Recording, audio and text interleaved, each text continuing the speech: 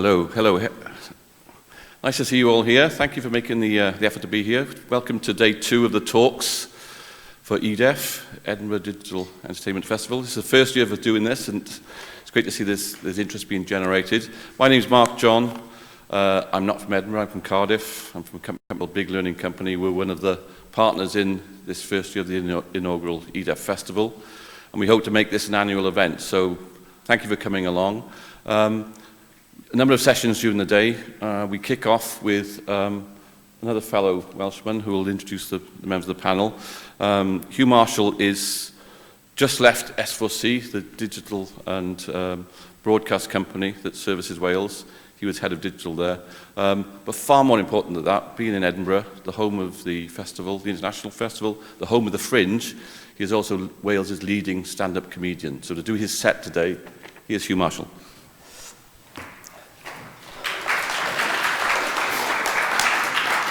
Thank you, Mark. 2 fat blokes walk into a pub. It was me and my dad. I know, tough crowd.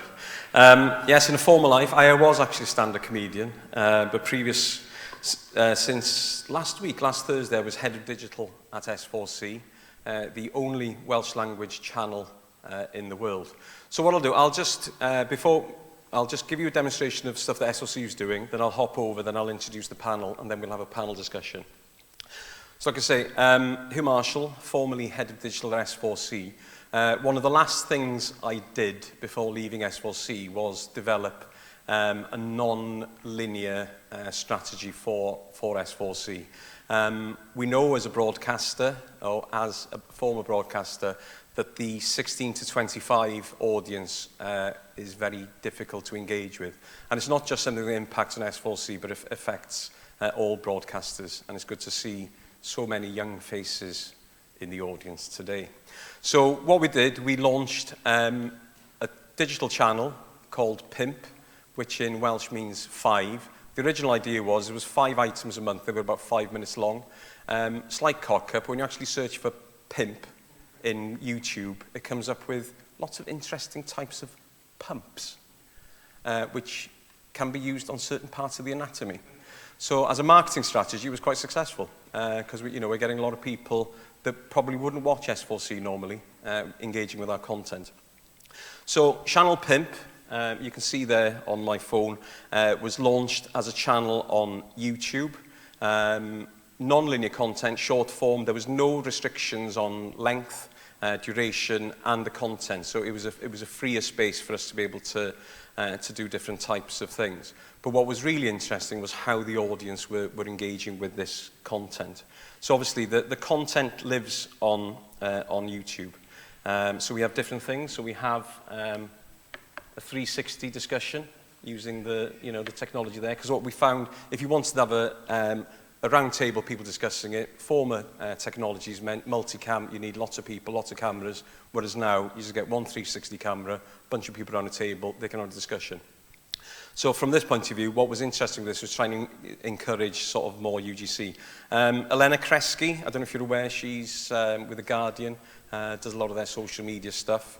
A Welsh speaker, so she's a new face who's doing items for there. But we also launched a strand called 24 Awr, 24 hours in. So if I just show you a quick clip of this. This is 24 hours in Chernobyl. Am cwbl o oriau erbyn hyn, a mae e'n le arbennig iawn. Ond y fori dwi'n cael mynd I rhywle sy'n wastad I fascinator fi, a mae'n rhywle hefyd fi really eisiau cynryllunio honno. Y fori dwi'n mynd I Chernobyl.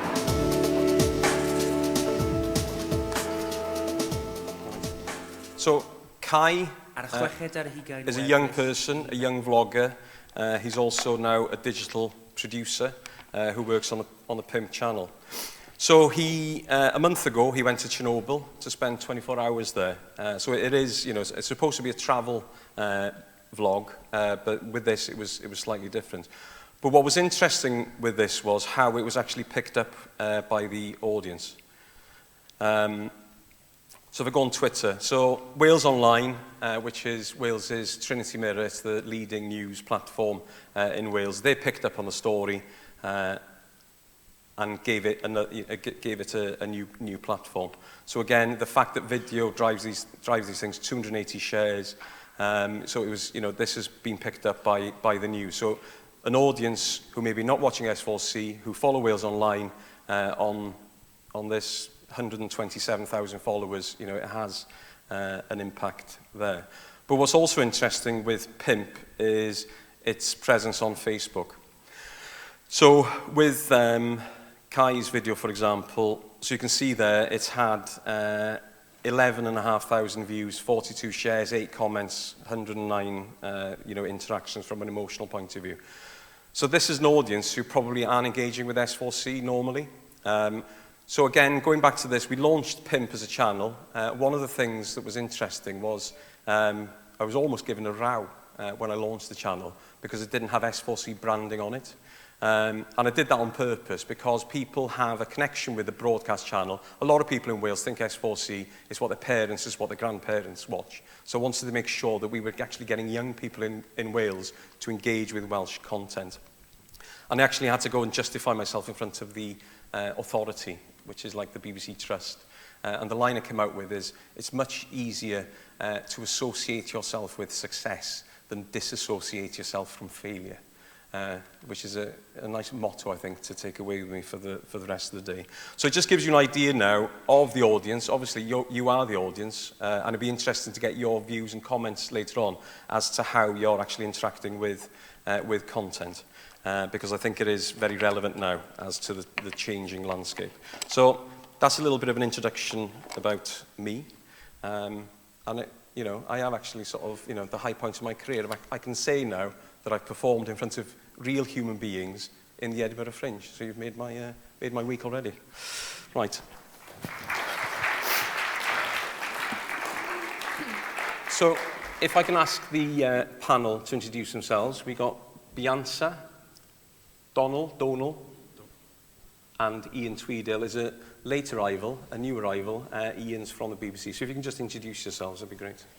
So my name's Bianca Barker. My background is television broadcast, so I've been working in TV for 20 years. I run quite a small company in Glasgow called Steady Pics, and we also recently launched a sister company to that called Steady Shop Facilities, which aims to specialise in 360 and virtual reality, and also augmented reality, because we can see that as a real kind of growth market and growth industry within the next 5 years, and we're being asked more and more about that in the job that we do. Hi, I'm Donald Phillips. I'm the Interactive Content Executive at Northern Ireland Screen. I assist companies to establish businesses in Northern Ireland, particularly in game development and digital content. I've been working in the games industry for about 10 years in a variety of roles, from community management to software testing and sound design, and just kind of try to leverage that experience in the best way I can. Hi, I'm Ian Tweedale. I'm Head of Online and Learning at BBC Wales. We have an audience of about sort of 4 million a week coming to our online services for our local services in Wales, and we also do network things like Doctor Who, Sherlock and so on. So background in broadcasting, but really sort of interested in where we're going with all our sort of digital services, which are really beginning to sort of take off in a big way now and commission things quite differently across different platforms. So that's me. So Bianca, if I just ask you, you're doing work with 360 now. I demonstrated some of the ways that S4C are using 360. How are you seeing that as a way of engaging with, if you call it, millennial audiences? I think the reason we got involved and we started kind of playing around with it about a year ago was, firstly, we were really intrigued by a new way of storytelling. And we've made a lot of mistakes along the way, but it's been kind of exciting learning that as a trade. And I think what we can see is a real growth area in how to engage audience further in terms of broadcast. So there's long been a call within kind of the television mainstream broadcasters for how to engage an audience once they leave their television programme. And quite often, and BBC have been the kind of front runners in this, in launching multi-platform websites and video and additional content. But apart from a kind of quick fix, it doesn't really engage fully your audiences further. And so for us, we can see, real potential with 360 and virtual reality and augmented reality in giving an audience real engagement, a real immersive experience. So one of the things that we worked in, for instance, is has been developing a wildlife TV series. So it's a great genre for 360. So your audience goes and it engages, it gets its educational soundbite, it watches its wildlife on the TV, and then it can go down and download a 360 film that gives them an extension of that process. And we base that very much not just on see the wildlife, but be the wildlife, because what 360 can do is not just allow you to sit and look at the wildlife, but you can fly as an eagle, you can look over the landscape. And that's very exciting, because that feels like a step above just going to our website and downloading a video to have a look at some additional content. So Ian, just thinking from a commissioning point of view, can you see how that is flipping now? So we're looking at a linear product, which is then generating a 360 one, and I know as BBC have done a lot of stuff with David Attenborough, but can you see now that people are developing sort of digital projects that could then potentially become linear the other way around?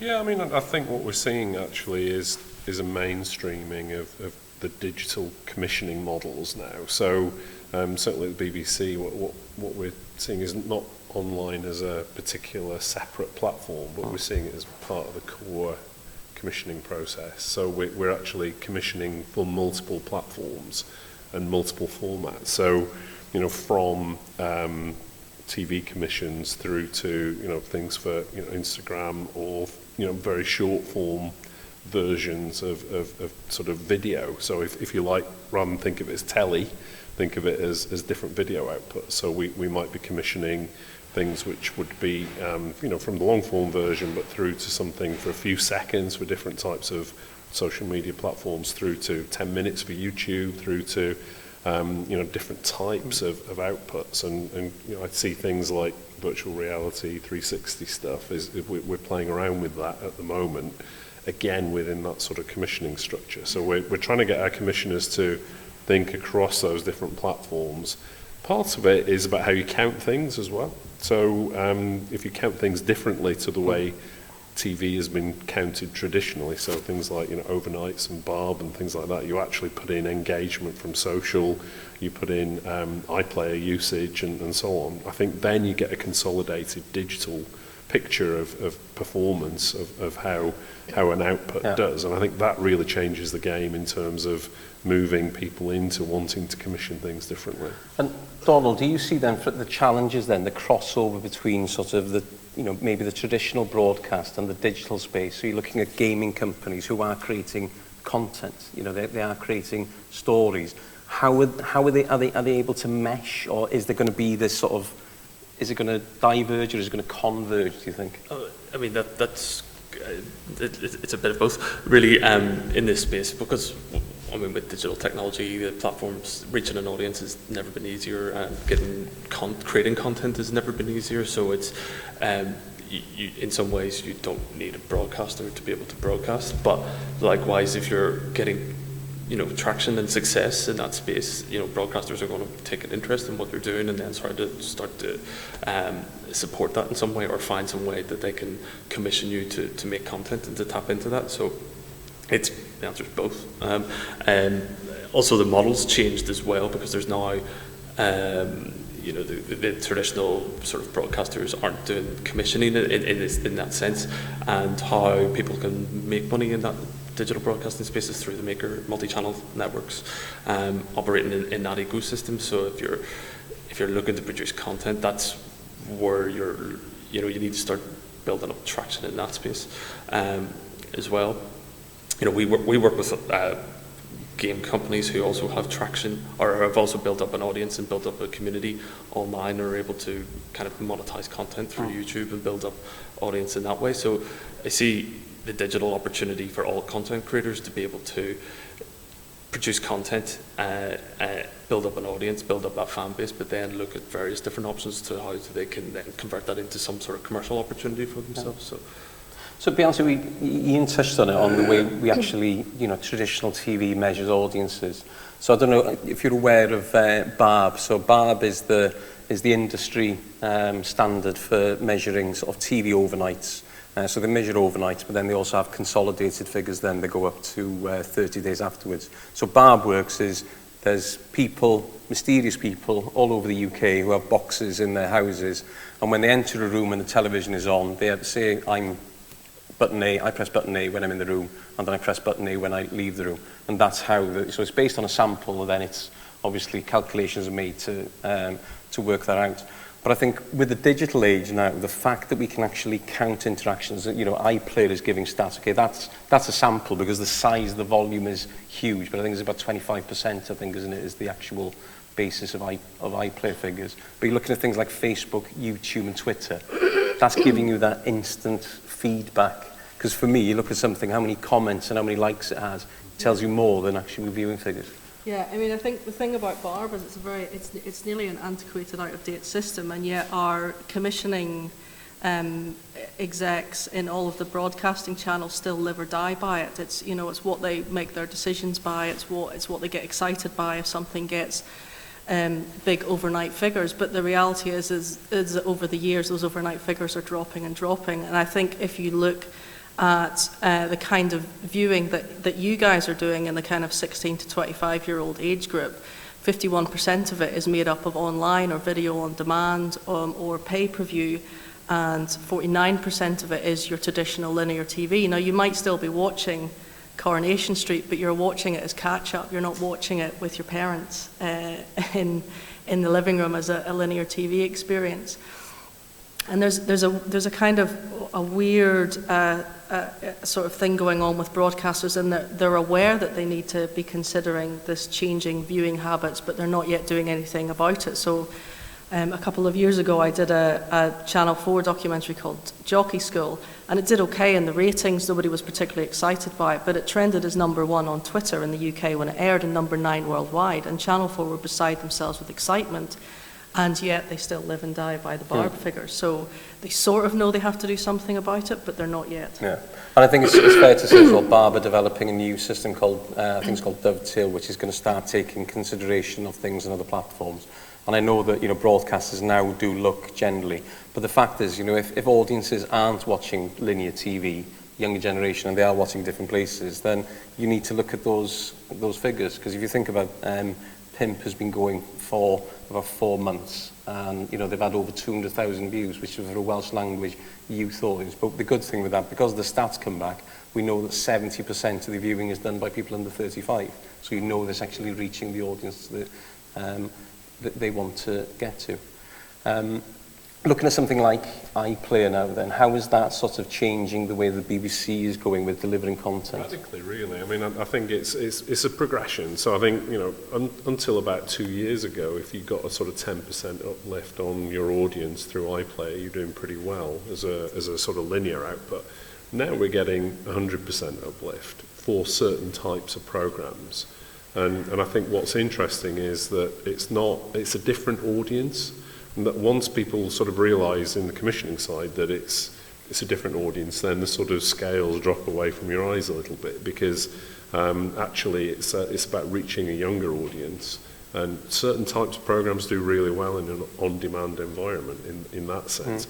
That is still a full linear program, but you might be getting double the audience as a result, and you can consolidate that. So actually that's really good news for the commissioners. But then where it gets really interesting is how do you commission content in multiple formats? So what we're doing now increasingly is commissioning in the same exercise a very short form format, as well as a sort of slightly longer form format, as maybe a sort of more interactive thing that might be, you know, around particular sorts of outputs in games, for example. So we're sort of multiple format commissioning now, leading on from the fact that, you know, you can get big audiences to these sorts of content products. So I think there are sort of a couple of big trends. So that's one of them. I would say a shift to mobile as well is another huge trend in what we're seeing. So I would say for our overall services, we're probably about 2/3 now, which are primarily mobile led. So people, you know, also watching TV on mobile or laptop or tablets. Being able to download it, take you with you, watch it. Yeah, that's right. So actually that is our biggest audience now for our digital services, by far. So I think that's leading to very different sorts of commissioning behaviour as well. Donald, if I can just, again, you touched on it with the gaming community, but we're actually talking now about, because as somebody who's involved in the games industry in Wales myself, is actually seeing how a company, a brand, a game actually has an audience online, and the fact that people are now, are going to YouTube to look at reviews of games. Because basically you're talking about completely a separate ecosystem. It's different video content, it's different kind of content, but there is an audience there, and companies are using that to generate incomes as well, aren't they? Yeah, so I mean, part of this is, there's these audiences that are springing up into niche interests that probably wouldn't be big enough for a broadcaster to commission specific projects, but then over time, as more people have attracted to that type of content, that seems to have got more success, and there is a commissioning opportunity there. But one of the companies that we work with, they run a Minecraft server. They charge for in-game items, but they also have their own channel, and that generates a bit of revenue for them. Leveraging out those opportunities, saying like, well, look, we can, it's gone from thinking about audiences to thinking about a community, and thinking about how you engage that community and keep them sort of not locked into your ecosystem, but just you're creating content to keep them entertained, and then that, because ultimately that's what people are looking for, is just some form of entertainment. So you're, as a creative, you need to think about it as, this is, I want to entertain this person over here, but he's going to be interested in lots of different channels. We've got similar interests. We can probably serve to most of his needs. So we it's looking at the different angles that you can explore. Where it's tricky, again, a lot of this is trying to find the funding to get that together. Where we sit a little bit, it's hard. It's looking for opportunities where there is that commissioning process, but also, a lot of, again, because access is so easy, it's hard to sort of invest in those sorts of projects and those traditional models. So we need to look at invent new ways to kind of support that content and people who are interested in producing that content. I think one thing to add to that is that with our digital services now, you can really measure the audiences much more effectively. So I think if you're looking for business models, new types of business models, it is very possible. It's quite easy to actually say, here's the engagement with that particular brand in a digital space, and it's a very different model to pump it out to many. It's actually more of a one-to-one. And I think it's interesting, one of the things we did at S4C was have a shift of focus away from the traditional website to use Facebook, because we know there's a demographic, there's an audience there, and you can measure it. So by having strategy of sharing content via Facebook, they're now getting, literally millions of views on that content, and you have found that stuff that does well there then translates to doing well on the linear, so it can be used as a promotional tool. But I think it'd be quite interesting, seeing as we've got an audience here today. Hands up, how many of you sort of watch, live TV these days? BBC, ITV, Channel 4. Don't be embarrassed. It's nothing to be ashamed of. And how many of you, watch on catch up on, YouTube, Netflix? A lot. How many of you are willing to pay for content? So like Netflix. Yeah, so I think that's one of the challenges, is actually getting people to pay for content, because there has been this thing where certain people who may support a certain football club, I'll use Everton as an example, who on a Saturday afternoon will go on to Twitter and put in the words Everton stream in Twitter to see if a game is available, and sometimes you will find that game available and you will watch it for free. But that person, whoever that person may be, would be more than happy to pay £10 to actually just watch that game, not having to worry about having to find stuff and the stream's going to disappear. So I think from a commercial model then, how do you see that moving forward, of people creating their own content and being able to sell that to an audience? I think what's been really interesting in broadcast in the last 10 years is there started to become quite a big divide. So there's kind of us at one end of the spectrum who have come up through the ranks and are kind of still making content in the traditional way, but we're interested in what digital online opportunities there are. But there has been a huge growth in, particularly within your age group, in creating your own content, and very much at the beginning that is without any means of making any money back on it. But what we're now seeing more and more is the kind of the rise of the vlogger, and they're finding ways of being sponsored, and they're finding ways of accessing funding. And I don't know whether those two worlds will, occasionally they do mix, because occasionally a broadcaster will see somebody getting massive hits and they'll pluck them from YouTube, or they'll pluck them from somewhere else online, and they'll give them a mainstream linear. So it does quite often That's happening more and more now, because I remember I was watching the Great British Bake Off, and there was somebody on ways of finding talent in but it's interesting, as you watch something and thinking, who on earth is that? I had no idea, celebrity, and apparently it was somebody on YouTube. Yeah. So it goes to show you my sort of, how, not age, but out of touch, but it shows you how they are trying to do that. And there are, things, especially from a fashion point of view, people who are vlogging are now being picked up by linear stuff. But what's interesting, a lot of them don't actually need to have that exposure on linear TV anymore, because they have those audiences. Huge audiences, and they're international audiences. So in the UK, in broadcast, we're obsessed with how many people here in Britain are watching it. And we get excited if it's 1 million viewers or 2 million viewers, and there's a vlogger getting 10 million viewers internationally. And so there's been a divide, and there's now these two different ways of revenue, and whether there's a mix in the middle is how kind of we ultimately then, I think, create more digital online, because we need to find a way of funding that somehow in the middle ground. As an industry then, Donald, how do you see that working then with the financing side of it? Because obviously with part of your work is finding finance for projects. Yeah, I mean, so the tricky thing is for content producers, when you're kind of if you're working in the list digital space, is like I could go and invest put a substantial amount of money into it, and you're not really sure what's going to take off. And so it's and all the mechanisms are actually in place. From like if you're creating content on YouTube, as an example, if you get to certain sort of traction points with your subscribers, that kind of puts you into a band where you get access to generating revenue. So I think with YouTube, the last time I heard, it was sort of 10,000 subscribers. You kind of get access to being part of a multi-channel network. So it's where we would look for is potential people who've got creative potential. And are showing that they have some sort of traction, who are building an audience over, say, a 6-month period. I think there's a lot of people who are making content and it doesn't seem to be resonating. And the real advantage of that space is that if you're putting out content and people aren't responding, you've got a really quick opportunity to change it. And so if you're not responding to what people are listening or not listening, then it's a clear indicator that actually this isn't really going to be going anywhere.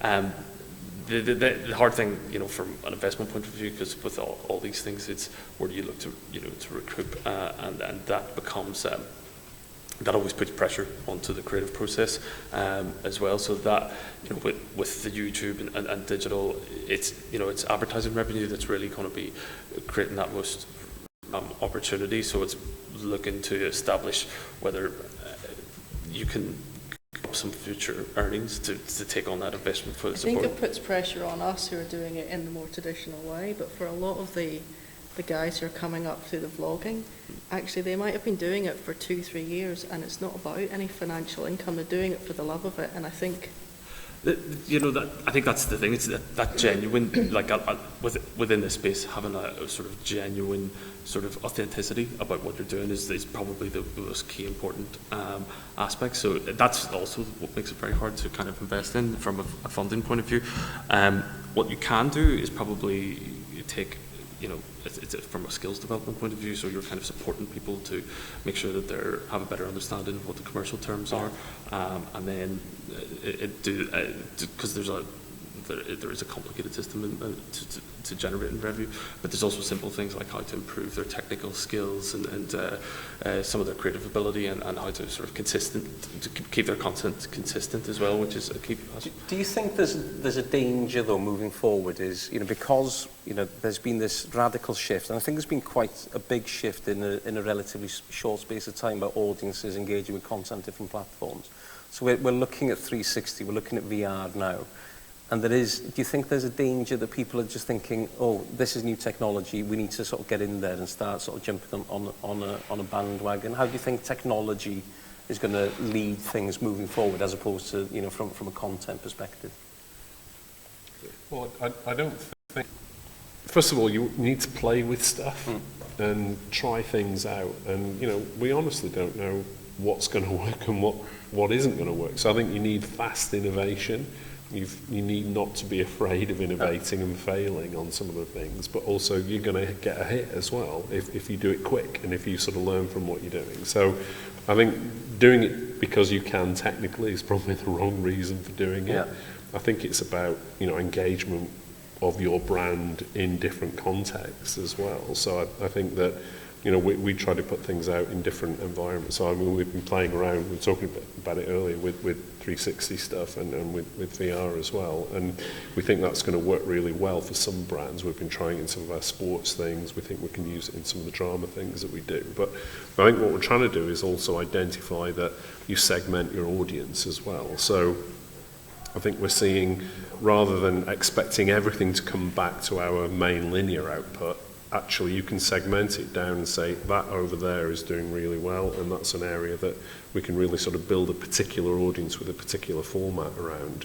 And so I think it's not always trying to get it back into the linear output. I think it's formats, several formats, and sort of trying things out in different spaces. So that's really been about brand extension for us with our drama and sports stuff, for example. So, Bianca, do you think, again, are we looking at basically creating a new form of content consumption then? So you're still going to have linear TV, you know, people watching content on that screen in the living room, but obviously more people going on mobile devices. But with 360 and VR, it's a different experience from a viewing perspective as well, isn't it? Yeah, I don't think we'll ever stop watching linear TV. You know, you might not watch a lot of that content in the traditional linear way now, but there'll be times in your life where you'll just want to plunk down in front of a television, and I think it will always exist.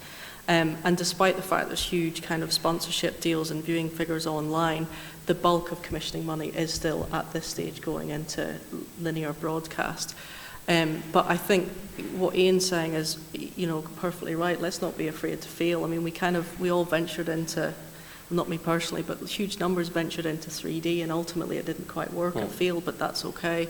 We shouldn't be scared to try, and I think 360 definitely has the potential to be very exciting and to offer some real opportunities, both for us to make traditional content in the way that we do, as in not linear, but to make it in traditional ways with traditional funding, but also for the vloggers to take it on board and create different ways of storytelling to engage their audiences. So again, to throw it back to you then, as an audience, do you see 360 as, you know, is it an exciting new creative platform, or do you think it's just a bit of a gimmick for now? So exciting new creative platform.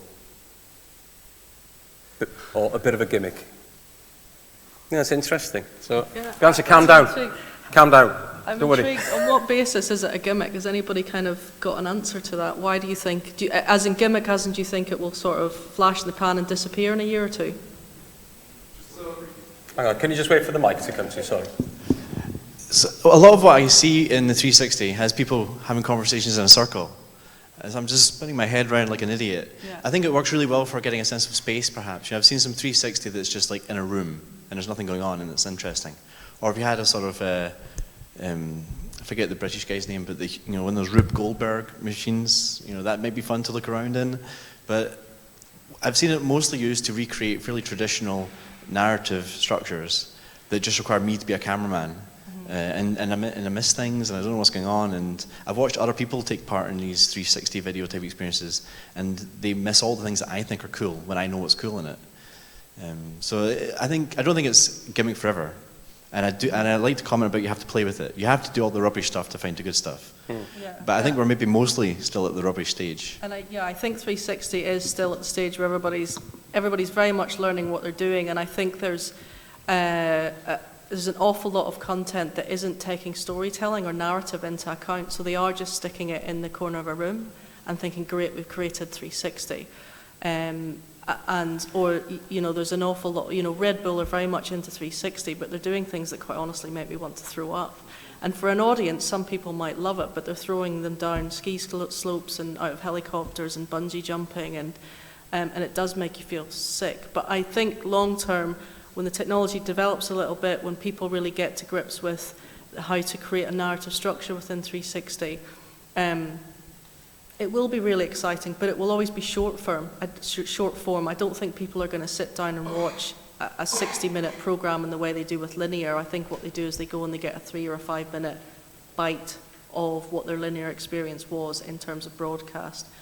Or there are a number of platforms that are springing up that are just there to put out 360 content. So maybe in the way that you now go to YouTube to get a quick bite of something, you'll head off to one of those platforms just to download a quick 3-minute 360 experience.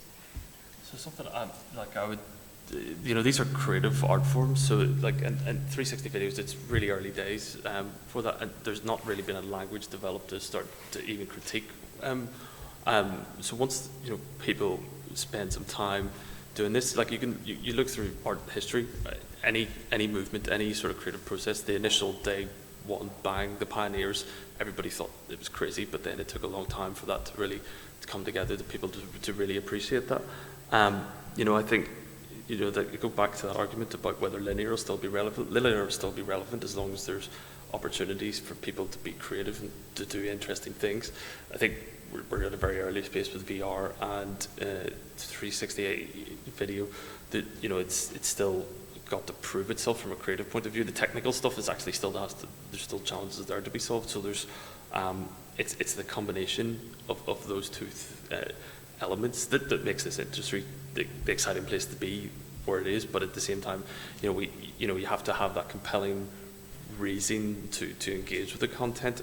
It might never happen. There may be another convergence, something else. People keep talking about augmented reality is actually going to supplant VR before VR really gets a chance to blossom. But the tools and technologies are similar in some ways. But it's creating the content that's interesting and is an art form that will keep people engaged. Once that's cracked, then I think to a degree we're sort of scratching our heads because we might be sort of thinking in a linear sense about how to use 360. Actually, part of what we're trying to do over these few days is to think about related worlds, and games have been 360 forever. Yeah. So I think that's the space, and it's about interactivity. So I think, for a linear to pump it out and think, well, where's 360 in that context? It's got to be around how do you interact with content, and you can learn a lot from the game sector in that sense, for example. But, one example, again, sort of, we worked together on was the Hinterland Gwick 360, which was interesting because that took linear content and actually mixed it with 360, so it actually became more than just one experience. Do you want to explain the process behind that? So there was there's a series that's originated on S4C in Wales, and BBC are involved as one of the investors in it as well. So we show it on BBC 4 and we show it in BBC Wales as well, BBC One. And I think one of the issues there is about what we were saying earlier in terms of the linear output reaches particular audiences. So on BBC Wales and to a degree S4C, our linear audiences tend to be older people. What we wanted to do was to reach a younger demographic because we thought actually you might really like it. So one of the ways of doing that was actually to put out a sort of a non-linear narrative around a sort of, in effect, a sort of digital game that sort of is an additional narrative around the core sort of characters in the series. So we put that out on Facebook, and it did bring in a younger audience, and people. We shouldn't beat ourselves up in thinking that audience is necessarily going to sit down now and watch a 4-part series of 90-minute dramas. They may never. And so what? As long as they engage with the game and they're really enjoying that. Because it can be, because a measure of success is engagement. Because like you say, if it is because that, potentially the series will become available on Netflix, whatever, then it's getting that awareness. Because people now will have an experience, and because you can go and search for content.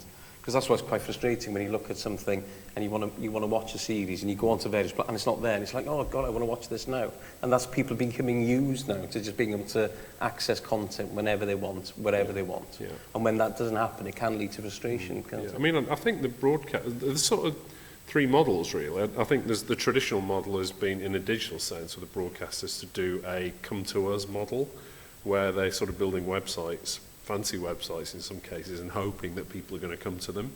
And that's okay to a degree, but actually doesn't really bring that massive an audience in many respects. The other model is a go-to-them model, where you actually put your branded content out into the different platforms where those audiences are. So, you know, you might use social media or other areas. That's great, and it's like what you were talking about with Pimp earlier. So, where the big brands, and this isn't just broadcasters generally, where the big brands might struggle a bit with that is that they get, in effect, disintermediated by the social platform. So in other words, if your content is on somebody else's platform, do they think it's from you or do they think it's from that platform? Yeah. And that's where it gets a bit tricky. So I think the third model is a sort of hybrid model, and I think that's the model that we're sort of operating in the BBC, and it's really about sort of developing, you know, horses for courses, if you like, but having a flexible model that reaches particular audiences. So we've gone down the sort of a content discovery model where we've got people who know where those audiences are and can help the commissioners to commission stuff that reaches particular audiences in those places, but still have that hybrid model so that you're not sort of putting all your eggs in one basket. So, Beyonce, I'm just thinking, as somebody who's come from a TV background and now working in that 360 space, because personally, the stuff that I'm finding is quite interesting in the 360 world is stuff that's been created by brands as opposed to traditional broadcasters. So how do you think, you know, from a work point of view, there's not just that sort of the TV broadcasts sector. There is that, you know, brands who want to create content. Welsh Water have done some interesting stuff now with 360 around safety, with, you know, young people going swimming in lakes and stuff, and it's really powerful and really effective because it actually works far better as a 360 experience than as a piece of linear TV. How do you see opportunities like that developing? I think the brands need to think harder and work harder about what that content is. One of the areas I quite often work in is ad-funded programming, so it's a different means of programs being funded. So Channel 4 don't pay for it, ITV or Channel 5 don't pay for it directly, but a brand comes in and pays for that programming. And they are desperate, not just for 360, although that is being asked for more and more, but any form of digital online content. So they want additional video, they want additional photographs, because they've paid for this television series. They desperately want to promote it as corporate clients. But the corporate clients or the brands don't always think in terms of necessarily what an audience will love to watch. They think in terms of selling their brand. And so the big brands need to have a bit of a rethink about being really smart or being really funny or being really engaging, because they're definitely, much more so than the broadcasters at this stage, the ones that do have the money to pay for this content, whether it's 360 or whether it's just additional digital online content. Because I think it's interesting, going back to the Hinterland 360 project, you had a technology company who were basically building the engine behind it. You had a filming company who specialised in 360, but then you had a production company who were a traditional drama, and it was quite interesting coming those, because you've got creatives with a way of telling a story and then partnering with technical people, and that's what was quite interesting with that, is getting that mix. Well. Yeah, exactly. So just thinking of throw it out, seeing as there's four of us here and we've been babbling on for the last sort of 40 minutes, we'll throw it out to the audience now. Is there anything, you know, from the discussion that, you know, you'd like to ask about, or is there anything that we haven't covered you'd like to ask? Gentleman there with the... I was going to say with a beard. Most people have got a beard. Hi. Earlier you said that games are something that maybe is inspiring 360 video. I was just wondering if there are any particular games or any genre that is specifically inspiring 360 video, or you're taking reference from. We do quite a lot of stuff with our drama output, so we've actually developed quite a few games around, say, the Doctor Who brand, for example. So we've been doing things in there, you know, right back for quite a few years now, actually. So we've learned quite a bit from that, but we've increasingly moved more towards sort of mobile platforms in that space. So I think mobile gaming is really a sort of big opportunity to reach a very large audience, whereas, you know, big downloads to laptops are, you know, there are more barriers there, if you like. So I'd say mobile is the big one. Thank you. Any more questions? Previously, you were talking about 360, and I just wanted to confirm that you felt that 360 was a way of hitting the 16 to 25 demographic, right? Or is that how you were talking about it? Not necessarily the 16 to 25, but they're certainly earlier adopters of any new technology. So you would assume that they might start watching content first. Do you think, though, that that kind of content would kind of leave behind the other demographics, like very young children versus like people older than 30 and 40, though? There's a number of interesting things happening in 360. So there's a large number of companies that are getting involved in kind of educational output, which is going to be for a younger audience that uses 360. There's the likes of BBC Three have jumped off linear platform onto online, and I know that they're delving into 360 to create some 360 content with the assumption that that will be consumed by 16 to 25. I think what's been really interesting in terms of sales of hardware is, so the Oculus Rift, which is the gaming headset, which is quite expensive, is estimated to sell about 3.5 million in 2016. The Samsung Gear VR is estimated to sell about 5 million. And that's going to be, what's interesting about it is it's cheaper. It retails up at £70, £90 a headset. And the premise is that it's for a much more wider domestic market. They're hoping that the other age groups will jump on board and be interested in short-form 360.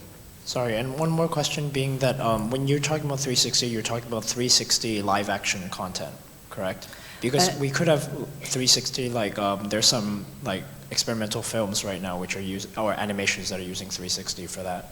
Yeah, I mean, our background is broadcast, as in traditional video content. So when we've delved into it, we've started by creating 360 video rather than CGI heavy or, you know, computer generated kind of graphics. But obviously we know that that content exists. The reason that we're more excited by video than the games or the CGI is that it's nearly, at this stage, it's so costly, it's difficult to get on board, and as we know, there isn't a lot of funding models out there to pay for it. Whereas with the video, it's still kind of expensive, but it's cheaper, so it's more doable. And actually, in terms of an immersive experience, we're more excited by it because you could make people feel like they're on stage with their favorite band, or they're in the midst of, you know, a cluster of oyster catchers, or they're flying over the landscape. And that, we just enjoy that more. But we know that the other content exists. Yeah, I think that sort of the live action sort of 360 visceral experience is, you know, it's going to be, it's quite a compelling part of the VR sort of makeup. So I mean that will be a future sort of content. I think it sits alongside games and interactive. I think the technology needs to shift a little bit. I've seen some interesting things around volumetric recordings, which allows you to position your head a little bit more. One of the biggest hurdle I've seen for 360 video in VR space is that your head's not tracked, so you get some weird optic sort of illusions and things like that. But that's, again, those are technical problems that are solvable. But it also falls back to, hey, we need to do the creative proposition. Again, that's all. Part of that is developing short form narratives, but there is bigger investment opportunities around that. But I think it'd be interesting, because I know we're looking at gaming today, and again, one of the things I find frustrating, again, as somebody who has worked in broadcast, is almost the difference between sort of linear storytelling, animation, film, and gaming. Because gaming is a great way of actually telling a story, and that is a skill in being able to develop that narrative. And I think gaming is almost looked down on from traditional media, because it's games, it's somebody just playing a game somewhere.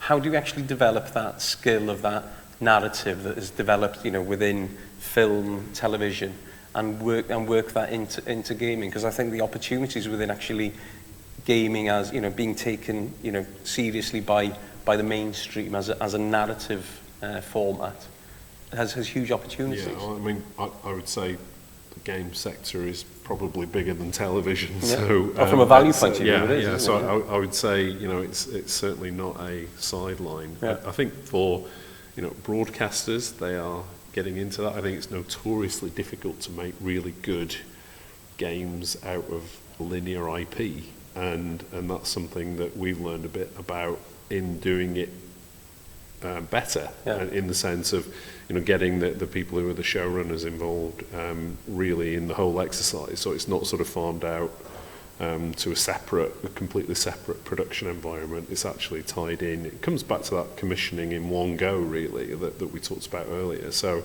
I would say that the key is really to get people integrated into the whole process. I think there's also some very specific skill sets which something we'd really like to see happen is get games writers and TV and film writers working together, so that we'd like to see that sort of cross-fertilization between those storytelling skills, really, because ultimately it's all about storytelling. It's just different types of storytelling. So I think that to get the games narratives, learning from people who are writing that, learning from people who are pretty good at in the linear environment, and vice versa, I think could be quite a fruitful area, actually.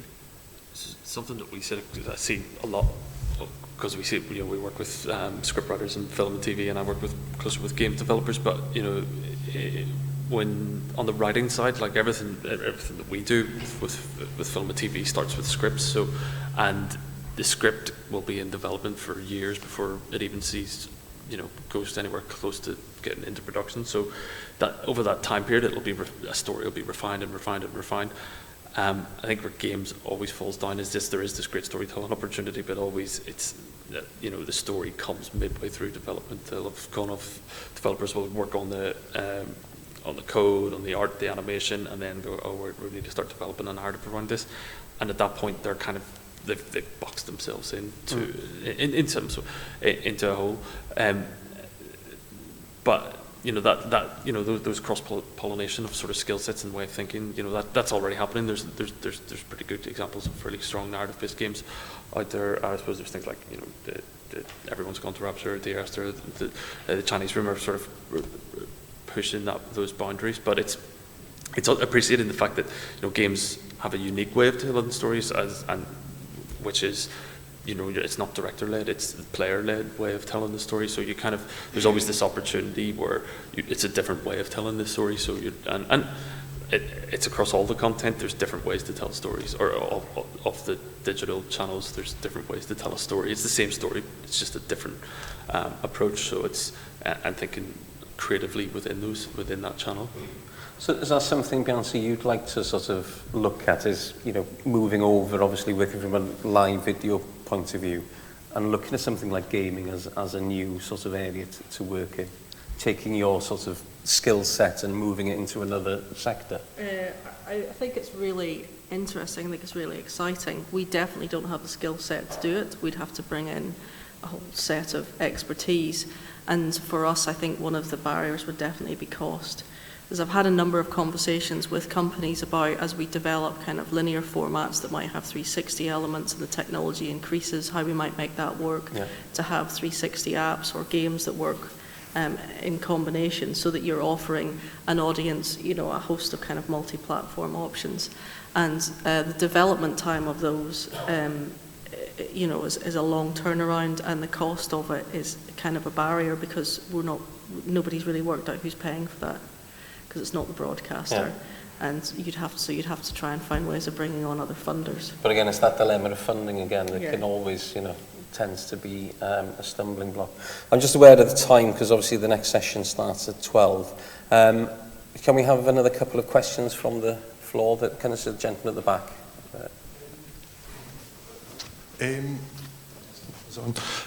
So one of the things I'm always worried about with new technologies, new platforms, is it's kind of two things. Fragmentation of technology. So I'm thinking in the VR space, you've got 3 or 4 headsets with different capabilities, and then that's an issue when it comes to fragmentation. Then it's also about content consumption and even the production of this. So there's now barriers for entry for people getting into it. I guess it's not as much a problem with 360 video, because now you can shoot this stuff on your iPhone.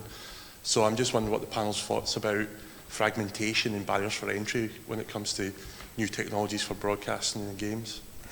I think, Ian, if I can go first, because there's a place down in called the Blue Room that has a room full of different technology that the BBC have.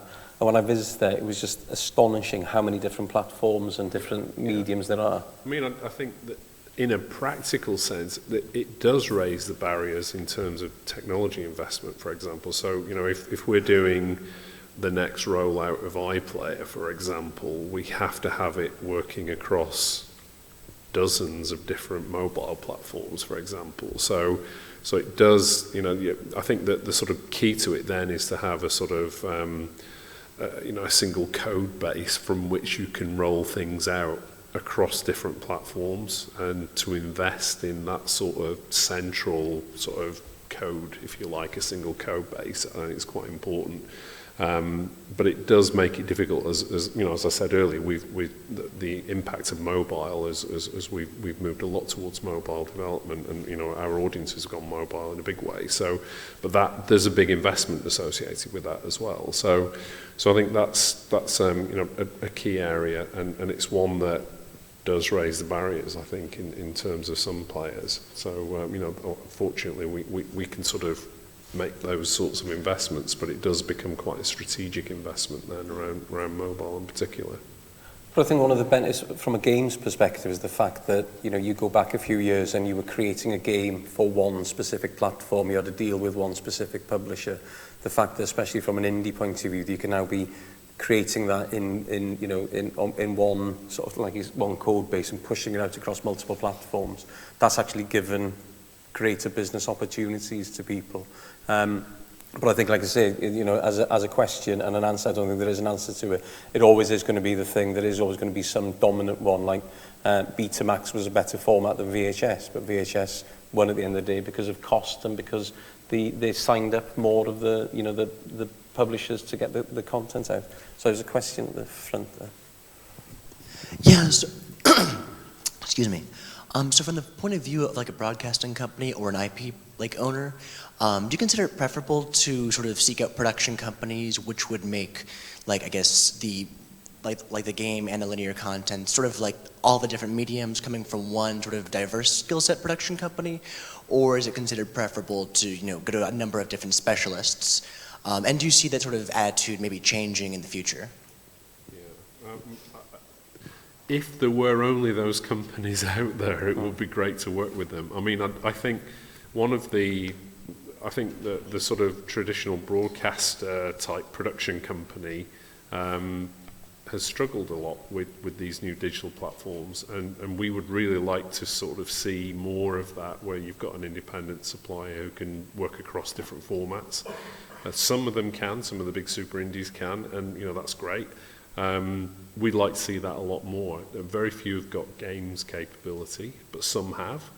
We've recently worked very closely with Aardman in Bristol, and they are really good at this sort of stuff. So I think we would like to see multiple format capable companies out there that we can work with, because we don't want to do it all in-house. And I think that's really important to develop the sector as well, develop the industry to sort of grow and sort of get those skills. But it's a matter of there aren't many out there yet, so we'd like to see more. It's again partly commissioning that might lead that in requiring the commissioner would say, I want this, and I want this in one commission. Now, those companies can either sort of go out and partner with other companies to do that, and that's good, or you'll get a few who can do it in a multiple format way, which is really the sort of key goal that we'd like to see. But I think one of the things important as well is when you're developing an IP is keeping hold of that IP, and I think that's something during the month here that's going to be discussed. We, S4C, worked with Wales Interactive to commission a game called Master Reboot. They created a Welsh version called Enid Cock. As part of the deal there, we actually signed up for the film rights for it. So if the game did take off, then it's still there.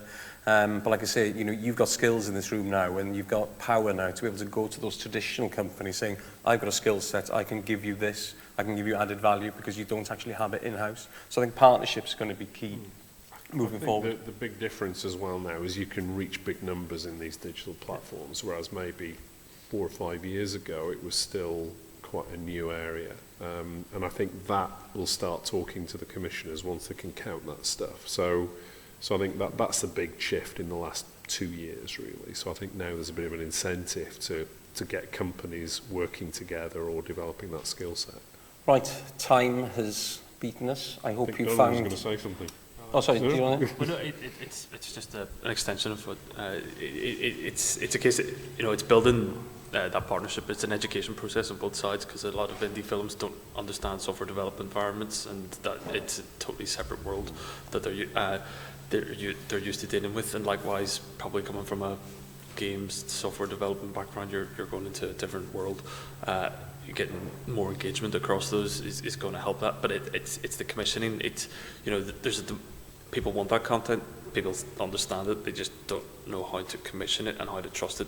I would say that approach is that big. People want to have an easy customer that they can go to and say, right, there's the money, bring me the content. How that trickles down after that, it's really up to the people involved and how that's being managed. But it is a case of just pushing those partnerships wherever you can. Okay, well, thank you. It's 12 o'clock, time for the next session. So thank you very much for your company. Thank you to the panel. I think most of us are going to be around for the rest of the day, so if you want to have a catch-up and conversation with us, I'd be more than happy to do that. Thank you very much. Diolch yn fawr iawn.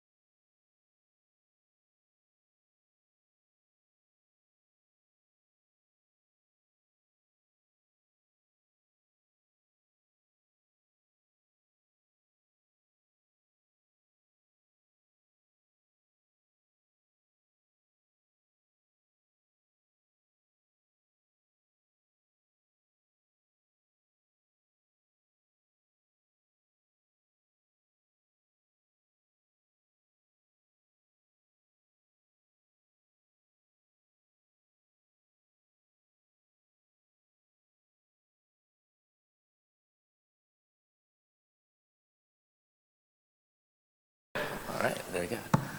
Okay. So my slides.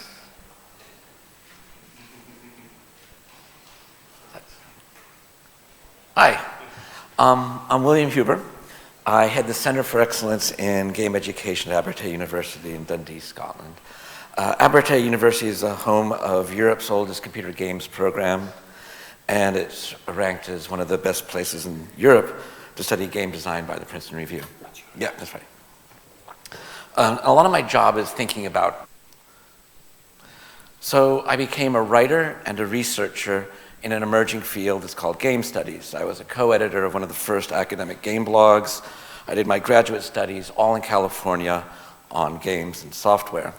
I'm particularly interested in game aesthetics and how they change over time. I approach games, digital and otherwise, the way that an art historian like Johann Winkelmann might have approached painting and sculpture, or the way that a literary theorist like Julia Kristeva might approach the novel or poetry, etc. Her ideas about horror, for example, might give people creating horror games like Dear Esther and Amnesia something to think about. But I'm not really here to talk about my research as such. This chart pretty much sums up what I do. Instead, I'm going to talk about the possible directions for game education and what it means for emerging modes of engagement with culture. Game studies does make an appearance, and I think this talk will almost by accident answer the question, should we be studying games academically? That's really kind of a side effect. Instead, I'm going to talk about Scotland and how I got here. Specifically, I'm going to talk a bit about Dundee, which is Scotland's 4th largest city. Scotland technically has 4 cities. Before I came to Scotland, I used to teach and do my research and build curriculum at USC in the School of Cinematic Arts in Los Angeles. During my time there, USC's program became world-leading. And it had a few advantages. It was located in a film school, which allowed them a lot of flexibility with the curriculum.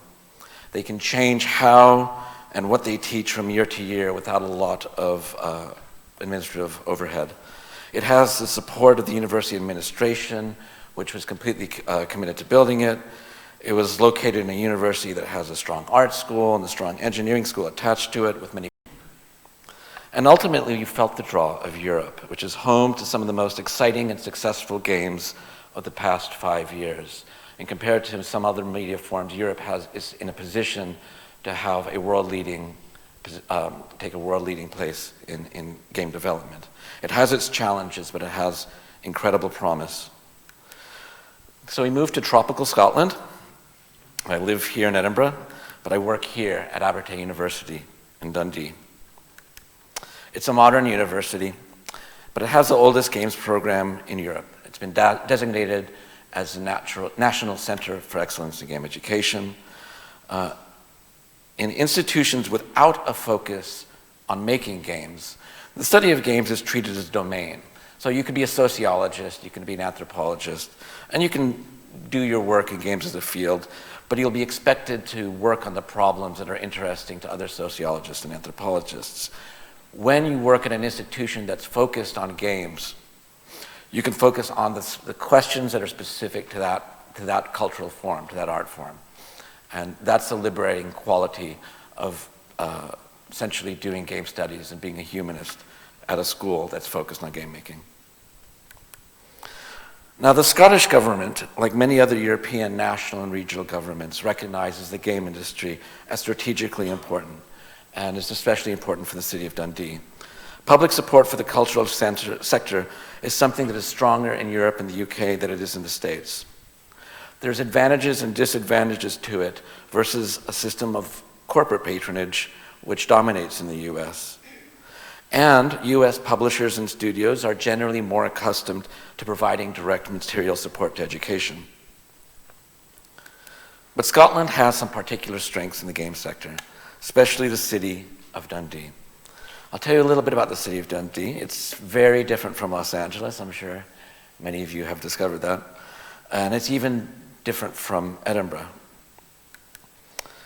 It was a medieval port city.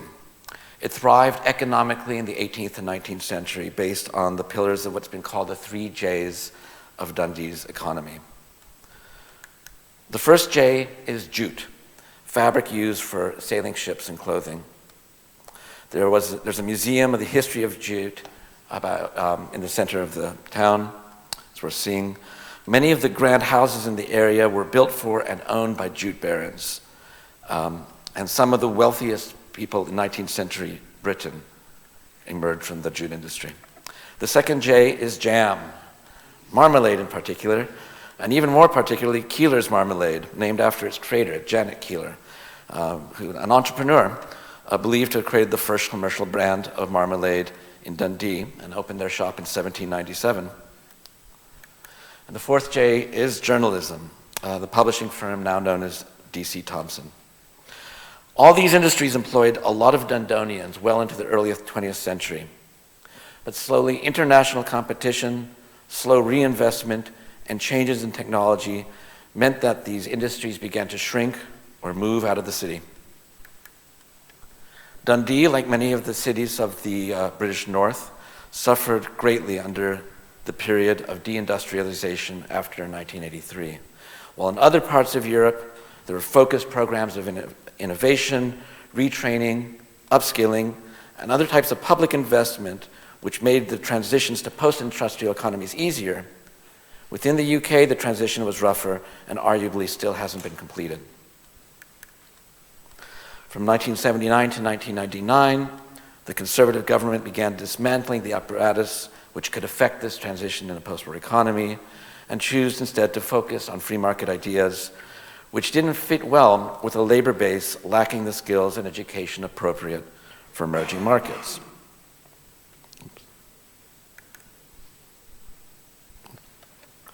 The UK that emerged from this period is a fairly unequal one. London is one of the richest areas in Northern Europe, while 9 of the 10 poorest regions of Northern Europe are located in the UK. Dundee was hard hit by this turn of history, with some of the highest unemployment rates in Europe, some of the lowest life expectancies, and other indicators of a dysfunctional social system. But it did have a few bright spots. One was a Timex factory opened in 1945. It started off making watches for the US firm, but by the 1980s, they were making the ZX Spectrum. It was one of the most affordable home computers of the time, and it led to an explosion of local game design and development. There's a few reasons for this. Computer programming courses at the Dundee Institute of Technology, which later became Abertay University, and the widespread availability of ZX Spectrum systems created a culture of design and development. For the employees of the Timex factory, however, the realities of globalization, descaling, and deindustrialization hit Dundee. Timex stopped making the ZX Sinclair after 1986, moving production to places where the cost of labor was lower. And in 1992, after losing money for several years, the Timex factory became the site of the last major strike in a series of strikes that marked that era. While the deindustrialization of the UK was inevitable, it could be argued that it was poorly managed compared to the way that process was managed in areas like northern Germany and Scandinavia. Timex went from employing 5,000 people in the days of the ZX Spectrum, when it was the largest employer in Dundee, to employing 70 people at low wages before being closed at the end of the strike. So I'd like to turn this into a really happy story about how an emerging industry, the game industry, saved the city of Dundee. But the truth of it, and as an academic we try to deal with things truthfully, is that for many of the people who were working at the Timex factory, women, most of them, including the leaders of the industrial action, they were skilled assembly workers, but they weren't software developers. They didn't get to enjoy the benefits of the emerging game industry, and many fell into poverty. There's no way they could have competed on a wage level with East Asia due to the higher costs of housing and food in the UK. These economic stories that are happy at a regional level are not always happy at the level of actual lives of the people who lived there. The plant closed in 1993. Dundee had won the contract to build the Timex factory due to its low-cost labor, and it lost the factory due to even lower-cost labor. But there was one person who had been employed there during the 1980s, David Jones, who as a very young man worked in the ZX Sinclair unit before Timex moved its production overseas. He is said to have spent his redundancy package on a Commodore Amiga. He had been working on a computer science degree at Edinburgh University while experimenting with game programs with his friends in a computer club. He created a studio, DMA Design, now called Rockstar North, the creator of the most financially successful commercial product in history, GTA 5, but only long after it moved to Edinburgh and was acquired by New York-based Take-Two Interactive. I still think there's something very Scottish about the GTA series as a kind of poisoned love letter to America. That's a talk for another day. When it started, it was a group of friends who met at the Kingsway Amateur Computer Club in Dundee. They developed on the Commodore 64 and on the Amiga 1000, as well as the Sinclair Spectrum. The first game they created was a side-scrolling shooter called Menace, and he wrote it while he was living in his parents' home, which continues to be a model for indie game development. It sold about 15,000 copies in the year after its release, which was fantastic for an indie game at the time, and allowed him to fund a studio. He hired programmers and developers who were also studying at Abertay.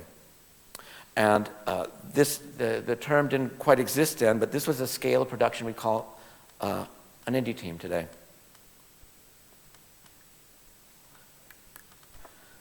The fourth game developed by DMA became a global success, Lemmings, released in 1991. The economic success of this game was enough to make economic waves in the city of Dundee, and the perception that Dundee could pursue some kind of leadership in the industry followed on from it. Most of the people who would work in the studios producing games in the 90s came from Edinburgh University, and by 1997, we began offering Europe's first bachelor degree in computer game technology, and a master's degree as well. It was conceived as the master's degree was conceived as a conversion course to allow people with a general computer science background to specialize in games, and it reflected the perception of the needs of the industry at the time. The growing industry understood that it needed individuals with focused technical competencies who would join up with a burgeoning local industry. Grand Theft Auto was released in '97, and soon after this, DMA, which would be bought by a number of companies before being taken over by Take-Two Games, moved to Edinburgh. Reasons for the move and the closure are informative. A lot of it has to do with what it takes to attract and hold on to a creative class. Other studios opened and would hire teams of people laid off by the closing of earlier ones. There was Real Time Worlds, which opened in 2002 and closed in 2010. Yo-Yo Games, a producer of the engine Game Maker Pro, set up presence in Dundee. Rage Studios, Ruffian Games, they all relied on a skilled workforce of programmers, artists, and designers coming from Edinburgh University. Now, Dundee's situation was pretty unique in terms of the history of the game industry. A town with a struggling economy, far from the usual centers of either cultural or technological economic activity, was punching far above its weight in this industry. Abertay's role was more than just educating creators. It had to act as a center of gravity for a fragile industry, helping incubate and accelerate new studios. It now hosts residential game competitions, Dare to be Digital, which culminate in the award of a BAFTA. And it runs, and the finalists from Dare to be Digital are showcased at Dare Pro to Play, one of the largest independent game festivals in Europe with free public admission. The game sector in Dundee is embraced by the City Council and the community at large, and As a contrast, so I came from Los Angeles, and Los Angeles is an industry town. If you ask somebody what the industry means, it's just cinema, it's film. If you say you work in games in Los Angeles in an industry crowd, they kind of look at you like, oh, that's nice. I'm going to talk to that person over there in the industry. If you tell someone you're in games in Dundee's, they'll shake your hand, thank you, and make you feel like you're really welcome. And so people who come from around the world do the festivals. When they come to Protoplay, they're often taken aback by the way that the community has embraced their industry. So the initial focus of Abertay in the early aughts was to place its students into AAA studios and the service bureaus which work with them. It's important that students in Abertay come from all walks of life. Scotland remains committed to a pretty close to free education, and this focus initially was on learning specific technologies and skills and pipelines, on learning how to crunch, on creating and acting upon game design documents, on fulfilling a brief or a work specification, and on the development of technical craft. Now, we all know what's happened to the AAA industry. It's still around, it's still here, it still hires people, it still makes money, but it's not the gold rush industry it was 10 to 15 years ago. And it's not the heart and soul of gaming. Many of the studios that were at the heart of Dundee's initial game boom have closed or moved. To put it in context, the average game career lasts about 5 years, and, according to the research commissioned by the International Game Developers Association. Pardon the Bowie reference. I made this slide slightly before he passed away, but it still works. According to their research, most people who leave the game industry go into various IT and digital media sectors. The software industry absorbs a lot of them, and those who get taken up into this industry at the best of times still stick around to participate in game making or mentoring when they can. Some go into media production, and they do all right. I have absolutely no reservations about recommending a game education to anyone. People who leave the game industry move on to very strong careers. The loss is not to those people per se. It's to the rest of us who are still in that industry and the rest of us who play and consume games. The game industry serves the people who go through it well as an apprenticeship, and they end up getting paid better in more stable, if somewhat less fun, industries if and when they move on. And the loss is to us and the audiences, who lose the opportunity to see the wisdom, maturity, and perspective of the creators as they get older. I remember reading somewhere that the average debut novelist's age is 37. That's when they often publish the average age to publish your first novel. And that's past the game industry's retirement age. But there's another loser. Regional economies lose, and local communities lose, as the creative energy and excitement that orbits game scenes and game cultures dissipates and moves away. These industries that absorb game talent, I think of as buffers. Veterans of development can jump back in after a while. They can offer mentorship and even investment.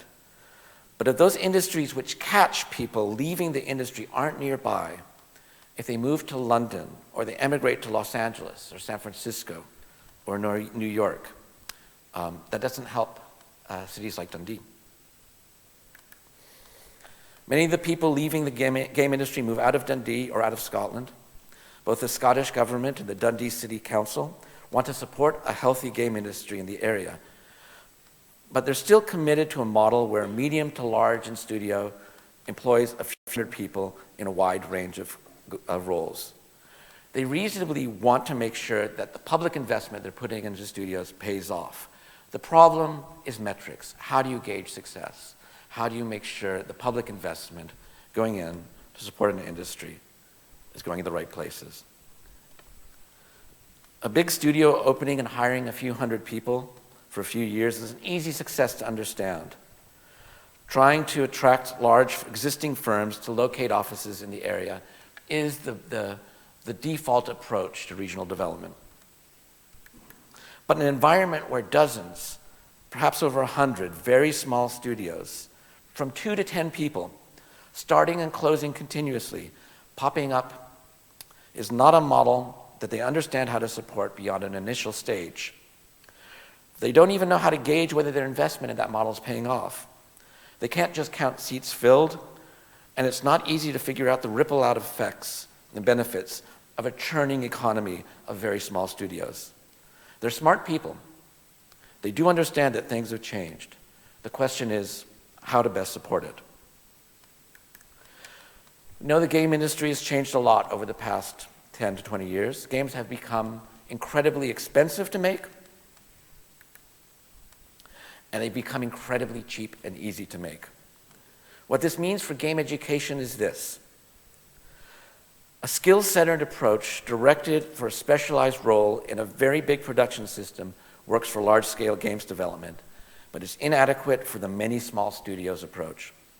When you combine focus on upskilling with the small studios model, you get the outsourcing model. There's a place for it, especially if there's something you do really, really well, like motion capture, or AI, or localization. Then a very skills-focused approach can be beneficial. But as a strategy for regional development, it leaves a lot to be desired. The problem with a skills-centered approach is that specialization leaves you vulnerable to changes in technology and price competition. It's easy to say that not everyone in the game sector is going to be producing original content or will have a clear authorial voice or identity. Attention to craft is valuable. Successful projects need people who are focused and dedicated to the craft of their roles. The problem occurs that these craft roles are often more fungible than the roles which have more authorship, than those roles which are associated with named people in recognized teams in known places. When the 90s game boom was happening, game development was still fairly local. Today, it's possible to produce a game using production houses and bureaus that are distributed throughout the world.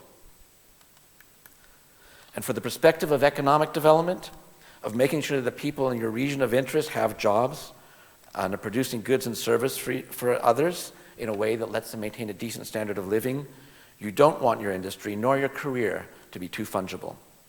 So this is a challenge for game education, especially if you're not in Los Angeles or London or Tokyo. How do you make your local game economy one that can't easily be switched out for another, a cheaper one that does the same work as yours? Second problem, how do we challenge the insularity of gaming? Not the idea that games are only entertainment goods. We dispatched that one a long time ago with serious games and art games and all the rest. But the isolation of game making and all its skills and competencies from other fields of design and culture and media. On a plane from Edinburgh to London, I saw this article in the In-Flight magazine. It discussed something called the flat white economy, named after the third wave coffee drink. Third wave economy is a mixture of design and creative services and IT and, well, pretty much anything. It's outperforming the financial sector as an economic force right now. It's currently adding £34 billion a year to the UK economy. It's where job growth is, and it's having a cultural impact on London. At an event a couple years ago in Edinburgh, Brian Bagelow, the head of the Scottish Games Network, noticed something interesting, that those of us in games, those of us who produce, design, develop games, we're not participating in this sector. Even when times are slow and when jobs are scarce, there's a gulf between games and this vital digital sector. The problem is more pronounced in the UK than it is in the US. The people who are starting the studios that work in this sector and participating in this amazing economic force are coming from traditional liberal arts programs in the ancient universities and in art schools like Goldsmiths and St. Martin's. They're also coming from schools with strong humanities programs. They're going to people with competence in understanding culture and how people engage with it. Game education in the UK still takes place within modern universities that are generally former polytechnics, most of which have no real humanities programs at all.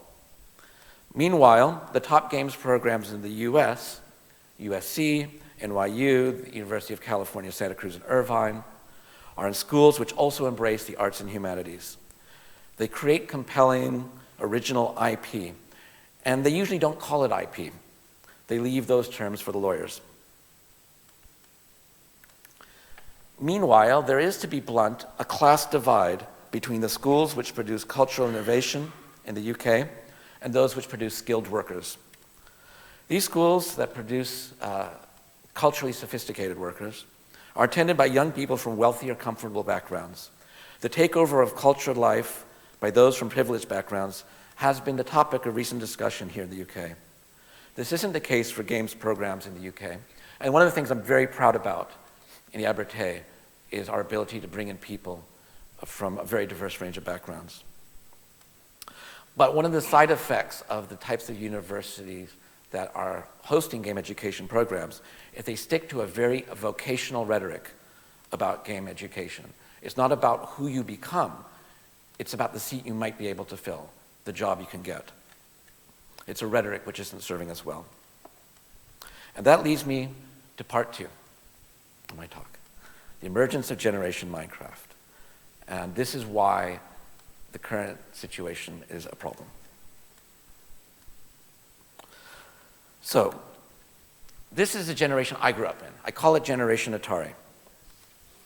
I played games like Pitfall or Indiana Jones. And what I'm getting at here is not the platform. I'm not talking about the technology. I'm not really talking about the game industry-specific business model. I'm talking about the mode of cultural engagement. How we understood content, how content moved through a value chain, where we thought authority lied. When I played a game of Indiana Jones, I understood this as a derivative interpretation of the content that occurred elsewhere. There was a chain of authority that led all the way back to Steven Spielberg.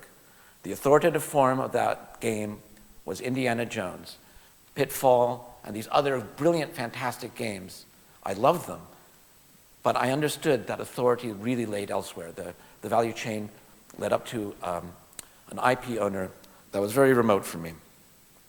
And everything I consumed simply pointed towards the distant truth of the franchise with which I was engaged. These are some of the features of what I would describe as Generation Atari. The people who grew up in Generation Atari created a new environment that young people grew up in. I call that Generation Pokemon. It's a very different approach to IP.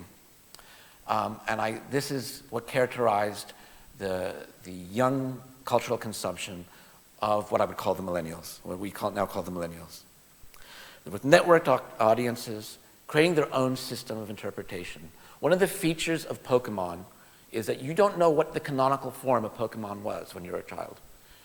Did the animated series come out first?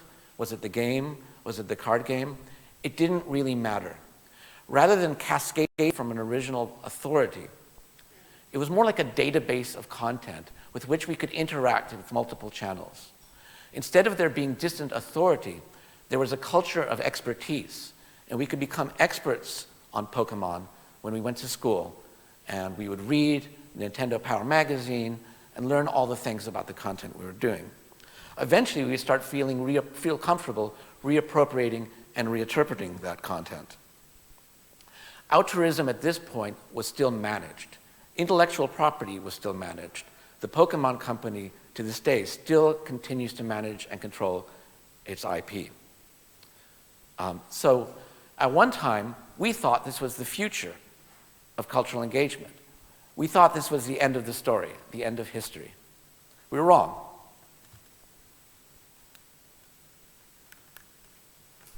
This is a generation my kid is growing up in.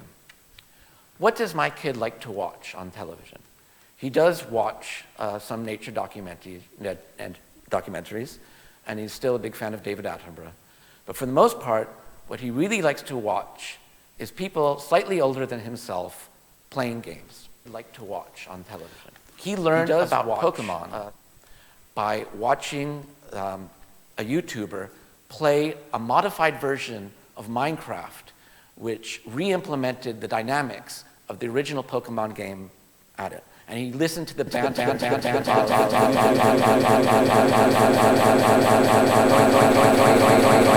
laughing accordingly. So this is what children who aren't even teenagers yet are doing. And he also immediately sussed. Immediately started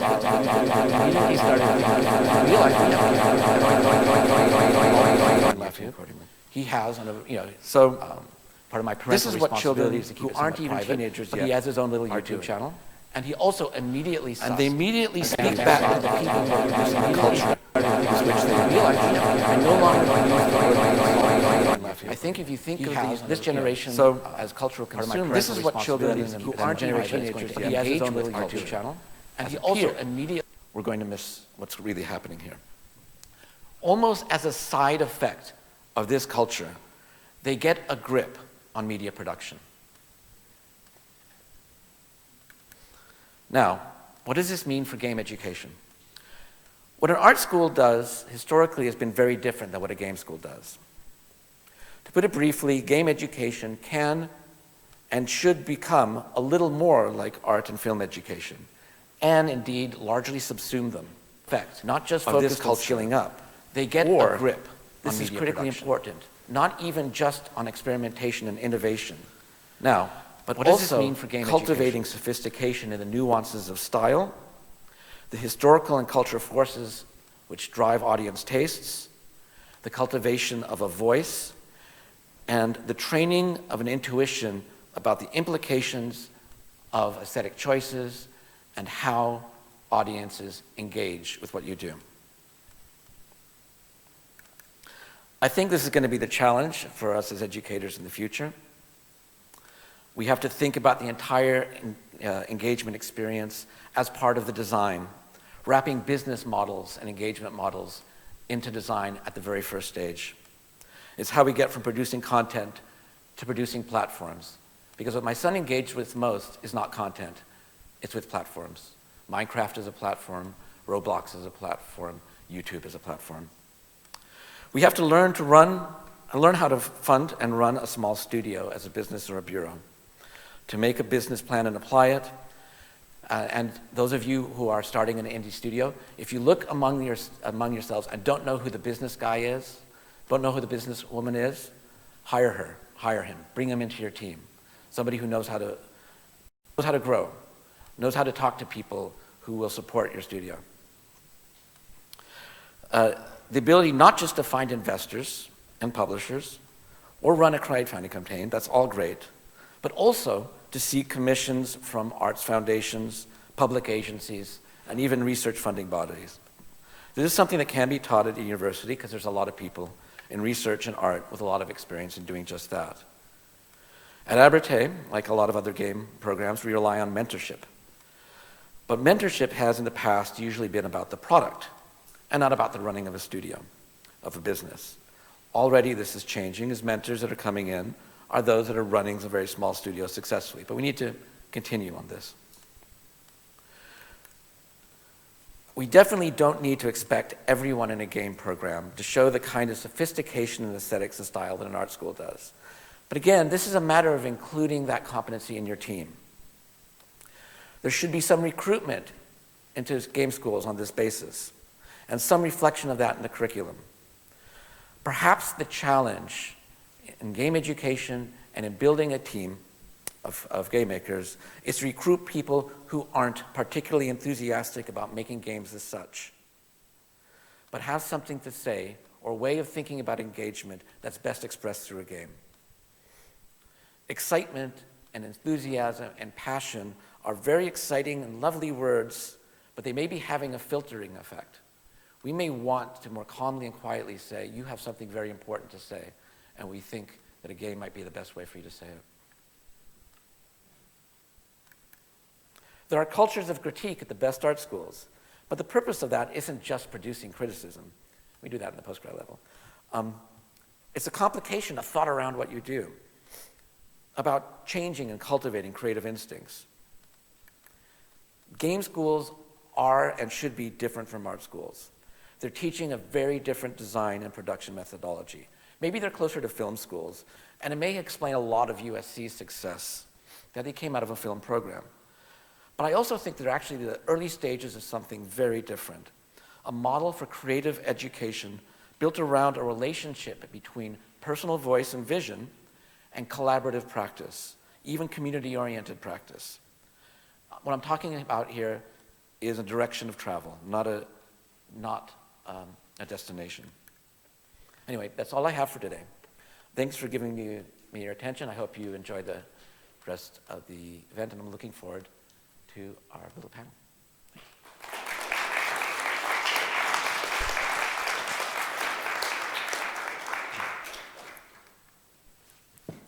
Hello, can you hear me? My name's Gareth Kavanagh. I'm incredibly Welsh, so if you don't understand what I'm saying, the danger words are, Gareth, stop! Rewind, right?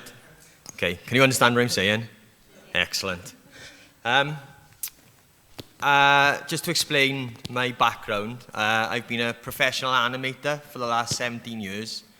I've worked in games, I've worked in kids' TV, Feynman Sam. I've worked as an academic, I've worked in academia as well. I taught for 8 years on the computer animation and game art course in South Wales, in Cardiff. It used to be called University of Glamorgan, now it's University of South Wales. I've also taught, I ran the game enterprise course at the USW as well. And it was an interesting course actually, because it was a game design course, but with an entrepreneurial spin as well. So everything William just spoke about resonates really strongly, because the focus on that course wasn't just teaching the kids, the students, how to make games, but it was teaching them how to market those games, how to sell those games. So what you said there about, identify the business person, that's incredibly important now in the current climate, because these guys weren't making AAA games. They had no intention of making AAA games. They were making independent games for themselves, by themselves, so they had to know how to sell these things. I also, at the moment, I've just finished one job. I was the animation manager for a games dev studio in South Wales called Oyster World Games. And I also run my own micro business called Irontown Interactive, because I really want to make games that educate rather than just games that you sit and immerse yourself in. I want to make educational games. So for the last few years, I've been making a game called Iron. I'm from the South Wales Valleys. I'm from Merthyr Tydfil. I don't know if you know of Merthyr Tydfil, but it does share an industrialization background very similar to Dundee. We had an iron production heritage that was decimated in coal during the 70s, and so the town is only just, well, it's not recovering, but it's starting to buds of recovery, and I wanted to make a game about that industrial heritage. The first idea of it was I wanted to make Red Dead Redemption in Merthyr, but I didn't think that would work from an educational point of view, because I didn't want to talk about prostitutes and stuff like that in schools. So we lost that bit and made it more educational. But so yeah, that's in a nutshell, that's my background. I've got lots of game hats, lots of animation hats. Yeah, hello. But yeah, so I'm just here to talk and to pick up on a lot of the points that William made about the difference now in education. When I studied animation at college, it was very much, it's skill and drill, isn't it? It's lecturer stands at the front and talks, and you answer questions, or you ask questions, and you think, But there's a difference now. It's very different. For attention spans are incredibly different. Yeah, and I blame Sky Plus for that. The ability to fast forward, stop, skip, that's ruined education. So we've got to think of new ways to engage people in engage students in education, so we don't lose them. But I don't know how you want to handle this, William. You want to answer? let them ask questions, or? Sure. I think we'd like to hear from you. Many of you out here are studying games, making games. There's a lot of people who are in game education right now. And you have more perspective on where it's taking you than we do. Yeah, I mean, just as a show of hands then, yeah, just for me to gauge the sort of, who you are as students. Are there coders, devs, yeah, 1 or 2, designers, we've got quite a few designers, artists, animators, 3D modelers. Okay, so it's fairly diverse then, yeah. Are you happy with the way that you were being taught? Don't be afraid. Are these your students? Right. No, well, so yeah, we have people from all around the world. Right. Come here. So I guess one question I have is about aspiration, right? So originally, when game education began, there was one outlet, right? That was the seat in the chair, put the bum in the seat, right? The studios started small and were growing big. They're just growing at an exponential rate. And a lot of it was about keeping up with this kind of demand, this very hungry demand for people with very distinctive skills. Now, the skills were changing because the tools were changing. A lot of the tools were in-house. But nonetheless, that was the focus. It started off built around computer science, the first generation of games. Everyone had to be a little bit of a computer science to make one. Eventually, as the tools and technologies evolved, people who focused on art, who didn't necessarily know how to code or didn't have, people who had very specialized functionality that didn't overlap as much, it became viable, and game education caught up and said, okay, we're going to have an arts program, and we're going to have a design program, and we're going to have a kind of programming program. And that's kind of still the model. But eventually, what happened was the bum and seats model started to join up with this indie, with a lot of students were coming with aspirations to produce their own games and produce their own small studios. We saw that as the growth sector. It had a lot to do with the emergence of mobile, but even before that, I think in the early aughts, there started to be a stability was introduced in the number of people in the need in the labor market in the AAA sector, and the growth to take place in indie. So that was the second output. I think there might be a third one coming up. So the third is might be for the hybrid studio or the hybrid career. So in the first output, you're looking for a job. In the second output, you're looking for a publisher. In the third output, which I think we're moving to, you're looking for an investor. You're going to be looking for people who are going to not just help you finish your game, but are going to help you become stable enough to produce things that might be games, they might be other types of engagement and experience, it might be the next Pokemon Go, it might be the next Foursquare, it might be all sorts of different products in which you could bring the competencies that you've developed while studying games into a range of field. So that's where I think we're going. Yeah, it's running a game studio. It's a difficult proposition. First of all, it's not a sustainable economic model, because essentially, unless you get a hell of a lot of investment up front, you don't see the benefits of your creation until the end. Like I said, I've got a couple of different experiences now, working in broadcast, working in games, and working in education. And the difference with broadcast is that you get commissioned up front to make the TV show. And with that comes commissioning money and funding and, in sort of milestone deliveries. But with games, you, as an independent studio, you live or die by your sales. So if you spend all your time on one intellectual property, then it's almost like a lottery win. You think, oh well, it's gonna, it's an Angry Bird, and it might not be. It probably won't be. The first one won't be. So it's difficult, because once you get to that, once you finish that first one, what do you do next? Have you got the money to go on? So it's difficult. It is incredibly difficult. So knowing where to go for that investment and who to approach, and that's really important. And it's one thing that's not being taught in a lot of games education courses, you know. So how do you've got to get up a network. You've got to go.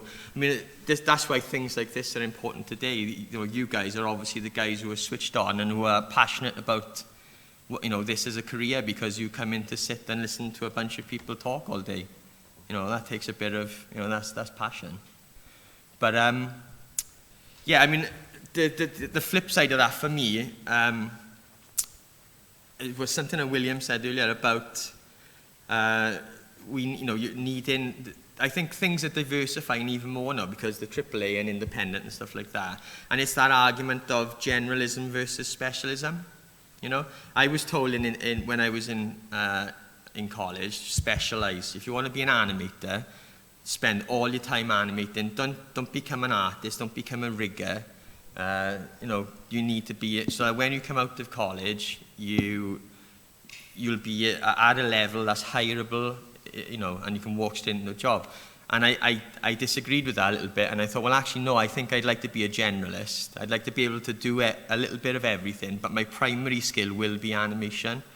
So that, and I think I made the best choice, because when there aren't any animation jobs around, I can go and do a little bit of modeling or a little bit of texturing. I might not be able to do it at Rockstar, where they need a specialist character artist, but I can go to an independent studio and I can do a little bit for them, So it's the same with games. If you've got to decide what you want to do. Do you want to be that independent producer? Do you want to be a notch where you do a little bit of everything and produce that game? Or do you want to be the guy or lady who specializes in a certain subject or certain area and therefore spend every hour, every day working towards that? And I think that's what education is moving towards.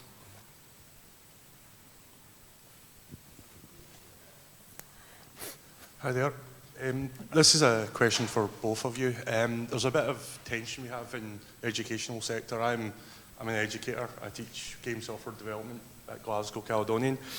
And the issue we have, like in the wider game sector, game education sector, is we're getting a lot of pressure to go down the skills agenda from industry, from government, from our own university administrators, from our students. So how do we balance those sorts of tensions we have? Is it a matter of the long game, where we have to trump these amazing indie games, these great people with great voices? Or is it a generational thing? We're just having to do this fight, and the next version of myself will not have that problem. So it's just a quick throw out there to see where you see us as educators, what we can do to kind of push against that tide, so to speak. Well, it's not either or. I mean, people still know you have to know how to do something. I think that, there's kind of the tactics we need to do as educators to evidence that we have taught some hard skills, but wrap them in the context of something broader, right? So largely this is how we present the kind of the programs we're building. Whenever someone kind of tries to drive a skill agenda, especially if it's a panel of politicians or administrators, I always ask them how many of them are doing what they studied at uni right now, right? And very few of them are. I think you'll find.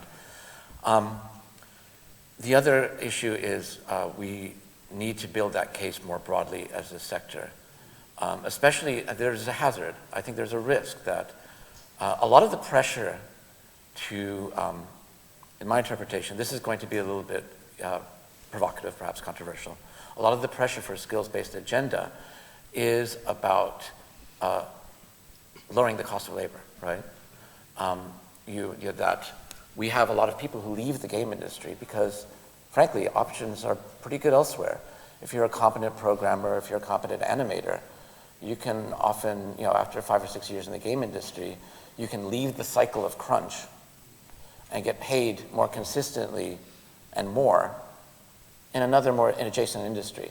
So, some studios are like, well, this 28-year-old programmer, she just left to work in the financial sector. How am I going to replace her?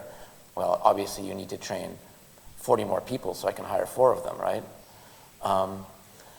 So, I mean, we need to kind of answer back and say, well, the industry has to think about why it's running into this issue as well. We know Africare, who is probably the most, the most respected analyst of the games industry in the UK, says that there isn't actually a shortage. There isn't actually a shortage of educated people, trained people who know how to make games. The problem is that once they have these core skills, they don't stay in the game industry very long. 87% of all people in the game industry have have a university degree that in a specialist field.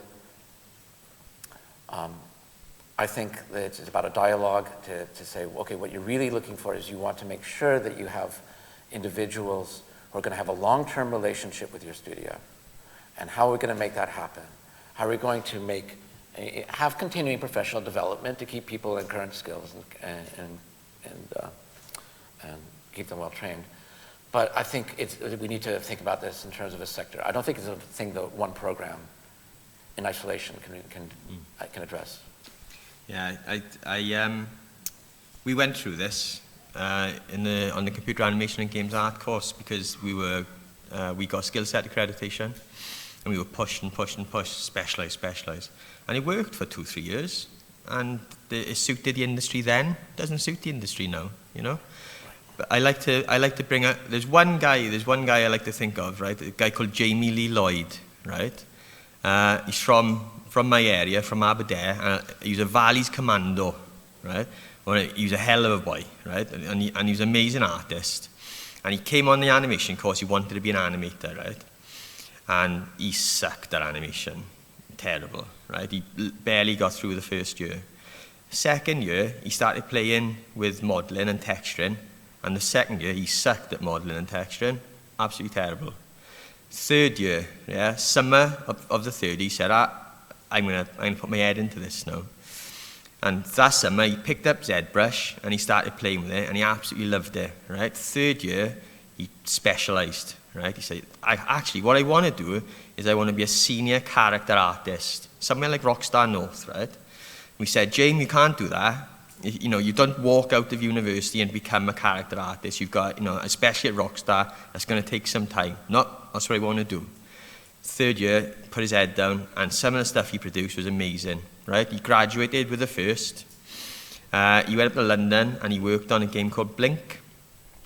Now, 5 years later, he's senior character artist at Rockstar. Absolutely amazing. He's one of the best 3D artists I've ever seen. But he specialised, and I think really the subject, the course, needs to allow for both. Yeah, if you want to specialise in an area, fine, we'll cater to that. If you want to be a generalist, fine, we'll cater to that. It's not easy, but there are ways of doing it. And I think if you just go down that route of specialising, the longevity of your career is going to suffer for it, Unless you position yourself across sectors. That's the key. To view your specialism as addressing a series of problems that have roots older than gaming, and that those problems will exist after gaming. So when I speak to students about character art, I try to introduce them to the history of portraiture. People have been working on the problem of how to depict characters for centuries, right? If you think of yourself strictly as a character artist, imitating other game characters, you're addressing yourself to a set of questions that's rather narrow. If you think of yourself as the latest iteration of a long tradition of understanding what it means to depict and represent people, then you have footing that's going to adapt to a changing situation.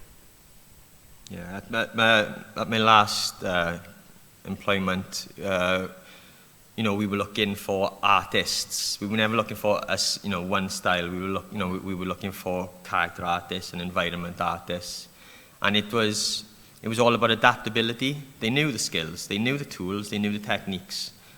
One of them the environment artist had worked as a character artist, but he took his skill base and he moved into environment art, and it's like that. And it's the same for coding.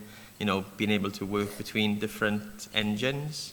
You don't define yourself as a Unity dev or an Unreal dev. It's more of a general now, I think. And that's just my opinion. I might be totally wrong, but it's what's work and what I've experienced. Anybody else got any other questions? Hello. So I was really sort of struck, William, by just, I guess you two are talking about this third wave, about this whole Minecraft YouTube. And I guess sort of the interesting thing is like being in a games university where, most of your professors are ex-industry, they're really not familiar with that stuff, right? Generally speaking, like if you've exited the game industry and now you're teaching, you're sort of familiar with a very different games industry than it was, like 4 or 5 years ago. I guess, could you maybe talk about, just like from the perspective of an educator and someone working in an institution, I guess sort of ways to sort of prepare students to also get that perspective as part of their education? I'm fairly impressed with the way that my colleagues at Abertay manage to say we have ongoing relationship with industry, and so that brings us in touch with new needs all the time. One thing is our capstone projects are driven by external briefs. And that means that the people who are running those modules,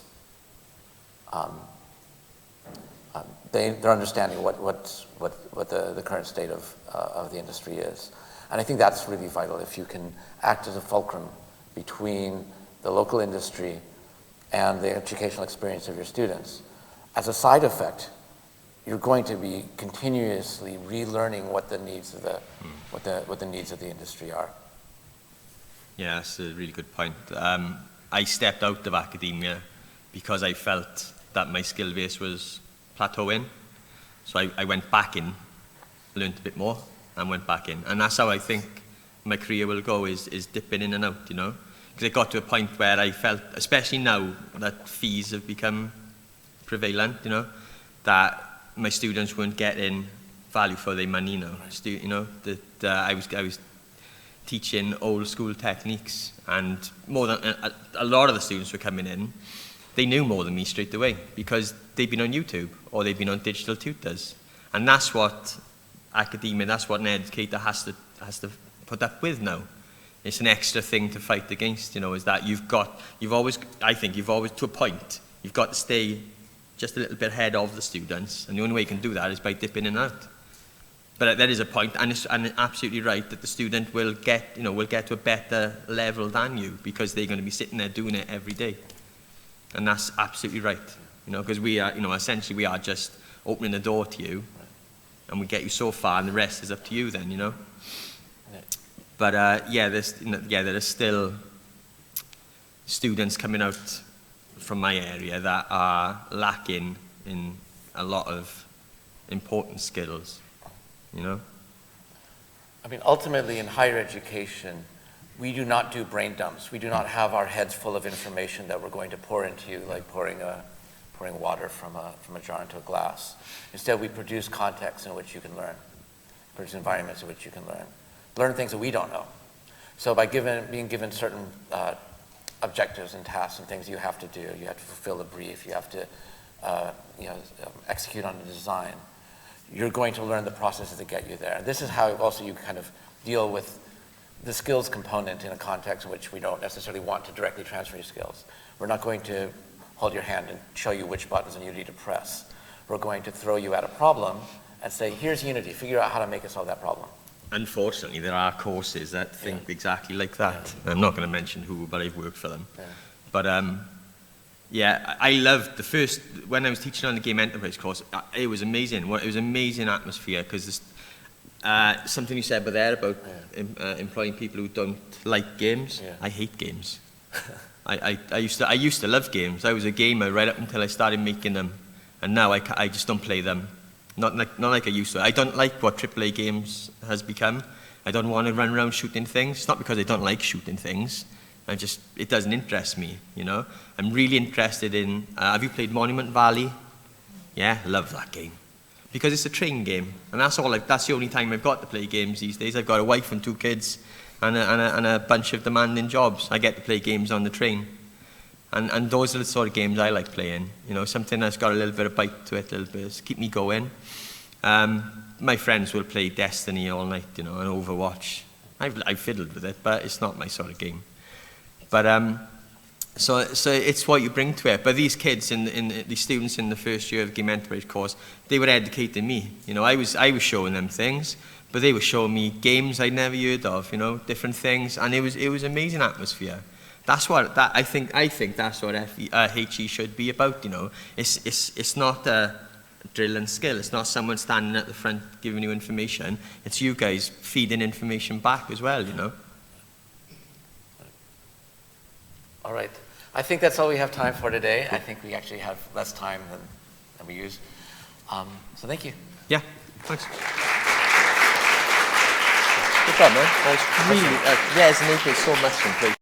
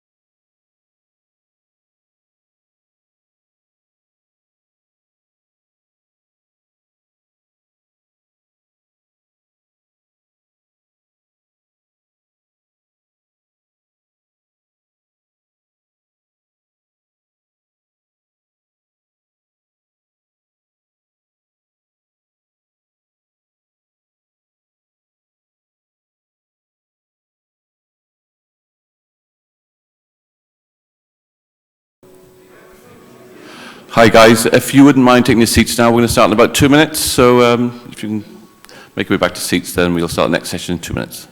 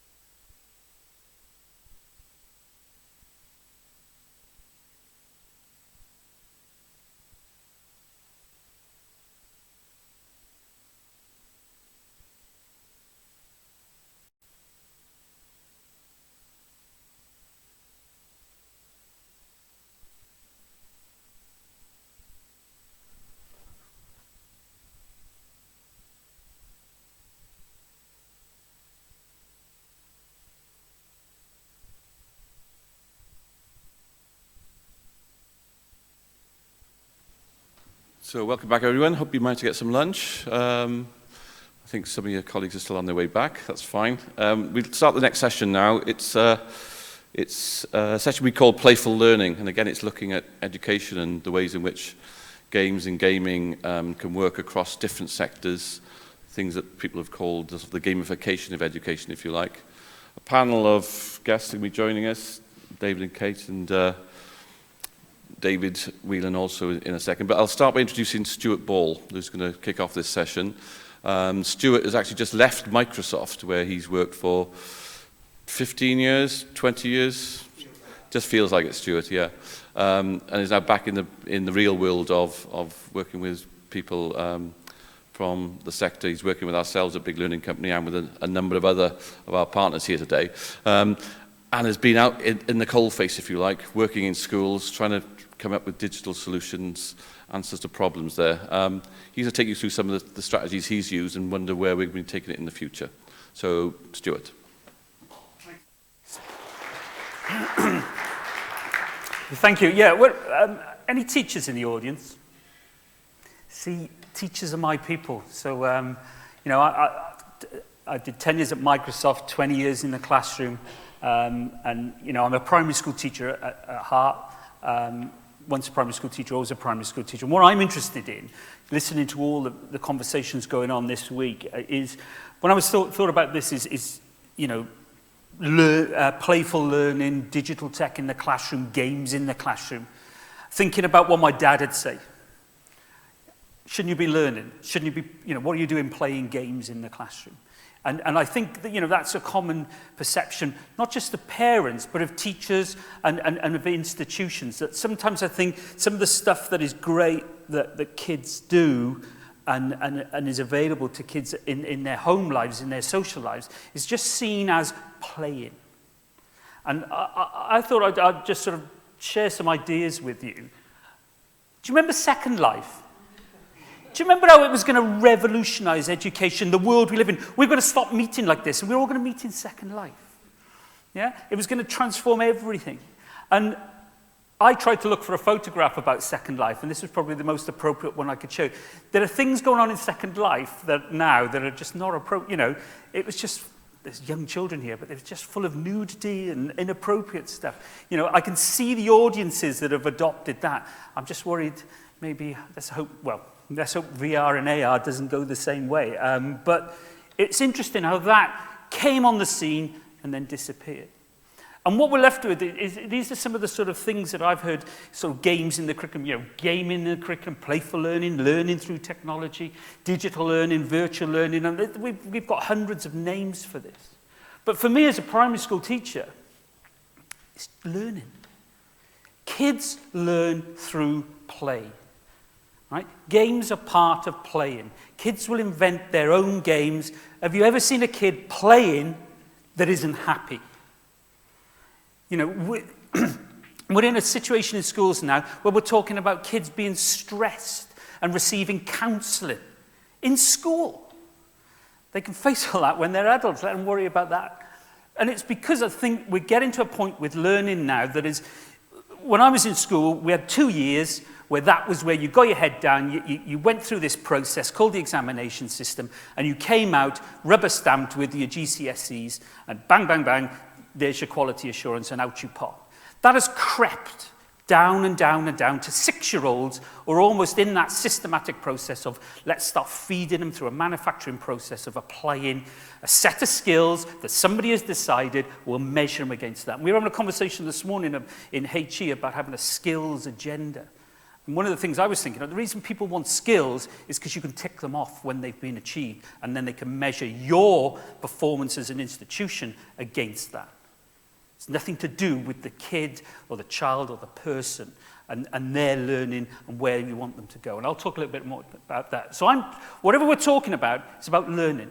And kids learn, we learn as adults through play. That's the way I think about it. Learning is play. In Welsh, the word for learning is dysgu. The word for teach is dysgu. The words are the same. And it's not new. This, we're at this sort of digital event, and we're at a point where all this new technologies are coming forward, and we're talking about putting gaming into education as though it's something that just somebody has woken up recently and thought of. We've had it for years. Gamification is one where I'm going to pick on you as your children. Yeah? In your school, when you do something well, do you get a house point or a class point? Yeah, you do. And you earn those points, and then they give awards and things like that. I had that in my school. We've always had points for winning things and so on. And there's lots of ways of gamifying learning. There was an organisation, I checked them online last night, and sadly they're no longer, but called Zondel. And Zondel was a whole system where kids could earn points, store them online, and schools were using them to give rewards, whether it was go on a trip or some sort of prize or something toward the end of school. And what was unique about Zondel was they would allow kids to gamble their points. So if you answered a question right, a maths question, 3 9s, ask him 27. Right? Now I could say, right, I'll give you 2 house points for that. All right? Or you can have 6 house points or nothing based on the roll of a dice. And they were finding that kids would gamble to try and get more, and they weren't bothered about losing the points because they knew they could get more. But equally, teachers would say, well, that's not fair, they've lost the points, but they're not your job isn't as a teacher, isn't give them points, it's to get them to learn. And if that encourages them to learn and answer a question, then you've done your job. The gamification part of it is the enjoyment of the child. Yeah? So if you want to, thinking of if you're creating games, maybe you have an element of opportunity, of gambling. I won't say gambling, we want to use a different word, but taking a chance. So getting success and achievements in the games, kids seem to enjoy taking that little bit of risk. PowerPoint is my beloved thing. I love PowerPoint. Yeah, I would, maybe from Microsoft, but it's one of my favorite things. We can make quizzes in PowerPoint now. Kids can make their own content in PowerPoint and make their own quizzes. Teachers have said, well, can I get them to use that to test? And that word comes in, test. I say, well, if you stop calling them tests and start calling them quizzes, maybe kids will be more engaged with it. And if a kid makes their own quiz, then they've got to go and do the learning to get the answers right, to provide the quiz for a different audience. So another idea is kids making their own content in a gamification way.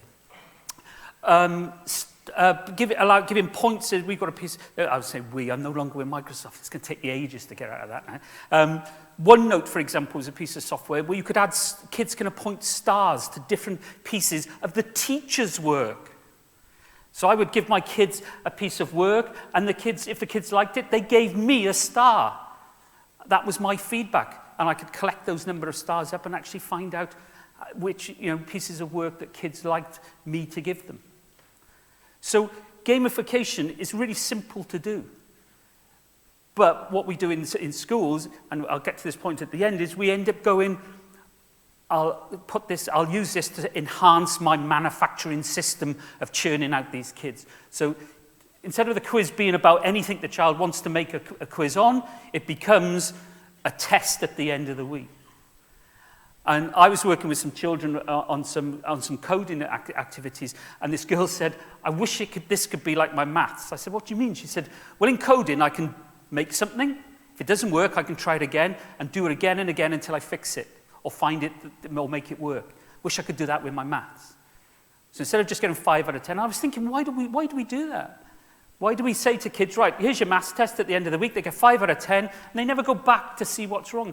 Why don't we let them just keep going until they get 10 out of 10? Does it matter? And it's about, we end up focusing on that system. Quizzes. I keep looking at this machine. It's the other one was games-based learning. A good friend of mine, Ollie Bray, based at Canusi in the north of Scotland here, he developed this project through Learning Scotland at the time. Do you know what game it is? Guitar Hero, yeah? And what he did was they put Xbox in schools. Those kids had one Xbox, they had the game, they played the game, but also they had to design their own guitars, their own rock bands, they had to organize tours, they had to develop merchandise. So they played the game very briefly, that was the inspiration. But the amount of work that was based around it across the curriculum was phenomenal. When all those kids in year 6 then went to the senior high school, they had to disband their original rock bands and create new ones because they were all joining forces together and work with different kids. Really interesting way of just using the game. Yeah? And, you know, if I'd shown this to teachers, they would go, oh, well, that's not teaching music, is it? Nothing to do with music. And also, I've often shown this to teachers, they say, oh, it's a game, it's not proper learning, is it? But if this was a book, and we were doing a literacy topic around, a classic, some Shakespearean classic, or if it was a film or something like that, people would look at it and go, oh, that's great. But because it's a game, there's that bit of snobbery that it's not proper learning. I often believe that if a great teacher can make watching paint dry learning, so if you've got the stimulation and involvement from the kids here, then you're going to get them engaged. And that's what they found. They found kids who weren't normally engaged, really engaged and come into the forefront. And the stuff they were set was really challenging. And this is my other piece that I see. Whatever you want it to be. It just all depends on the person. You start with what you want the game to be about. You can create the full game itself. You're gonna see the art behind video games. Kids are learning how to program and make video games. Actually making something instead of just playing. This is Coder. I used to work with this. I'm not a coder, I'm not a programmer, I'm not really a gamer. But as a primary school teacher, how do I introduce that into schools? So making games is really important. And this is a piece of software called Coder, free. It's been around for nearly 6-7 years. Nobody knows it's out there. You can try it this month now with a big learning company. But it can build Xbox quality games, using Xbox controllers. Now, when I show this to proper programmers, oh, it's not proper programming because it's all tile-based, and you just click and drag and you pull bits over. It's not proper programming. They should be using something like Scratch or Python. Well, I'm not interested in learning that. I want them to develop a game. I want them to understand the interactions with games. And when we ran this as a project, we had 1 million kids over 3 years using this, and it wasn't, they had to build the game, then they had to sell it. They had to develop an enterprise around it. And these were kids of 7, 8, and 9 years old doing this. And you will be amazed. We had the program up to 14. We had a group of girls, won it from the Welsh Valleys, and they presented their work to then the head of Lionhead Studios, and he said if they were 4 years older, you would have employed them. Their business plan was so sound. That's what these kids are doing, and they're coming for you. They're coming for your jobs and your space. Then you've got all this other stuff that goes alongside this, being a YouTuber. And, it's like, I can create a film, I can put it on. It's not an aspiration. These kids are doing it all the time. Have you two got YouTube channels? Yeah, have you got a YouTube channel? Do you put your own things on YouTube? No? Do you put your things? No? Got to get yourself a YouTube channel. Met a boy yesterday. Yeah? What's his name? Fuzzy Fuzz 21. Look him up on YouTube. Makes his own YouTube channel. And I said, how do you do it? He says he takes a Sony Handycam, films the television, yeah, because he hasn't worked out how to do it on his Xbox yet. His mum has to stay out of the room because it's all silent. He sets up a whole studio, films it, downloads it, edits it on the film, bangs it up to YouTube. He's got 5 subscribers. Right? He's got 6 because I've subscribed to it. What drives kids to want to do that? We were just talking about to David. They're not worried about it. Whatever they've done is a sense of achievement, and they want to share it. And they've got the technology in their hands to do it. And I find this something that schools are just not doing. You know, as a teacher, I would want to get in here with the kids and help them script it, understand audience. All these things we're being asked to teach the kids in literacy, for example. This is Solly. It's a bit quiet. Hello, this is Solly the Kid. This is my first ever Minecraft video. This is what I'll be starting my videos in about in like my 5th or 6th video. We might want to head inside quickly now because I just heard one bit of thunder. But first I just want to see. So this is called, the boat's called the actual Pretty Tide. So that's what he said there. I am only 6. Me and my family. I am only 6, so it does make sense. Okay, into the clue stick. So here we got the I met him at Minecon. He came up to me and gave me his business card. Restaurant Water Fun. He said, hi, I'm Solly the Kid. His sister, here. who was 4, said, yes, he is. He's my brother. Checked with Mum. And Solly's been at a couple of events. He's 8 now, so he's like almost retirement age, really. But his world is his YouTube channel.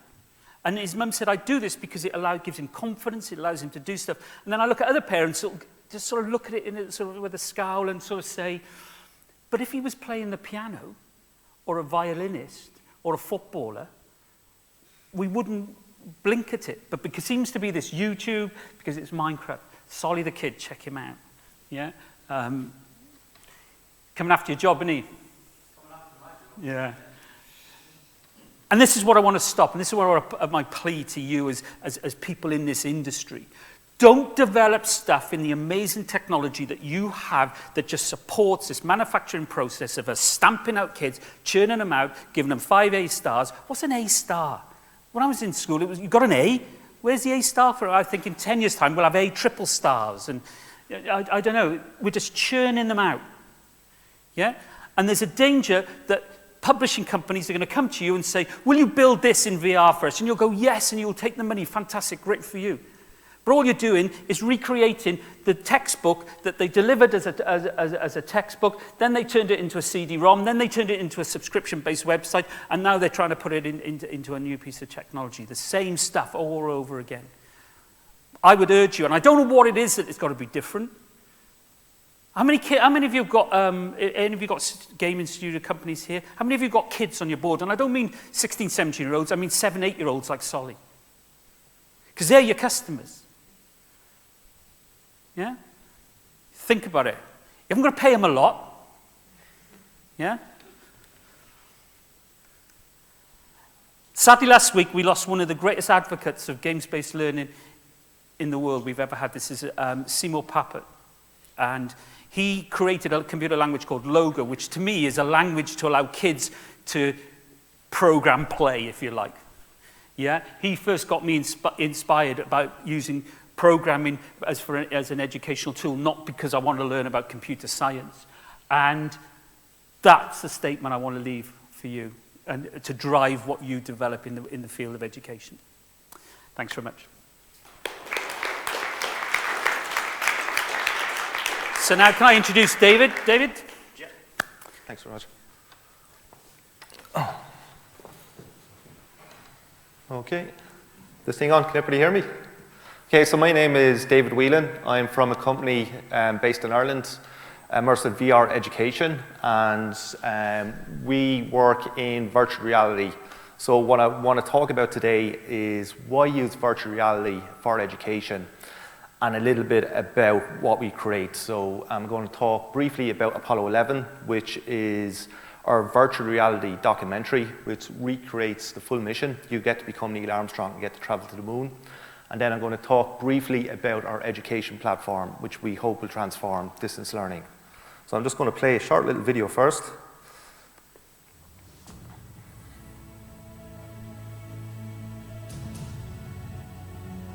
I believe that this nation should commit itself to achieving the goal before this decade is out of landing a man on the moon and returning him safely to the Earth. No single space project in this period will be more impressive to mankind or more important for the long-range exploration of space, and none will be so difficult or expensive to accomplish.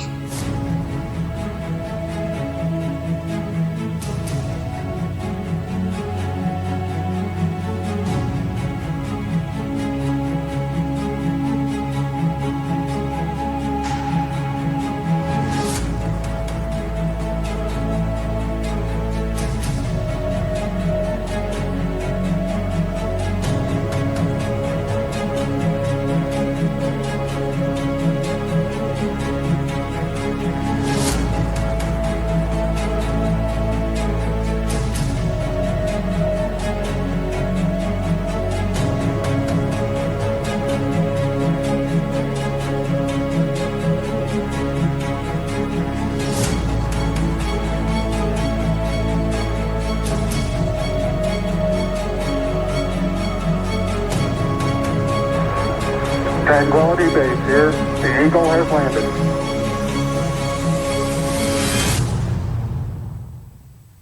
Okay, so that was a short trailer of our Apollo 11 experience. We released it on the Oculus Rift and the HTC Vive on April 1st. And since it's been released, it's been in the top 10 selling VR experiences globally. And people often ask me, why choose Apollo 11, especially being from Ireland?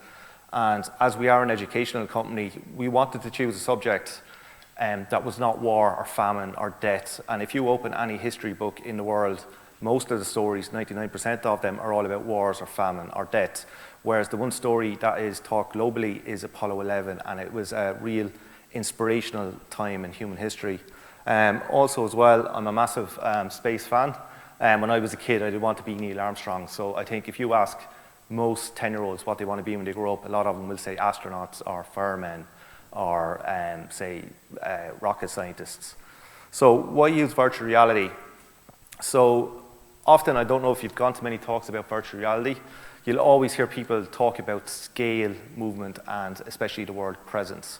So when you're in virtual reality, scale, objects look to scale. So we have a scene inside the Apollo 11 experience where you're dropping from 400 feet down onto the platform. And if you're afraid of heights, you will be afraid of this scene, because when you look down, your stomach will churn because it really feels like you're dropping to the floor. And that spacecraft there, the launch vehicle, was 365 feet tall. So when you land on the platform, you're looking up, and it does look 365 feet tall. This is something that can only be experienced in VR, can't be experienced in any other medium. As well, in virtual reality, you get a sense of movement. So often when you hear people talk about virtual reality, a lot of people say, "Oh, I felt a little bit sick." And the reason they feel a little bit sick is because it really feels like you're moving inside virtual reality. And this is the opposite to motion sickness. So in motion sickness, if you're on a boat and you can't see outside, kind of like in a room similar to here, and the boat is moving, your inner ear, the fluid in your inner ear is moving. So there's a disconnect from what you're looking at, looks totally stable, but your inner ear knows it's moving, so you feel a little bit ill. Virtual reality is the opposite way around, whereas when you're inside a virtual reality headset, your eyes, everything that you can see makes you believe you're moving, yet your inner ear knows it's not moving. So there's a bit of a disconnect. So it's the opposite, but you do get a tolerance. We actually use it to great effect inside the Apollo 11 experience. We have a section called the TLI burn, and I wanted to make people feel like they were weightless. So what we do is we tumble the user over the spacecraft, and we change the direction of the horizon so they feel weightless for about 15 seconds. And we feel people have a tolerance for 15, 20 seconds of this type of movement inside a VR experience. And then finally, presence. Presence is the big buzzword that people use when talking about virtual reality. So this is the feeling of being at a real location. This is Star Trek, obviously, so they had the holodeck. So when they walked onto the holodeck, they felt like they were at a real location. If you haven't tried virtual reality, when you put on a headset, it really makes you feel like you are at a different location. You don't feel like you're in the room.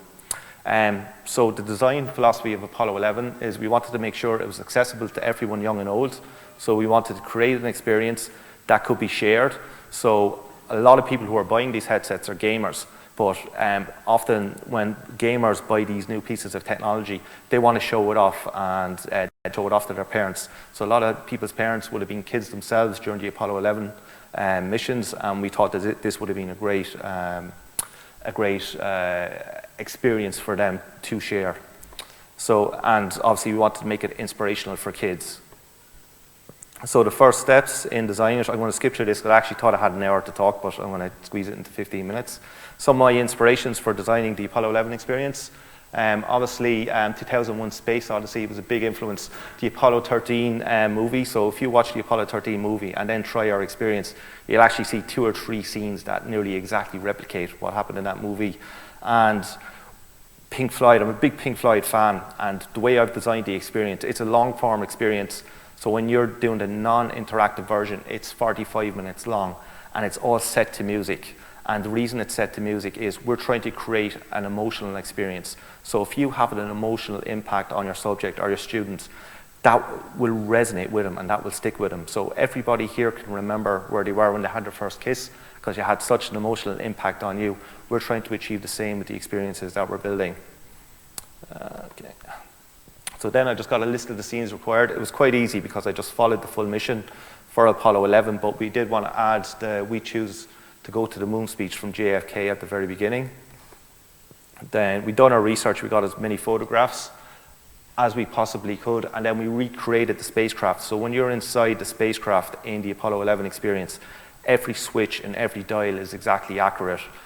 When you're looking at the moon, for example, it's the real moon you're looking at because we took all the NASA data that they gathered. They created a photo mosaic of the landing site before Neil landed on the moon. So when you're looking outside the window in the lander and you're looking down on the moon, every crater and every valley you see is exactly the same from the point of view that Neil had back 47 years ago. So as I was saying, music equals emotion. So music has been used to instill emotion in people for hundreds of years. So we use it very, well, I hope very effectively in the Apollo experience. So I'm actually just going to skip this bit, okay. And I just show this video, so if you have turn the audio there, please. So what you can hear, it's the real audio from the event. So we have the real cockpit audio, voice recording, and we blend it with music. 6, 5, 4, 3, 2, 1, 0. All engine running. Liftoff. We have a liftoff. 32 minutes past the hour. Liftoff on Apollo 11. This video was captured from me inside the VR headset looking around. Neil Armstrong reporting the roll and pitch program, which puts Apollo 11 on a proper heading. Okay, so using virtual reality, you can use a system called triggered events, what we call it triggered events. So because it's virtual reality, you have no control where the person is looking at that particular time. So what you can create are triggered events. So what we do is if the user looks in a certain position at a certain time, something will happen. In this case, the astronaut sitting next to him will give him the thumbs up, and that astronaut gave him the thumbs back. This is Charlie Duke. He's the youngest man ever to walk on the moon, and he was also on Capcom for Apollo 11. We had the opportunity to meet him in Brussels some months back, and he was absolutely delighted with the experience that he received. We also have timed events. So in virtual reality, because we can't take control of where the person looks, we have these timed events. So during their experience, because we're placing them within a scene, we have events that happen. So in this particular case, we have the Earthrise come from behind the moon.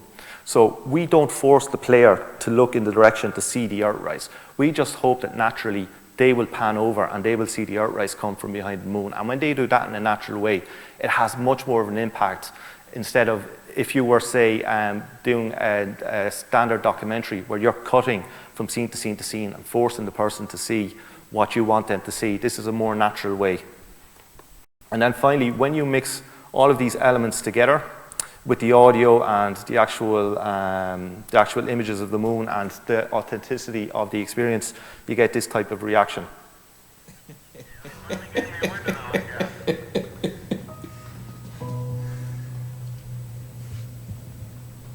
It's the coolest thing ever, dude.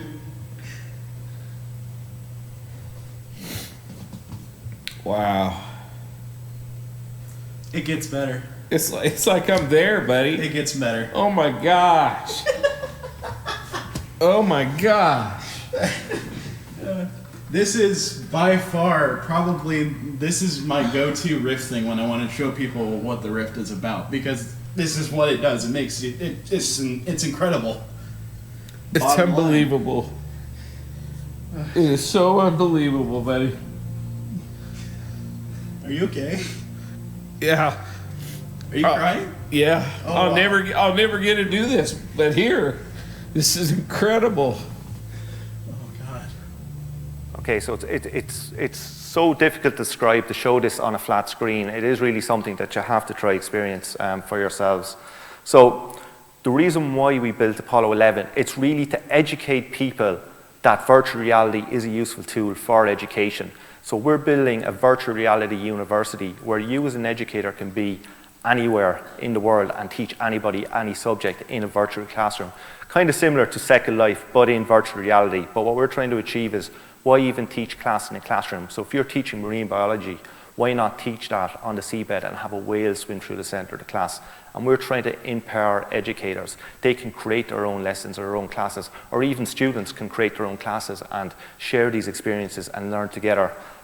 What follows is just kind of, the Apollo 11 experience has won quite a few awards, international awards, and what follows after that is just a brief description of the education platform. And the winner is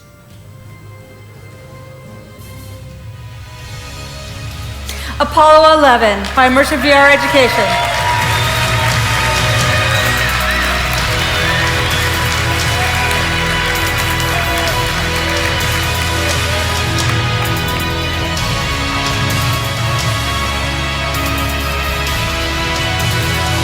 So we'll take a picture with your award first this time. Here we go. Thank you. There we go. Okay. Thanks very much. A great man once said that education is the most powerful weapon with which we can change the world. And I believe that VR and AR technology is the most powerful medium with which we can provide immersive educational experiences. Apollo 11 is the most important mission that mankind has ever embarked on, and now for the first time you can truly experience it through the eyes of those who lived through it. I'm very, very honoured to win this award, especially coming from a very, very small town in Ireland. It is my hope, it is my belief that there is a child today somewhere alive on this planet who is eventually going to set foot upon Mars. And I really, really hope that they get to experience VR in school and that they get to experience Apollo 11, and this sets them on the path to becoming an astronaut or a scientist or an engineer that will actually eventually make the ships that will travel to Mars. Finally, I'd like to thank my amazing team. Drash, he's an amazing developer to work with. Nick Pidham, who's our animator. Mario Matavani, who is our model maker. And of course, Sandra, who's our voiceover artist. Thanks very much.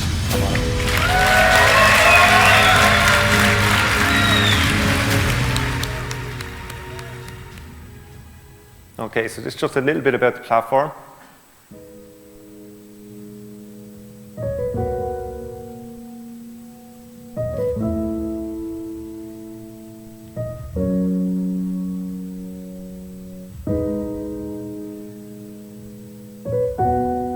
Welcome to Lecture VR Public Alpha 0.1. Lecture VR is a tool that allows users to hold meetings, professors to hold classes, and content creators to create immersive experiences. Think of us as a type of networked virtual reality PowerPoint with immersive environments, simulated objects, and interactive tools that will make educational content fun and intuitive.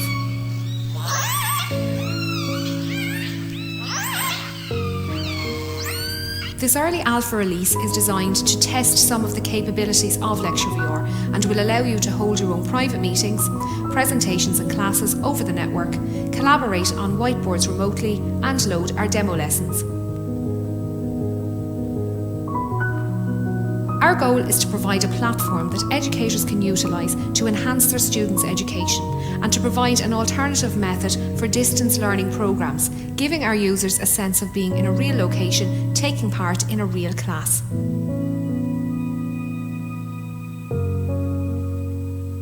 You have about like a foot or two behind it. Very, very cool. Yeah, try that one.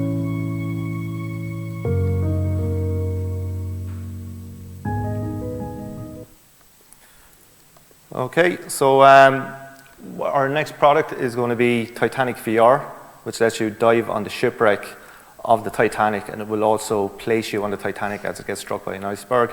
We haven't talked about it too much yet, but that's the actual model that we're using inside virtual reality, and it's really awe-inspiring to swim around that at the bottom of the ocean.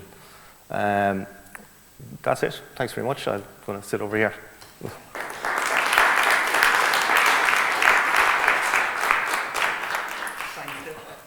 Thanks, David. Yeah, inspiring. I'm sure you agree. Can I introduce you to two other members of the panel, David and Kate? I'll let them introduce themselves and tell you what they do, and then we'll open the floor to some questions. Yeah, David. Hi everyone, so I'm David Farrell. I'm a lecturer at Glasgow Caledonian where I teach game design. I do a lot of research in game-based learning, serious games and that kind of area, and I think about this kind of stuff quite a lot usually. Cool. So hi everyone, my name's Kate, Kate Ho. I run a company called Tigerface Games. Essentially we make collaborative learning games for kids between the ages of 5 to 11, and for us it's really about, we kind of started when the iPad started coming out, and we kind of thought, hey, you know, out of all the things that are being put on the iPad in terms of educational games, it didn't really take advantage of the touchscreen or the multi-touch aspect of it. And so what we did was we basically, well, there's that bit of it, but then there's the second part, the fact that collaborative learning are gaining, you know, real traction inside the primary school classroom. And there weren't any, for us anyway, there weren't any games that that for the iPad market anyway, where you could kind of get 2 or more kids around the same iPad talking and learning to each other, talking and learning. And we know that one of the most effective ways of teaching or learning anyway is for kids to interact together and talk together and try and explain problems and think through things. So yeah, so that's so we're Tigerface Games, and yeah, that's it. Okay, thank you, thank you. Questions from the floor? Yes, thank you. What would you say is the biggest problem with trying to educate kids with the games in schools? Because I did 2 months doing game design and game development in a high school in Dundee, and the biggest problem I found was that the Dundee Council set so many restrictions upon internet access, IT, and for games, in special education, collaboration is really key in games, and that was the biggest drawback, that they were so limited and the teacher had very little knowledge of IT, which kind of held them back. But how would you suggest changing that? Kate, do you want to? Yeah, sure. So for us, it's there's a whole bunch of things. So I know you mentioned about networking, is that, you know, and security. So that's a really big thing, right? As in, and also the equipment that the kids have in the classroom as well is a massive limiting factor for us. What we found was that when we were talking to teachers about iPads, they were saying, well, yeah, the school's bought 6 iPads. That's great. We could use it as a set. But actually, what am I going to do with a classroom of 30 kids and 6 iPads? You know, like, what do the other kids do? And so it was for us, it's about trying to make sure that it's as easy as possible as well for people to just, set up their equipment. So back to your question more in general, I think it's just about games isn't just about video games either. I mean, we're all part of video games, but it's really about what are playful ways in which you can get kids to interact. And the key thing about that, it's about engagement, right? Because you can't teach anyone anything without engaging them, right? Can you? Yeah. So it's about it's just okay. So it's really difficult because there are lots of limitations on teachers and IT systems, but I think that there are lots of creative ways around them as well. Yeah, I agree. I think there's a real disconnect between the councils, and they're interested in keeping kids safe, so they do that by stopping kids accessing anything. That's the easiest way to do it. For me, the secret is getting teachers to try and break this system that they're entrenched in, and it's through no fault of their own. That's what they're measured on. They're measured on the success, the quality of the product that they create at the end of the day.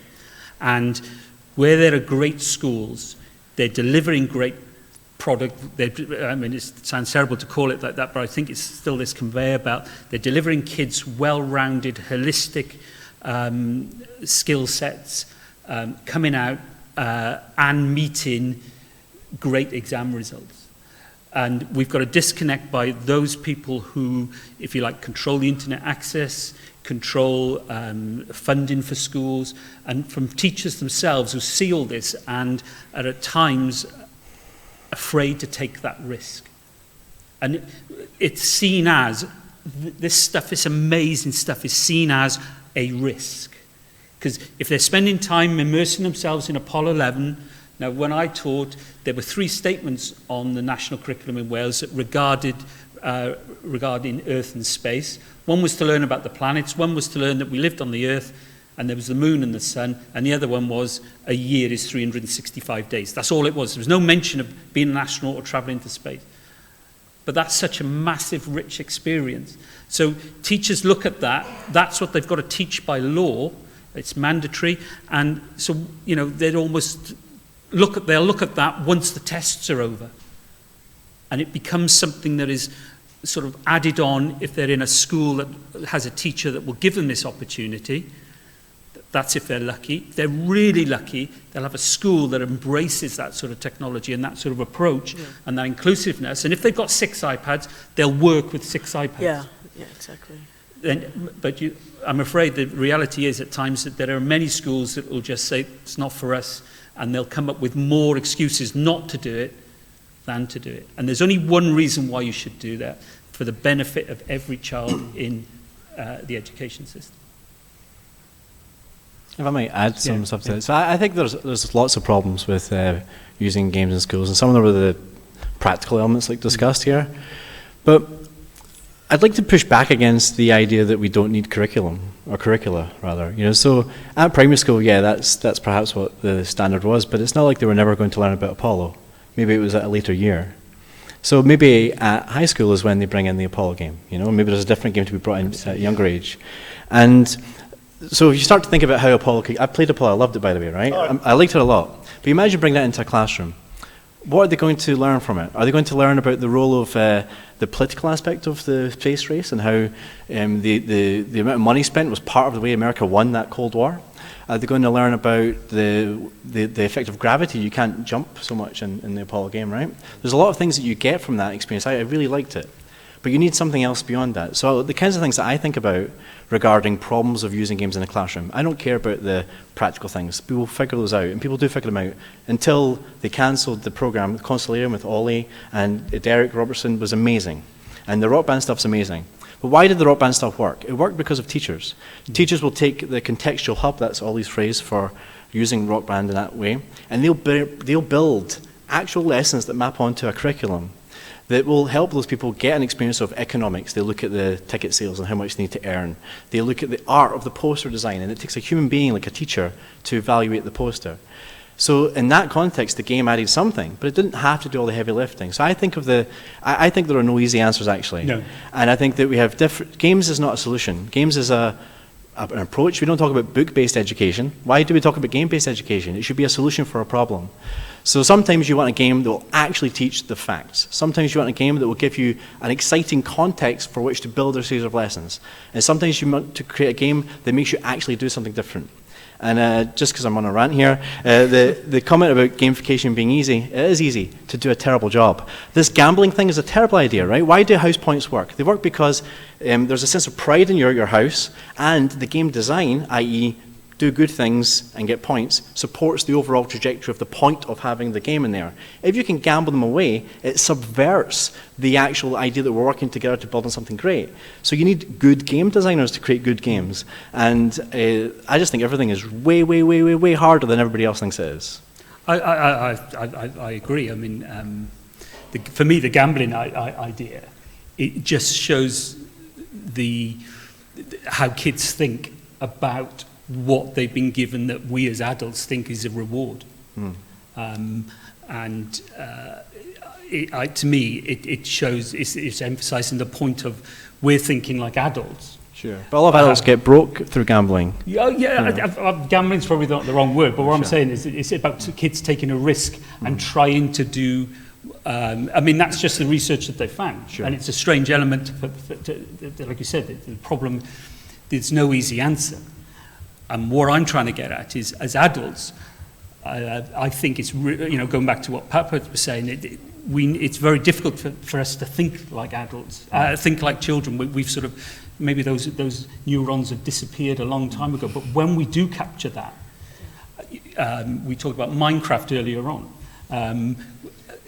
how has that been embraced? And the people that own Minecraft are the kids. And again, I think going back to your point about it's the teachers who are key. The Guitar Hero thing, Ollie did, 10 years ago? Yeah. Yeah? And it's still one of the best examples. It's one of the best examples. Why isn't it in the national curriculum? Yeah, and when I think you're right, the curriculums are written, and there are teachers that do great stuff.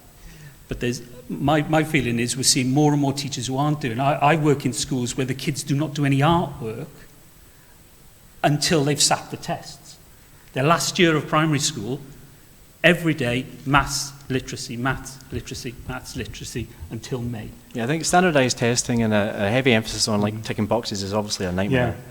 But I think there's a value in having a well-rounded understanding of facts and skills and procedures as well. Yeah, I agree, but I think that the facts and the skills are an easy way, and where you've got great teachers and great learning is where they can take anything, and there are lots of great teachers out there, don't get me wrong, and I work with many of them and deliver, but I always feel as though those teachers are swimming against the tide.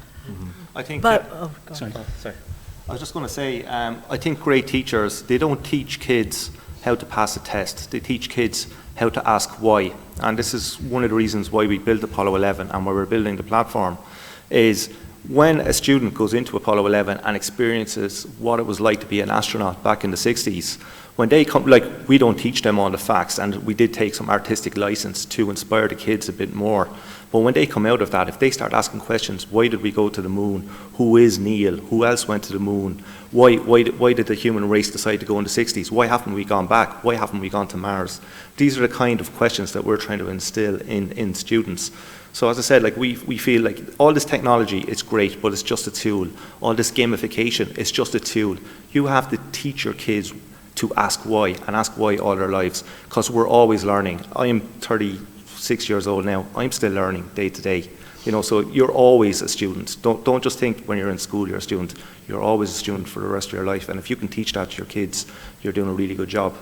I was going to say also, for all the chat about and focus around teachers, also parents have a massive responsibility as well. I think sometimes we just kind of outsource the job of teaching to teachers, and they're only half of the problem. Not half the problem, half the solution. Sorry, I didn't mean it like that. As in a part, they're only part of the picture. So, for instance, one of the things is when we were building our games, we took into class classroom, and we really focus on teachers. But actually, one of the biggest things that we found was that parents would come up to us and say, "Hey, I've got, my son's 8. He's kind of struggling at school with sums, and I don't know how to work with him without it looking like a chore, we're going to have to sit and do math sheets again." So it was like having that iPad game just made it so much easier to say, well, okay, let's just play a game together. And suddenly it just changes the context and makes it so much more engaging, yeah. So that's what I would add. Question there, thanks.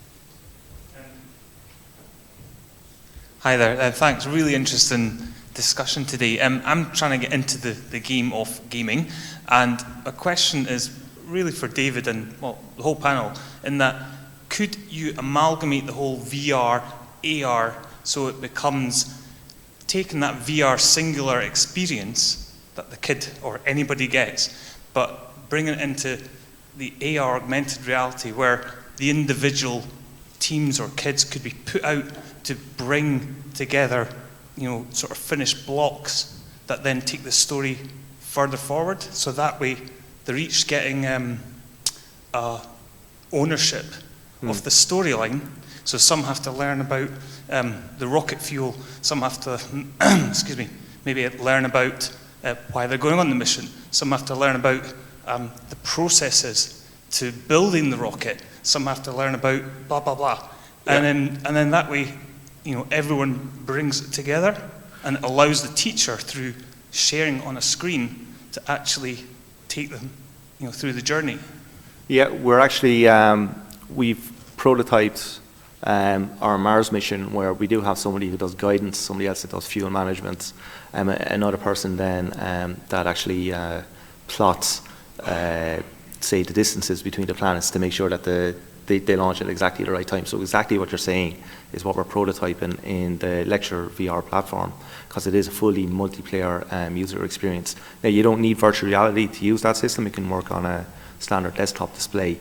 But augmented reality, for people who don't know, it's virtual reality is where everything you can see and hear is all virtual, and augmented reality is when you can still see the real world, but yet you can have all these digital objects placed in the real world. Pokemon Go is probably the most popular example of AR at the moment. So this type of technology is being used. Microsoft are also developing the HoloLens. You've probably tried it. You've not tried the HoloLens? Oh, right. But the HoloLens, it's a helmet, for augmented reality helmet that you put on you, and you can have an object, digital object, in the centre of the room, and everybody can be wearing these. They're like Google glasses, and you can all see the same digital object and interact with that. So all this technology is definitely coming into the education space in the next few years. But at the moment, VR is the only affordable headset display at the moment. But AR and VR are two sides of the same coin. Anybody else? Question? No?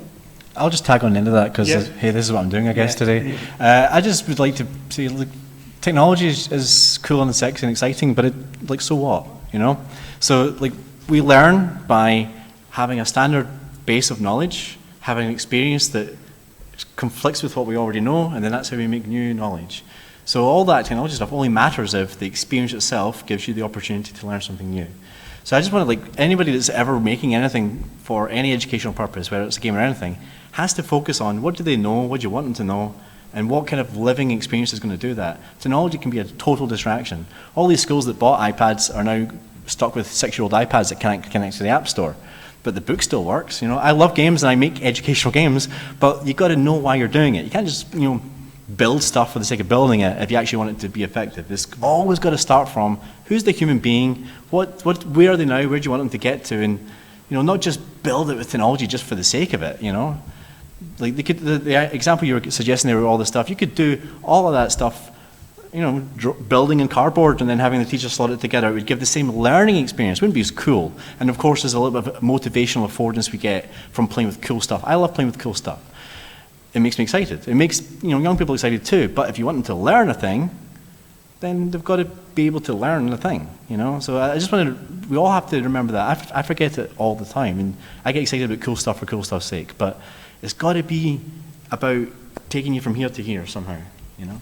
Yeah, but then so I agree, but I think there's two bits to it, which is one is about the domain, so things that you're trying to teach, and then the other part is about the actual skill itself, in terms of the actual technology. So for instance, I was playing with the BBC microbit the other day, and I was thinking back, we used to, back in the day, had this like CAD program on the BBC, and it was just like, it didn't do much more than go, you kind of programmed it, but it kind of gave me the skill to then want to learn about computing and go on to do a computer science degree. So there's something about, there's the domain of what you want to teach, but also that we mustn't forget that unless there is an apocalyptic world, which, maybe that, anyway, let's not go there.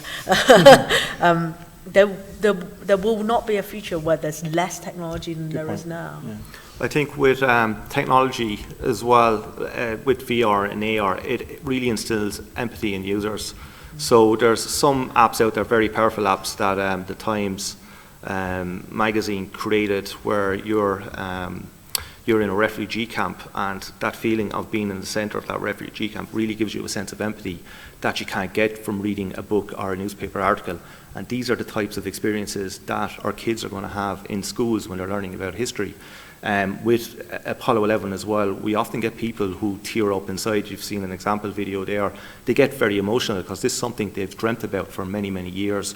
Whereas when they read about it in a history book of what it's like to look at the Earth, it just doesn't have the same impact. So this is what technology is very useful for. Books are fantastic for some subjects, but they don't work for everybody. I'm a very, very visual person, and I could read a book about how to assemble a car engine, or I can do it in virtual reality and actually pick up the physical pieces and put it together in a digital way.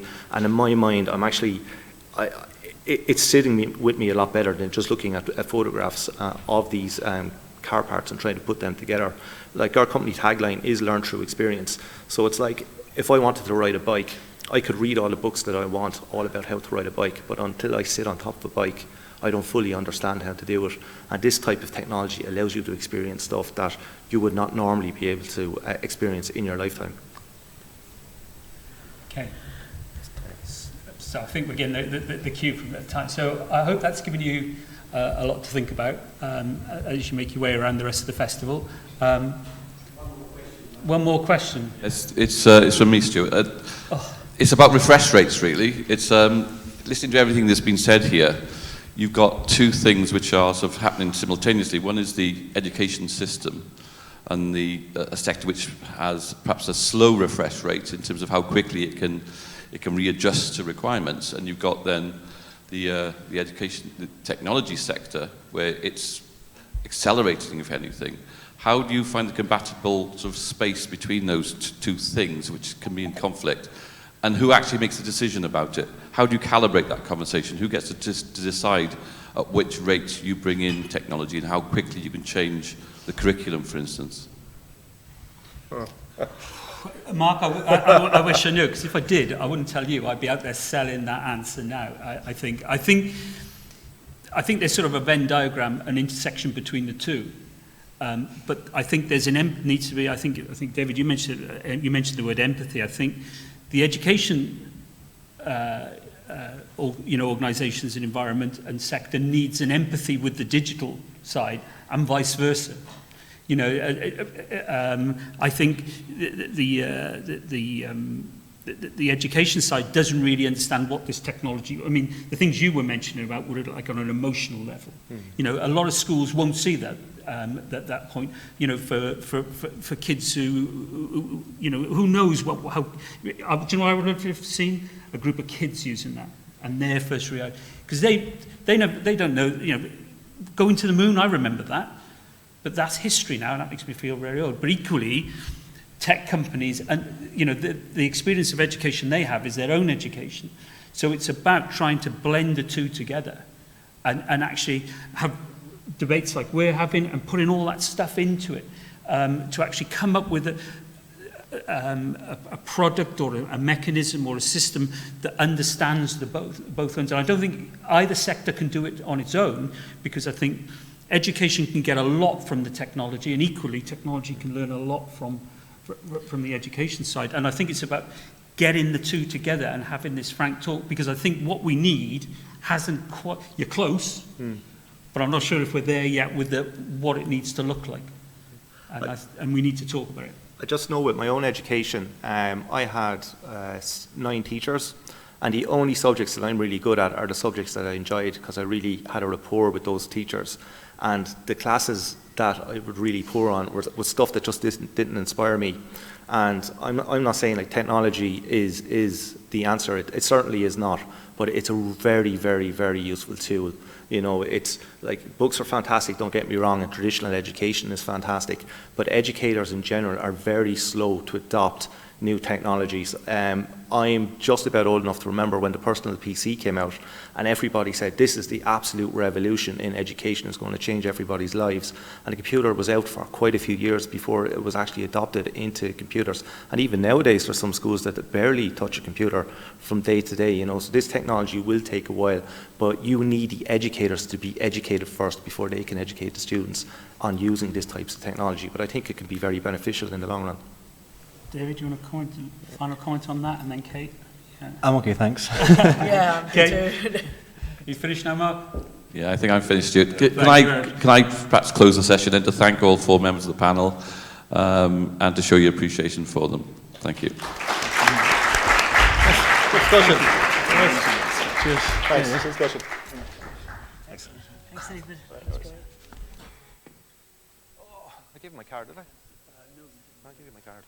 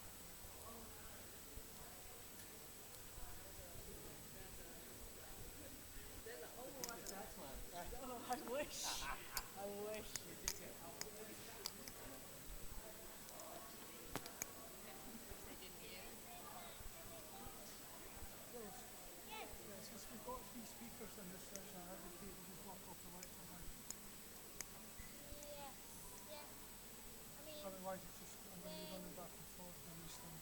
Okay, that's fine. Yeah? Unless anybody specifically asks for money, I'm just going to let them know. Yeah, I think they seem quite happy with this next one. That makes sense.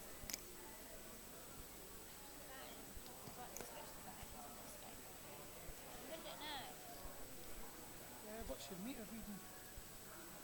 You need, might be wise. Yeah.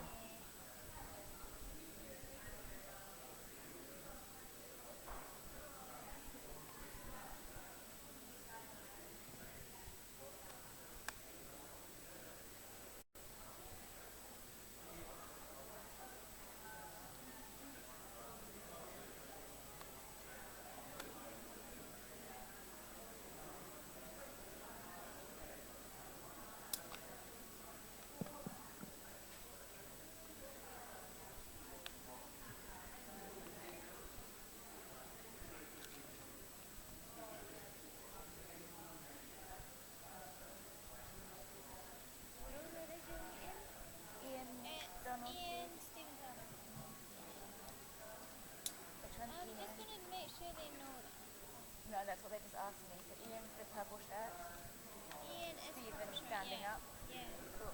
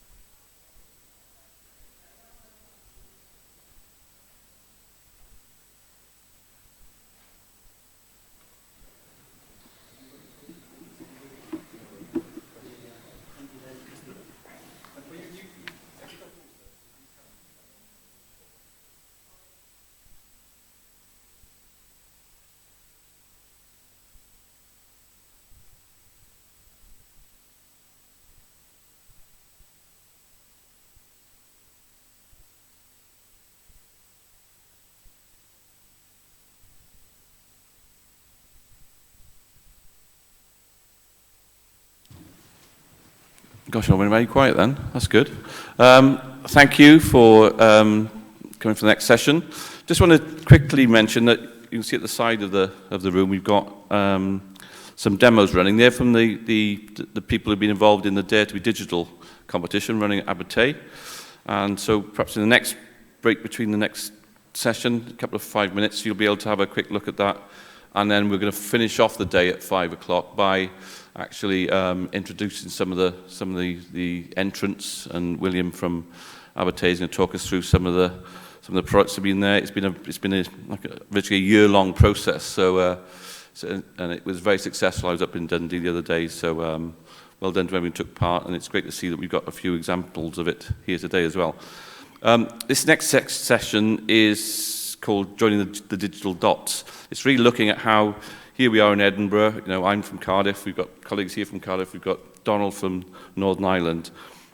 How can we as nations within the UK come together to actually build some critical mass within the games industry and to find ways of helping to support companies and organisations within those sectors? So the guys are going to talk you through from their perspective ways in which they are already working in the sector and how that collaboration could work. To start off, I'll introduce you to Ian Tweedale from BBC, based in Wales, Head of Interactive and Learning, and he can take you through some of the ideas that we're going to be exploring.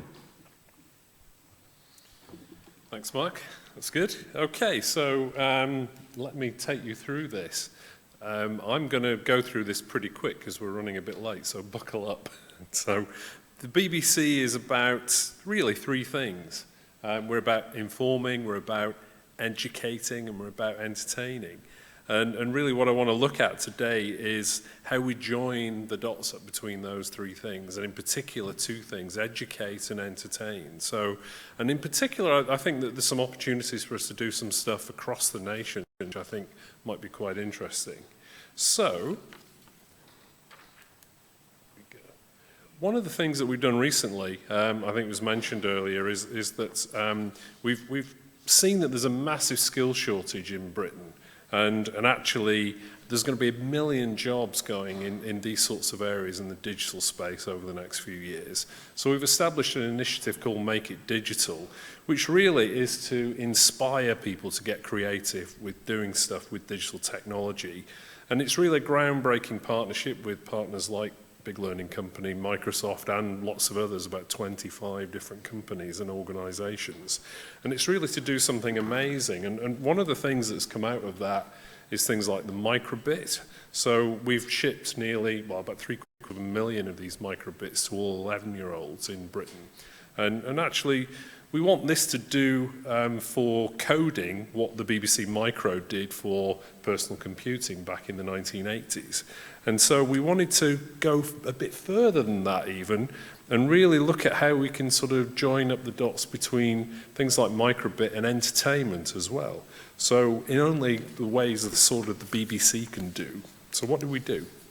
We got him to have a think about it. So in BBC Wales, although there's certainly a Scottish link between the Doctor, being Scottish in some ways, although he's an alien too, but actually he's based in BBC Wales. So we asked him to have a think about what we might be able to do.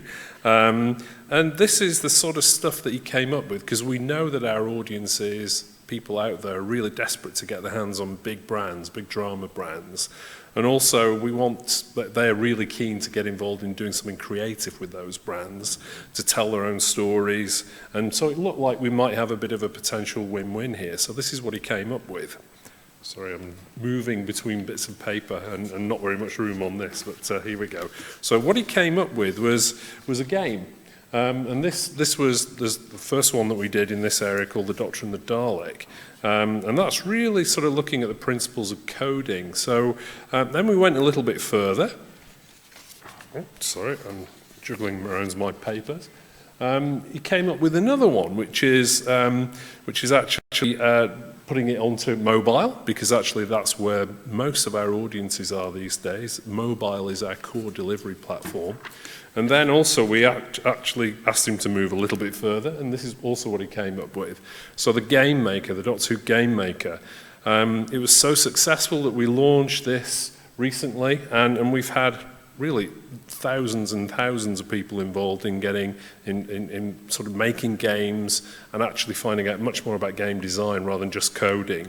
And so we want to give them the opportunity to put stuff that they've made so that they can share it with other people as well. So that's what we've done there. It lets young people and not so young people share stuff. So we actually learned a bit more about that in terms of we're sort of looking at how we share those across different games and internationally as well. So we've come up with something called Mixitel, and that's actually allowing us to play, to create and to share games much more broadly again across the globe. So, but to work really well in that sort of environment where we're sort of mixing some of the big drama brands that we've got with games, they have to work purely as entertainment as well. So did this Doctor Who stuff work? It's actually about education. Well, we think it did because it just won the Best Digital Children's Content Award in the Broadcast Digital Awards recently. So we think it works. We think that this model is something that actually is very effective in what it's trying to do. So then that got me to thinking about, is there an opportunity to do something more broadly with this sort of approach? And in particular across the different Celtic nations, across Wales, Scotland and Northern Ireland. And I think there is something that really we could do, and that's really what I want us to talk about today a little bit. So in addition to the Doctor, there's someone else who came to mind. It's this chap. I don't know if anybody knows who he is. He's not as well known as Doctor Who, but he's actually from Glasgow University. He's called Professor Graham Donaldson. And he's the chap who came up with something called the Curriculum for Excellence in Scotland. And also he's the chap who came up with something called Successful Futures, which is a new curriculum in Wales as well. So he's an international education specialist. And he's the man behind quite a lot of the sort of thinking about doing things in a different way, about how we teach young people to do things differently around some skills which are quite different to the ones that were talked about earlier, about sort of manufacturing young people to come out of schools as if they were sort of automatons and so on. So actually the 21st century skills that we're looking at really are around things like collaboration and creativity, and this is what Donaldson has come up with. So I think there's a real opportunity to do something in this space. This is the thing that's happening in Wales this September, next month actually, which is something called the Digital Competence Framework. That's great, you might think. What does that mean? What it means is it's a sort of cross-subject area where actually you're looking at the use of digital skills across a whole range of subjects from art and history and geography and so on. It's got 4 strands. It's doing things around citizenship, around interacting and collaborating, around producing content, and around data and computational thinking. Now, that's something I think we might be able to do something with. But as it stands at the moment, we've got things like this, which is the Digital Competence Framework. Now, you probably can't read that, and it's a bit grey and dull. So actually, it's not grey and it's not dull, but what the educationalists don't necessarily have is how to spice it up, how to add some of the brand sparkle that organisations like the BBC can add into it, and other people with different brands as well. So I think there's an opportunity to do something like this because the nations in Scotland, Wales and Northern Ireland, and you might broaden it out a bit further as well, have devolved education environments. They are beginning to diverge very significantly from what's going on in England. And I think that actually there's an opportunity for the 3 nations to get together and do some interesting things, add some of the brand stuff into it and really do something pretty smart and clever. And I think the way to do that is actually through gaming. And so I think to add some of those key brands into a gaming environment around the educational devolution that we've got, I think is pretty important. So that's what I think we might be able to think about. We also have some interesting innovation format. So something we've been developing at the BBC, something called Connected Studio, which is essentially where we put out challenges to particular things that we want to get solved, and we put that out to the independent sector to come and work with us to do that. So again, that's where I think that we can develop some of these areas to get some of the games companies, to get some of the small, medium-sized businesses working with us specifically to address some of these educational challenges around games in the nations. Just to throw another bit into this, the other thing that's, I think, where we're going is really sort of to not be derivative about this. There's been lots of people doing this sort of stuff. I think there could be additional areas that we might build into this, and we've been looking at a lot of things like linked open data recently, where, you know, to be really cool, you can sort of plug linked open data into these sorts of games to do something incredibly smart and incredibly different. So what am I talking about? What is linked open data? Basically, back in sort of 1990, I think you may have heard of him, Tim Berners-Lee came up with the idea of enabling digital documents to be found across those digital places without you knowing what the IP addresses of the servers were that where those actual documents were hosted. You've probably heard of it. It's something called the World Wide Web. It changed the world. Actually, what he's then did subsequently was to sort of say in about 2009, he came up with what he thought was the next stage of all of this, which is really around where you can open up the data within those documents and connect those data together and do some clever things within that. So I'm really quite interested in where gaming and open data come together as well, and I think there could be some very interesting things happen around that. I'm conscious of time, so I won't go into too much detail other than to say we're doing stuff in this area in the education space already. We're linking our archives together, and we're doing clever new things to do with educational use of 4 million hours worth of our TV archives, for example. I'm working with other partners like SC and so on. The first outing of that has been around Shakespeare, where we've actually made available all of the BBC Shakespeare archive to all schools in Britain. Now, you could do some interesting things with that. So that's where we want to sort of get people to start thinking and doing some clever things. So, in summary, I think there's an opportunity for us to hook together, educate and entertain. I think we can do that through gaming. I think that the three nations with their devolved curricula can do something very different and new. And I think if you plug some smart data into that as well, we could be doing something really interesting. So, over to you. Thank you.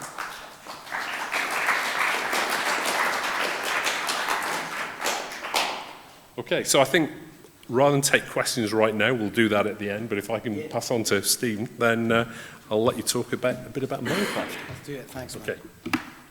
Thank you. Okay, good afternoon everyone. My name's Stephen. I run a company, an Edinburgh-based company, but globally reaching company called Immersive Minds. We use technology in schools to, well actually, I say schools. We started off using technology in schools and now our audience has grown way beyond just the school market, but ultimately we use technology to engage learning audiences. And when I say technology, you're looking at Minecraft, but we use games-based learning, podcasting, animation, filmmaking. We've got drones in the air being flown by 8- and 9-year-old kids for all manner of incredible stuff. We've got 3D printers, and we do all sorts of everything from the initial idea conception right through to printing, design, sell, put to market, all that kind of stuff, again with children. And really, ultimately, just virtual reality, trying to find ways in which we can take new technologies and put them into the education system and really revolutionize the way that both children and adults actually approach learning. So in the short time that I have, I could have showed you a number of things like the virtual reality or the 3D printing. If it was 3D print, it would have taken hours and hours to actually establish anything. So what I am going to do in the 5 or so minutes that I have is show you some of the stuff that we've been doing with kids in the world of Minecraft. I'm sure you're all familiar with Minecraft. It's revolutionized the way that schools look at games. And I know that everybody's looking to make the next Minecraft. It's not going to happen.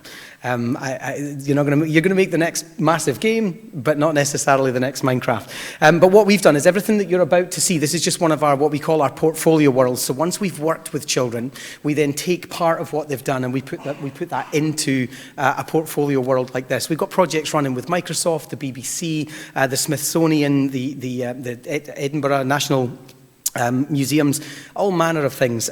So as you can see here, this is everything that you're looking at in this world as I take you around was built by kids. All I did as an educator was facilitate that learning. We came up with the idea, we knew what we wanted them to learn, we had our learning objectives, we want you to be able to do X, Y, and Z, and at the end of it, the children have done that. Before I also show you this, I think what's really important to recognize is that Minecraft alone, just like any other technology, will not work standalone as an educational tool. So if we're going to talk about games in education, and we're going to talk about games and how they affect even the culture, or we're going to be talking about the sort of the Celtic culture and how we can actually use games to influence the way that the Celtic nations work and live and learn.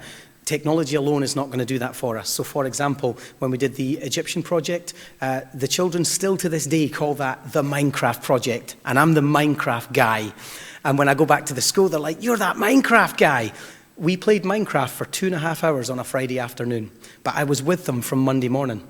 And we built Egyptian jewellery, and we made papyrus, and we projected Google Earth onto a sand pit outside, and then we had the kids make the Nile and the pyramids of Giza with their hands in a sand pit with the landscape projected down on top. They kept a diary all week of the journal of Howard Carter, who found King Tutankhamun's tomb and so on. So the children did all of that rich learning, and at the end of the week they played Minecraft in order to build Minecraft pyramids, and they still call it the Minecraft project with the Minecraft guy. So you can see there where the kids' heads were at, but what I was able to do as an educator was make sure that they learned extremely rich stuff. So this is part of our outreach for children looking at renewable energies. This dam works. Now, that's not to say that Minecraft has the capacity to look at the water pressure, for example, or even have working turbines. But the children understand that if these sort of overspills at the front work, if they're switched on, we must have the capacity, a large capacity for water, which gives us water pressure. And then that means that this little hang on, let me get my wee pointer there. This little room over here is redstoned to the generators in here, which then runs underground to this city. And this city will only generate electricity if the dam has enough pressure. And the children made that work for themselves. Over here we have an eco-village. Everything in here works, but it only works, or it has to work, if they have zero impact on the outside, or minimal impact on anything outside of this box. So they grow their own food, they make their own wares, and they make it renewable and also recyclable. So for example, if I go down here, the kids have made general waste, paper, glass, and metals. And if I put something in the paper, let's put 7 bits of meat, raw mutton in the paper bin, a real problem in schools actually. And then if we press that button, a little chest will come up and it will take my mutton. Oh, it's actually redstoned wrongly, so we've got them, 2 of them coming up. It'll drop it off in the appropriate one of those 4 boxes, and the next time the children want to make something out of paper or glass or metal, rather than just go get the raw materials and do it, which will impact the finite island that I've given them, they can go down here and they can check to see if anybody has actually left. There's my 7 bits of raw mutton there. I didn't build that, I just asked the kids to. Over here we've got a hotel and spa which was built entirely using a budgeting system. So I went into here and I said to the kids, you want to build with stone? It's £5 a block. If you want to build with granite, it's £7.50. And we even had less obvious numbers, like if you wanted to build with spruce wood planks, it was £3.75 a block. And then I gave them £25,000 and told them to go and build them. These were 9 and 10-year-old kids, and the teacher at the time said to me, my kids will never calculate that kind of stuff. They'll never do it. And they did, and this was the winning entry. That hotel has 4 bedrooms, which I asked them to have. It has a fully fitted kitchen and a bar and a lounge and a reception and a spa. Which they did as well, and they loved it. We have flood risk management networks. We're working with a series of universities to look at flood risk management. I get the children to build, or the students in this case, to build areas they know topographically accurately may or may not be flooded. I then raise the water levels 1 layer at a time, because we can do that using Minecraft, and then we look at the impact of flooding on those particular areas. This is a really nice creative one. Robots for real-world problems. Robots that can desalinate water. Robots that can protect our cities. Robots that can go into space. Or robots that can take prisoners out for the day. Don't ask me why. That's what that is. And then when I said to the little girl, why would you need prisoners to come out for the day? She said, think about it. Some prisoners go to jail for a long, long time. And when they come out, there's different haircuts and stuff. So this helps us culture our prisoners. This one is for gardens, giving gardens to old people who live in high-rise buildings. And it goes up on stilts. And when I said to the girl, you do realise that it goes up, because she said they can go out and they can pick flowers. And I said to the girl, but if it's on the outside of a high-rise building, how do they get to it? She said, my gran can get out her window. So, don't know how she knew that, but she knows.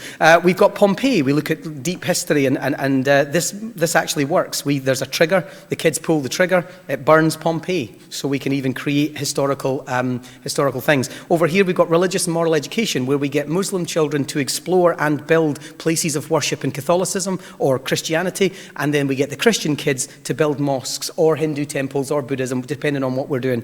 This has been massively, in fact, this has been the single most popular lesson that we've built and has now gone around the world.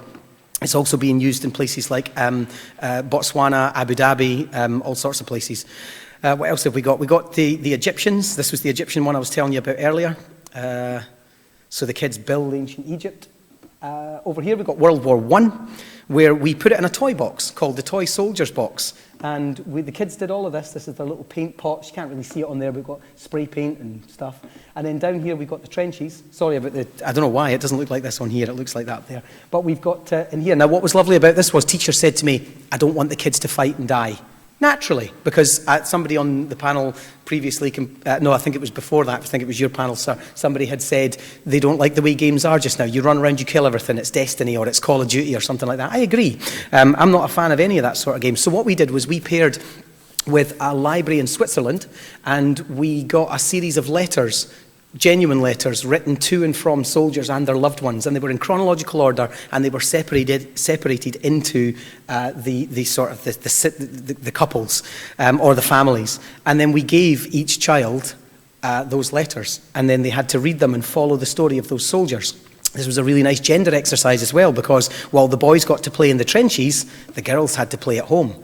And they didn't like that. All the girls were like, but I want to be in the trenches. And I said, well, let's explore what that would have been like back then. You'd have been at home and your man would have been in the trenches. And it was a really nice gender exercise as well. We explored all of that. However, having done that, the children then had to write their own letters to their loved ones and describe what the war at home or the war in the trenches would have been like. What we then did was we discovered that some of the letters didn't last that long. Some lasted several years, these piles of letters. Some lasted minutes. I say minutes, when you were reading them, because the soldiers died and they didn't come home. And the girls got really upset by this, and the little boys were like, oh my, and they're really rooting for their soldier. He didn't come home. I said, no, he didn't. So this was really sad for them. And then when we finished, we then get them to place a poppy, and you can do that in Minecraft. You can find a little space and you can place yourself a poppy, and then you have a minute's silence. I'll take that out because it's not a genuine one. So you can see how many kids we've engaged with on this one altogether, and actually soon we're going to have to extend that. I don't have a lot of time, and I want to pass you on to some of the others, but this is ultimately what we do, and hopefully what we're able to engage you in on this panel. And certainly I'm coming from the perspective that if we can do more with the technology that we've got, and I'm talking about the old and the new, we're talking about Audacity and some cheap microphones, or actually the virtual reality stuff that we've been seeing. How can we revolutionize teaching? And not just teaching, but also our industries as well. I now have business leaders coming to me and saying, do that with my staff. So I'll leave it there. I'm going to pass you over to Hugh now, who's going to come up, and he's going to do his bit, and then we'll go to questions and answers. Hugh is the leader of Games Wales.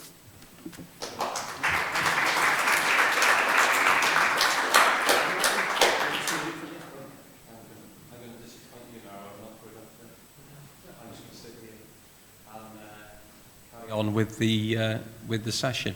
Yeah, I think what was interesting, we've had two different viewpoints there, one from Ian from the broadcast and Stephen from somebody who's actually on the, I was going to say the Minecraft coalface. I'm sure you can make a coalface in Minecraft. We've actually made a coal mine, and it works. That's brilliant. So, looking but looking at, one of the things we're looking at today is actually sort of the sort of launching of a Celtic Games education network, looking how Scotland, Wales, Northern Ireland, and hopefully go beyond there into other Celtic nations, Ireland, and looking at places like the Basque Country and Catalonia. We're actually streaming this session live. It's actually going out I know it's going out in Wales. Welsh is my first language, so hopefully you can understand me as I struggle through with my terrible English. So diolch o'r iawn a croeso, a helo I bawb yng Nghymru sydd yn gwylio ni ar y we heddiw. I'm using Welsh there because one of the things we've been looking at, one thing we're looking at is how can we have this collaboration and what are things that different parts of the collaboration can come to. So I think before going over to Donald, I was just going to say from a Welsh perspective, obviously Wales is a bilingual nation. The Welsh government, Alan Davies, the Minister for the Welsh, with responsibility for the Welsh language, and Carwyn Jones, the First Minister, launched an initiative at the National Eisteddfod last week to try and get 1 million Welsh speakers. And one of the things that was part of that was obviously education, but obviously one of the things we want to look at is the economic benefits of what we're discussing here today. Because I think it is a rich and untapped seam of bringing digital companies working in the gaming sphere, but also in the education space, together to work collaboratively and look at developing a new economy. There's lots of people here today, you know, you're going to be looking for careers moving forward. And obviously, at the end of the day, we want to be making a living out of what we're doing. And if there are opportunities of collaborating between gaming and education, there are huge possibilities. But I think from a Welsh perspective, one of the things we're interested in looking at is bilingualism. I'm really fortunate that I can think in 2 languages. I can switch from one to the other at any time I want. I'm speaking to you in English, I'm thinking in Welsh. How mad is that? But it is a skill, and I think bilingualism is a skill. I can see when something has been translated from English directly into Welsh and has been translated badly. So as a skill now for internationalising products, because obviously if you want to create something, you want to create it in English as the sort of lingua franca, but you want to be able to developing it in other languages for other cultures. And having that skill base within Wales is something I think definitely we can bring to the table. And I'm really looking forward to it. Obviously, I've got my Chairman of Games Wales hat on, so I can see the potential for the games industry in Wales. But I'm also, I think, are we just about still members of the National Digital Learning Council? Has actually finished now? I think we were until last week or something like that.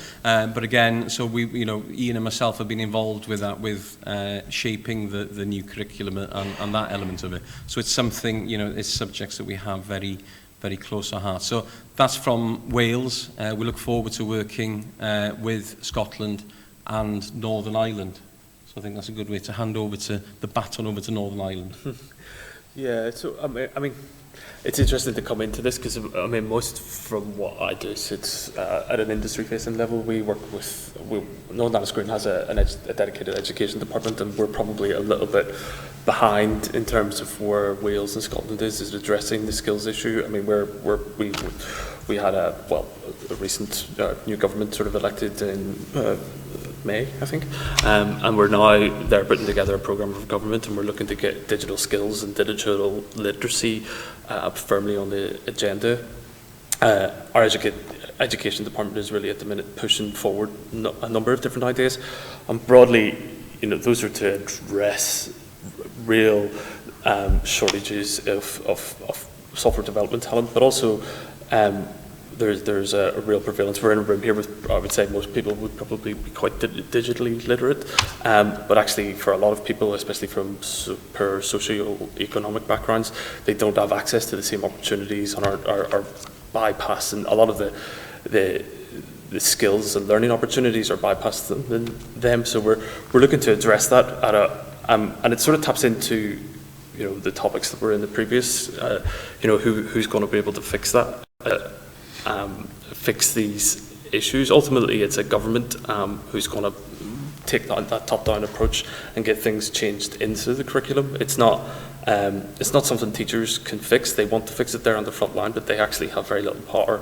They can just deliver what they've expectations, and as it's been raised, it's about giving them sort of the excellent, it's the excellent teachers that will go out and do further opportunities, and it's probably working with what you're doing sounds like it's excellent, and it's probably well, I don't want to make too many assumptions, but it's the great schools that take advantage of that opportunity. But what I think, within Northern Ireland Screen, what they're looking to do is to make sure that that's being rolled out at a real national level. And I'm sure, as Hugh was saying, that there will be more opportunities for companies that are working in this space who've got the skills to create more learning opportunities and to create some more commissions. I'm sort of interested, actually, Stephen, how did your business come about from a commissioning point of view, or how do schools engage with you, or how's that? Yeah. Just a note before I answer your question. Northern Ireland have put Minecraft in every single school, so that's a bonus. So well done to the Northern Irish. But well, my business largely comes from, I'm an ideas man, so I see a technology, like first time I ever saw virtual reality, I kind of try to get my hands on it. I'm now currently working with a HoloLens team and stuff, and it's kind of like, as soon as I see a technology, it's like, oh, what could we do with this? And if it doesn't work, so I kind of take the risk on development time, and if it doesn't work, or if I can't see a way that it's going to genuinely engage kids, and it has to genuinely engage kids, because there's a lot of technologies out there. I have to say, sorry for anybody who thinks this is a good idea, I'm not a huge fan of tablet technology in schools. I think there can be a lot of wasted time and money on that in particular, and I'm not a huge advocate of tablet technology in schools. So a lot of the risk I take on kind of developing those ideas, then I take those ideas out and I just kind of say, who's interested? And largely it'll be schools, charities, multinational businesses, the Scottish Government, the Northern Irish Government. They'll kind of step forward. Someone will spot what I'm doing and say, oh, we could do that. So I don't traditionally sell. I just go out and say, look what I'm doing. And then people kind of jump on that. So I think it's quite interesting, just looking at the representation on the table here now. I think, Ian, obviously from the BBC's point of view, you're working on a nation level, and I think things are changing there as well with potentially more power and more money being transferred to the region. So you've got the BBC could do that. How do you think that would benefit, as part of this collaboration? Well, I mean, I think things like in Wales, I'm responsible for Bite Size in Wales, and Bite Size is a huge brand. It's got about 85% recognition amongst the target demographic. So there's really amazing things that you could do with that brand, and to sort of get more gamification out there, for example. But also what's happening is that, we're seeing it's about how it maps against the curriculum, and those curricular developments in the nations are diverging. So actually, it's not a national UK curriculum anymore. The curriculum in Scotland and Wales are very similar now, actually, partly through what Graham Donaldson has been proposing, and Northern Ireland similarly. I mean, it's those 21st century skills, and it's all about collaboration. So gameplay in that context fits perfectly for it. So I think, as I was suggesting, I think there's a real opportunity there for games, in quite a broad sense, being a real medium by which we can do some of these learning things that map the sorts of things that are happening in the nations faster than England. So, I think there's a real sort of, I think this could be the sort of thing around which we could coalesce some commissioning structures to sort of put things out to companies like yourselves and others who can do this. Because there's strategic opportunities here as well, because we're looking at, obviously, with higher education, how gaming is taught across higher education, across the different nations, and being able to compare and contrast what's working, what isn't working. And again, just from an industry point of view, obviously I think Scotland is further down the road than the rest of us. So what we can learn from Scotland, but also what Scotland can learn from us, sort of younger, newer industries. So there's huge potential there. Yeah, and I agree. And I think two things. The first is that what I've noticed, because I've been doing this now this will be my 18th year, 18 years of kind of working with technology in education. one of the big changes that I've noticed is the introduction of big players like the BBC, Apple and Microsoft. It used to be that the government would fund most of what was going on. It used to be that the education system could stand on its own 2 feet. And there was always issues. Don't get me wrong, there's always financial issues in education. But for a long, long time, it was largely self-serving. And then after 2008, there's been a real crash, a real genuine crash in education. And people cannot foot the bill. So what's now happening is by necessity, there's greater collaboration with the BBC and the museums and the galleries and the library systems and big players like Apple and the BBC. They're coming in and saying, well, actually, how can we help? Now that benefits them in a corporate sense, but it's actually really benefiting the education side as well. And the second thing is, given what we know, I think for me, my question is if this is the idea we have about creating some sort of what would you call it, a Celtic collaboration, how do you do that? One of our key questions today is how do you join the digital dots? So there's companies like mine, which I mean, though I might be global reach, and I'm still compared to the BBC, I'm a flea. And then there's give you a few years. Yeah, there's the BBC and then there's the Smithsonian and so on. And it's kind of like, how do we join those dots, large and small? I think is the question. So one of the things I was thinking about this is really around regional funding and how that operates. I suppose the best example we have of this is how a lot of animation productions are funded in Ireland. We would do co-productions with North and South, so they're able to take advantage of the animation tax breaks, the tax breaks that they have available down south, and then the various different bits of soft funding, blending that up with whatever private sort of finance. So there's this pot of funds that come together for the various different bits of work that are done in each region. So I think that is going to be a key ingredient in getting that cross collaboration, because there's we know that there's government support for game development across all those regions, so it's kind of getting those bodies to sit down and go, right, well, we acknowledge that we want to work in the advantage of each other. So it takes that, because I think we have certain limits currently what we can do, but they're acceptable as long as there's agreed outcomes. But all parties need to be agreed as that they're co-financing the same project. Yeah. But I think there's a challenge here, because we're talking about joining several different digital dots. We're looking at BBC joining those. We're looking at economic connecting dots. We're looking at intergovernmental, because the other thing we have to look at as well is the reality of Brexit, which is going to potentially make collaboration with European partners more challenging potentially. So again, having that group and having that critical mass can help, and also looking at other Celtic partners, because we're looking at the Atlantic Arc. So partnerships that we already have between Wales, Northern Ireland, Scotland, the Basque Country, and how do you build on partnerships that have existed for quite some time.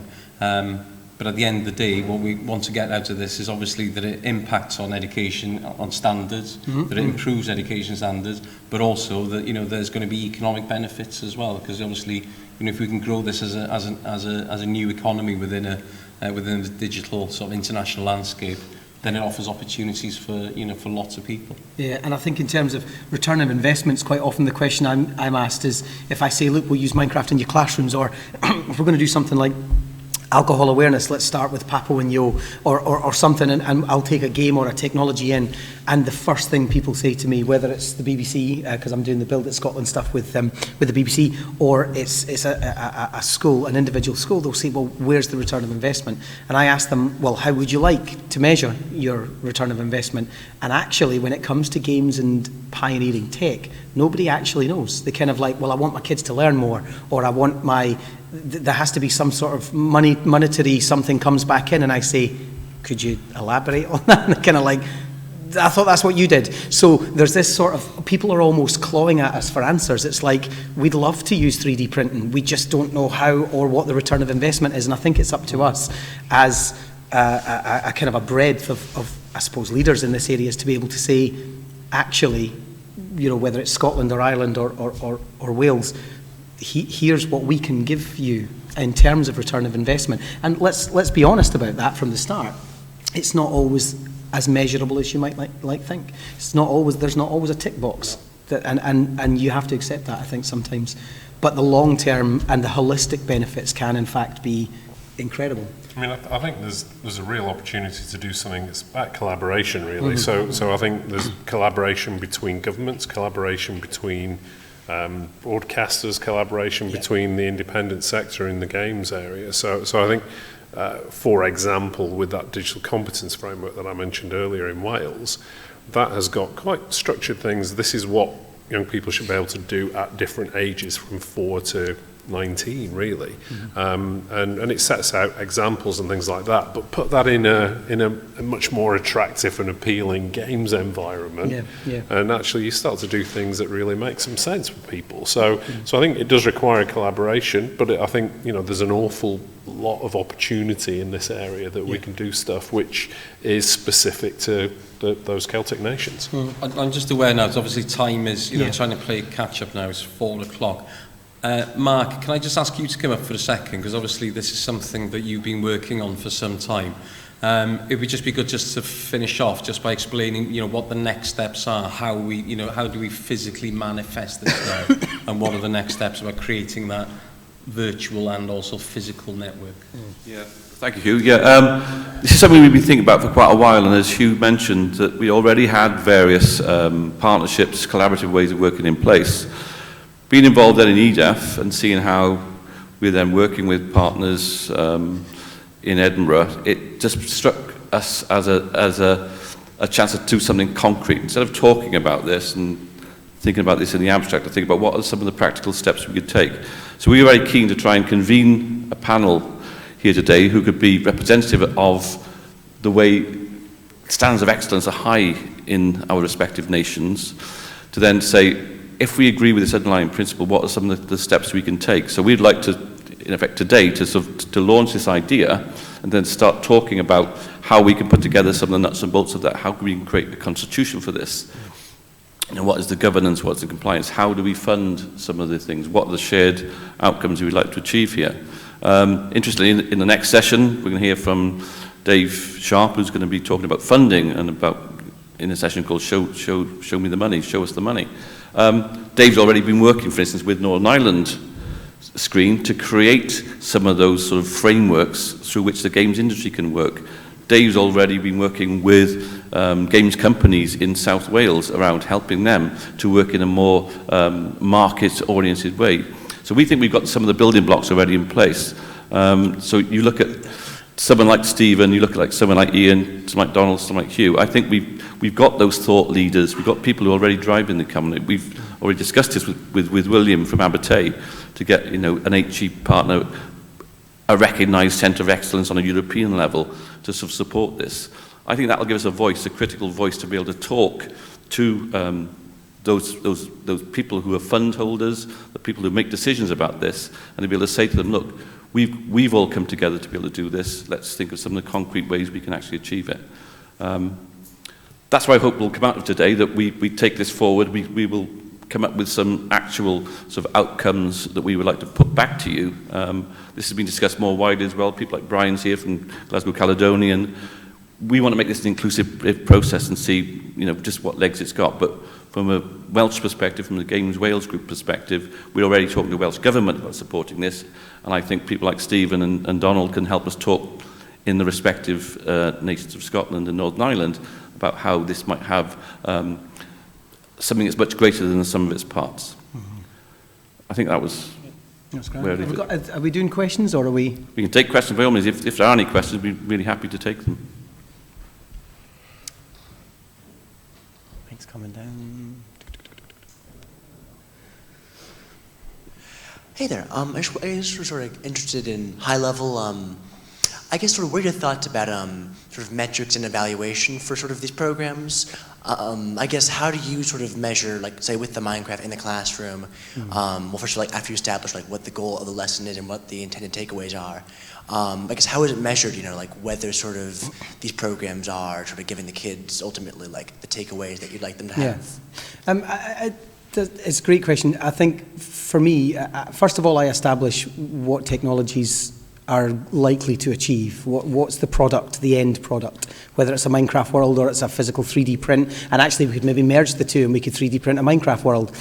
But for me, we have to map that onto the curriculum. So I work very closely with teachers from the beginning where I say, right, okay, you want to use Minecraft, and you're not sure why yet, or you might actually be sure why yet, but let's make sure if you set out today to help children to achieve 5 learning outcomes, objectives and experiences in Scotland, for example, how can we make sure Minecraft does that for you? And that's when it comes back to my original point that actually we tend to find that Minecraft alone will never do that. A 3D printer will never do that. A drone is not going to do that for you. It's going to give the kids an amazing experience, but it's not going to give you everything you need to achieve it across 5 different learning objectives. So, and then of course, we then, at the reverse end of that, when we come to the end, it's about reverse engineering that into your assessment matrix and saying, right, how did we do? And how did we do per individual child as well? Because some kids just love this stuff and some kids just don't buy it. So we have to make sure that throughout that, how can the technology be used for differentiation? How can we make sure that every child with every need is taken care of and so on? I had a child recently, and colour blindness seems like the obvious one, but I had a kid recently that built this beautiful thing in Minecraft, and I, having just visited the school for a day, said, why did you choose those colours? And it was these phenomenal blue kind of, the kid was colourblind. And that was the colours he saw, which weren't the colours I was seeing technically. So it was, but it looked beautiful and it was fascinating. So so that got me thinking, actually, I had never taken that into account before. Maybe some of the stuff that the kids are building and the colours that they choose, the decisions they make to use certain colours or materials, isn't quite the way I've been teaching it, because every child has a different way of looking at the world. So we just have to make sure that we take that into account when we use technologies to do that. Any technology, I think. Any others? That's grand. Well, thank you very much for your time. I hope that was useful for you. Thanks.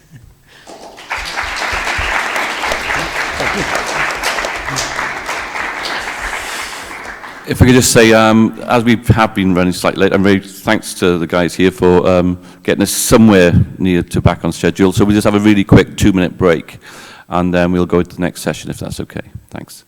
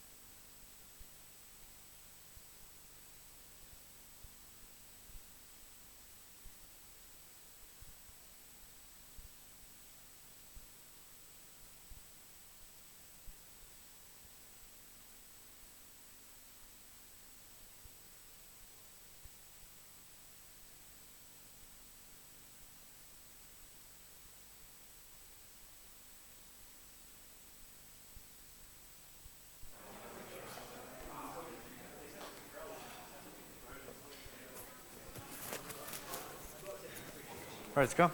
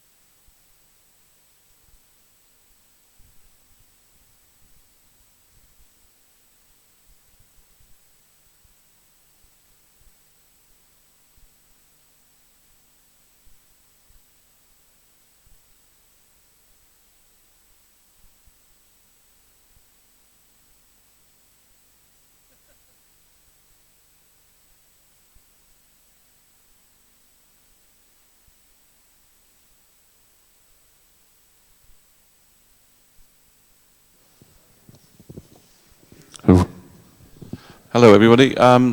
Thank you for doing this quickly. You've seen we've got some stuff set up over there. People having a play already. That's great. As I briefly mentioned in the last session, this is very much a session about, we've talked about some of the things behind games in terms of how you design them, how you construct them, how you bring them to a position where you've got an MVP. We talked about how games can work in the education sector, but how actually do you fund that process? How do you guys here turn yourselves into members of an industry? How do you get companies that actually are sustainable? The people paneled here are people who have direct experience of that, either from the games industry themselves or helping to fund that process. And the person who's going to lead you through it is someone with years and years and years of experience of helping to build economic capacity for this sector, Dave Sharp. So over to you, Dave. Thanks. Does everybody hear me okay, yeah? Cool. So I've got two co-conspirators here, Mike and Tony. I'll let them introduce themselves to try and keep on time and essentially get to the questions as early as possible, because that's generally how this works. I'm basically going to pound my way through a few slides that have got a lot of bits of detail on it. It really should just give you a fairly general picture of what is available to startup game developers. Some of it won't mean anything. You'll need to go back and look at it, take some notes. But it should just give you the bigger picture, and then obviously I'll try and deal with any detailed question at the end. So I am going to try and get through this fairly quickly so that these guys can get on and tell you about what they do. So who am I and what am I doing here? I'm a veteran of the UK games industry, if that's the right way of describing it. So I've been at this since I was a teenager. I'm completely self-taught, just had a computer at home, started programming, one thing led to another, joined the games industry when I was 17, pretty much all I've ever done. I have actually owned 2 game studios, one which I've sold, one which is kind of work in progress, so although I don't consider myself a full-time member of the games industry, I am still fairly kind of active with things. Since 2008, I've been working in the investment sector, so I wanted to kind of broaden my horizons, went off, learned how the kind of finance side of things worked. It was means to an end. I always thought that I was going to end up raising money again, so I wanted to know how it worked. But now pretty much spend a lot of my time working in and around the investment sector, helping to connect investors, particularly with creative companies where they've struggled, but tech companies in general, and very specifically games companies. That's a grand total of about £13.2 million that I've worked on in that period. So I now consider myself au fait with how it works. I know where to go, what to say, what doesn't work, what they think, how they work, all that kind of stuff. And I now work with a number of VCs directly, so they'll come to me and say, hey, we've heard about a thing called a Bitcoin, what do you know?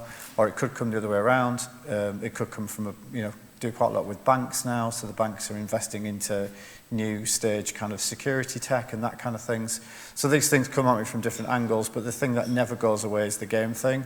So people like you sitting in events like this wondering how on earth you're going to get this to work in a kind of finance sense. So I've got to do a bit of a disclaimer here. It's not a definitive guide. I'm not about to tell you everything. There's a ton of other stuff that's not in this presentation. I'm not a lawyer, so you need one. If you're going to go anywhere near kind of raising money, you must do that. And things change very quickly, so anything I tell you today could be wrong in a week. So you've always got to go back and check, the detail, if you like, that I've given you is still applicable. And even when I came around to do this talk, something that was in a talk 2 weeks ago is now not valid. So I've got to do it as well. I've got to constantly keep going back over it just to check that what I'm saying is correct. So we're going to go through some basics. There's 2 starting points. One is as a pre-start and one is as a startup. So pre-start is before anything is incorporated. There is no legal entity. There is no limited company. There are no directors, no shareholders. There's some stuff you can do at that level or at that point. There are some things that are available to you only at that point, so only as a pre-start. Once you've done the kind of deed and you've created the limited company and you've got shareholders and you've appointed directors, you're effectively a startup, and then there are other things that become available once you've got that legal entity. It's worth just having a little bit of a Google around to see what the difference is and to find out what is actually only available to you as a pre-start, because if you rush to incorporate, you'll lose the option to take those things. A lot of local authority funding, so things that might come from your local council, tend to be pre-start orientated. So you just need to be careful that you don't rush too quickly to do the startup and then realise that there's 10 grand that's now not available to you because you've got that limited company. So everything hinges around a competent business plan. No matter what you do, where you go, who you talk to, anybody like me, without the business plan and a cash flow forecast and a narrative, a story that fits this all together, it's pretty difficult to get too much further. And business plan writing is a skill and an art in itself. Some people are particularly good at it. You can find templates as a starting point. There's lots of things for you to chew on, but you need one. And they don't need to be big, 20, 25 pages, absolute maximum. You just need to cover 5 points: who, how, why, when, and what. That'll do. Those 5 things, written competently, nice, simplistic English, no technical jargon. You don't want to read about Xboxes and engines and Unreal and Unity. None of that crap at all. Okay? Simplified, dumbed down, like your mum would read it and she would understand it. That's exactly what the business plan is. You do need a cash flow forecast. Typically, investors will ask for a 3 to 5 year one. You're not a financial professional. Try and do a 1 year one, make the best job of it you can, and then give it to an accountant and let them figure out what you were trying to tell them with the year that you did. So 1 year in detail, 3 years is probably bare minimum. Some investors will push you to try and make that 5 years, but it's a bit pointless really. But you do need one. And any form of funding will take time. So the biggest complaint and frustration I get is people saying, why are these people not going quicker? Because they just don't. They're the ones with the money. They'll take all the time that they need to convince themselves that this is the right thing. So however long you think it is, if your mate tells you it's weeks away, it's months away. It's always much longer than you think. So don't let that frustration build up. Just see it for what it is. Do a little bit of research. Talk to investors and say, typically, how long does it take you to do a deal? It's not a trade secret, but it will take typically several months to do a seed deal, 3 to 4 months to do a kind of grant or co-funded thing. And if you're ever involved in an A round, that can take a year or more to get that to work. Okay. So there's a bunch of kind of things, I guess, just as a list. So for pre-starts, you're looking at grants, loans. Friends and family is an interesting one. There is a concept where friends and family can make an investment into a company. They should have professional advice before they do that. You should have professional advice before they do that. However, I have seen a couple of friends and family do spectacularly well when the company takes off and the investor wants to buy them out, and suddenly $5,000 becomes 50 very quickly. So it's a realistic possibility for a pre-start. For startup, you've got debt financing, Kickstarters, customers, people buying in advance, accelerator programs, and the work for hire route. If you're going to go into the angel investment, it's pretty much defined as a seed round. That is a technical term. You could Google that and you'll get a lot of information about what constitutes a seed round. But typically it's up to and including about 250,000 would still be considered to be a seed round, but an average typical seed round is probably 150. You've got a VC investment round, which can be the seed round, so you can get VCs that do the seed round, but then do something called the A round, which is the first sizable chunk of investment. So if your seed round was 250, your A round will probably be around about £1 million, 1.2 million round. And if you did a B round, that would probably ramp up to about 2.5, 3 million in the B round. But that's pretty much constitutes a VC investment, a venture capital investment. And if you ever got this far, some companies do, there's something called a P investment, so a private equity investment. That has a huge price tag on it. That can be 10, 20 million pounds, depending on the turnover of the company. So they're the basic categories, if you like, for investment. So here's an example of a grant. It comes from a local authority. I chose a Welsh one because Mark had asked me. So this was one available from Newport City Council. It's £1,000. It's an independent decision made by the council, so it doesn't go through to another body or institution for review. You can spend it on software and training and website development and marketing. It's probably just a case of filling like a 2 or 3 page form in and convincing the person who you give the form to that you're serious. Right, so possibly a 30-minute meeting, an hour with somebody to let them talk about what it is that you're going to do and how you're going to do it. Those things are all over the place. Your local authority is probably running several different schemes for several different reasons at several different points in the year. There is somebody in your environment who's there for economic regeneration and development. Jump in front of them, ask them what the grants are for. Like I say, it's a form-filling exercise. You'll probably find you writing the same thing repeatedly on different forms. You need to be patient with it. It's free money. They're not going to ask you for it back. So there are startup loans, pre-start loans. Again, I'm not a finance professional. You should speak to an accountant. There are loads of these things. They're all over the place. So all of these organisations run some form of pre-start loan.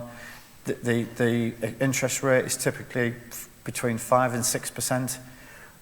In the grand scheme of things right now, that looks bad because the interest rate is so low. Historically, it doesn't look so bad. So there have been periods, if you like, in recent history where that interest rate would have been 12, 15%. So it's somewhere in the middle of the historic range for loans. But all these organisations run those schemes. They've all got websites. Download the form, submit the form. It's all the usual kind of stuff. So there's plenty that the government does in terms of tax relief. So the first one I'm going to look at is something called EIS and SEIS. So SEIS is the Seed Enterprise Investment Scheme, and EIS is the Enterprise Investment Scheme. These are basically tax incentives to de-risk it, putting into startups for investors. So currently, if your company is SEIS approved and the investor is SEIS approved, his money is kind of guaranteed for him up to the level of about 98%. He's got almost nothing at risk. So it's worth learning about the schemes, how you register, what they mean, how they work, who they're for, because it's likely that any potential investor is going to ask you whether you are SEIS or EIS registered, because he wants you to be, because that's how he protects himself. So it's a bit of mumbo jumbo when you first start looking at it. You think, you know, I didn't do this to become an accountant. It is kind of fundamental that you just do know what they are and how they work, so that when an investor says to you, are you SEIS registered, you can answer the question genuinely and honestly, yeah, I know what you're asking me, and yes, I am. It generally takes the involvement of an accountant, though, to get to that point. So we've got the research and development tax credits. It's a scheme that's been running for quite a while. It's genuinely the only time in history that Inland Revenue have given you money back. So historically, they've given you credit against a future tax bill. The R&D tax credit is the only scheme they've ever run where they physically give you money. I could tell you a little bit about this. I do these things all the time for my own company. However, there are two people here from Jumpstart. Put your hands up. There you go. Those two people there. They know more about it than I do. So if you're interested in how the tax credit system works, you should speak to them. Some of the guys, if you've been on the Dare to Digital thing, your existing work potentially counts as a part of a claim for an R&D tax credit. So if you're not sure if you're going to carry your demo forward or you're going to continue working on what you've been working on, you should have a discussion with the Jumpstart people about how to prove or how to evidence what you've done against a tax credit claim. Again, it's not what I do for a living, so you should definitely speak to them rather than me. Innovate UK Smart Grants. This has been running for a while. It's got 3 different levels in it. You can go anywhere between 25 and kind of £250,000. Again, it's just about forms and reading the criteria and filling the form in and blah, blah, blah, blah, blah. It's very dull, but it does, you know, quite often end up in a bunch of cash coming to you. So, I know this is really dry stuff, but I just thought I'd get through as much of this as I could in the early stages. Innovation vouchers are about you guys finding someone like me to help you with a problem that you already know you've got. So there are a bunch of experts that you can use the innovation vouchers with to get free time with them or free expertise or whatever it is that you think you need. Again, it's just about reading the application forms and working out whether you're eligible. There's something called an apprenticeship grant. So if you just want somebody to help you with a thing, this can be everything from admin to financial control to whatever, customer service, whatever. There's a bunch of apprenticeship grants. It's a low-cost way of bringing somebody into the business to help you with a non-critical task. The Princess Trust still run a grant. This has been running for forever as well, 25 odd years.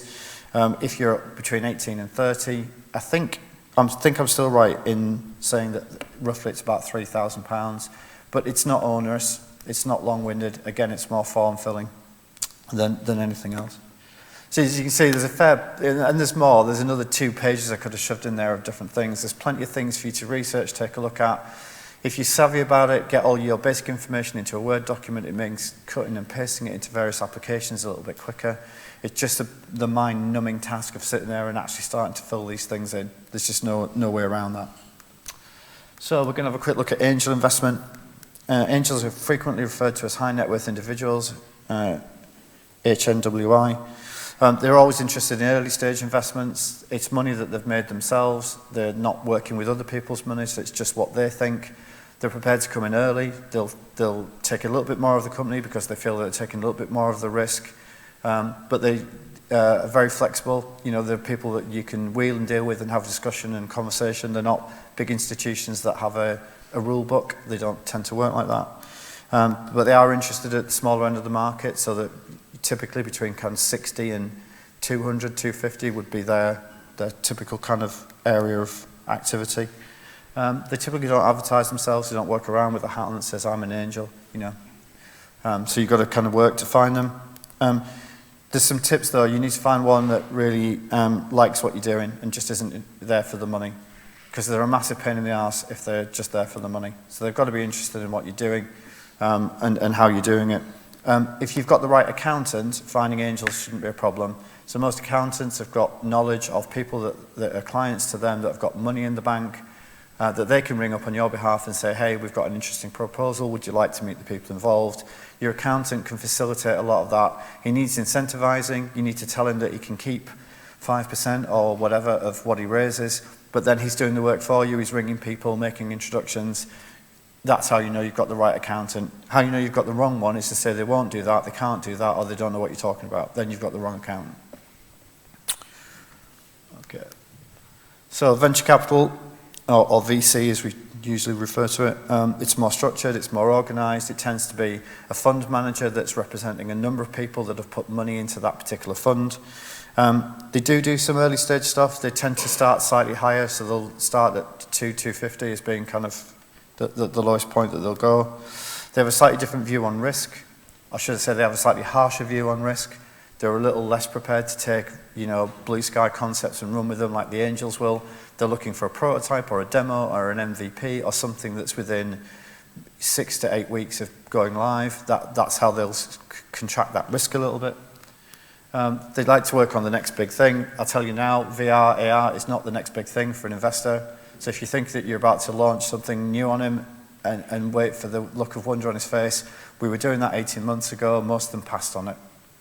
That's how they look at it. They don't believe it's a mass market thing in the same way that I don't. So they just wafted straight over it and we went on to something else. So they're already talking about cryptocurrencies and bitcoins and all these other things.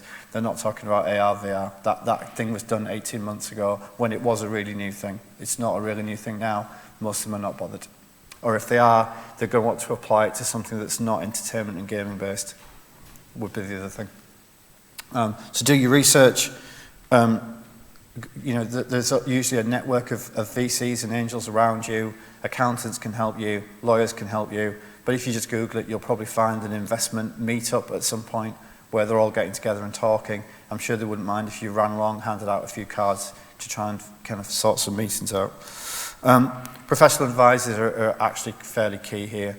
So having non-executive directors or retained advisors or people that are helping you that have got a bit of business behind them, a bit of track record, VCs find that a little easier because you guys will come across as young and very enthusiastic but without a lot of kind of knowledge. You've got knowledge but wisdom, if you know what I mean. So, knowledge is knowing that tomatoes are fruit and wisdom's not putting it in a fruit salad. That's how they kind of see you. They think that you'll still put it in a fruit salad. So they kind of like the idea that there's an older guy somewhere hovering around in the background trying to help you because he's been there before, he's done it before. That generally kind of works quite well. So private equity funds or PE funds, they take a business that's basically functioning and they just speed it up. So if you've got some traction, you've got some clients or some customers or some players and you've got a couple of products and now it's just about making the company go quicker, that's what private equity funds do. They just flood your business full of cash and speed it up like a Ferrari. So if you're making £1 million a year by doing what you're doing, can you make £10 million a year if we give you £10 million? That's how that attitude works. So as soon as you've got some revenue or you've got some traction or you've got even a little bit of success, you'll start to kind of draw the attention of PE funds who just wonder if they give you a load of money whether it'll just go 10 times quicker. That's really what they're up to. They tend to focus, rightly or wrongly, if you like, from a moral compass point of view, they'll focus on businesses that are badly managed or underperforming.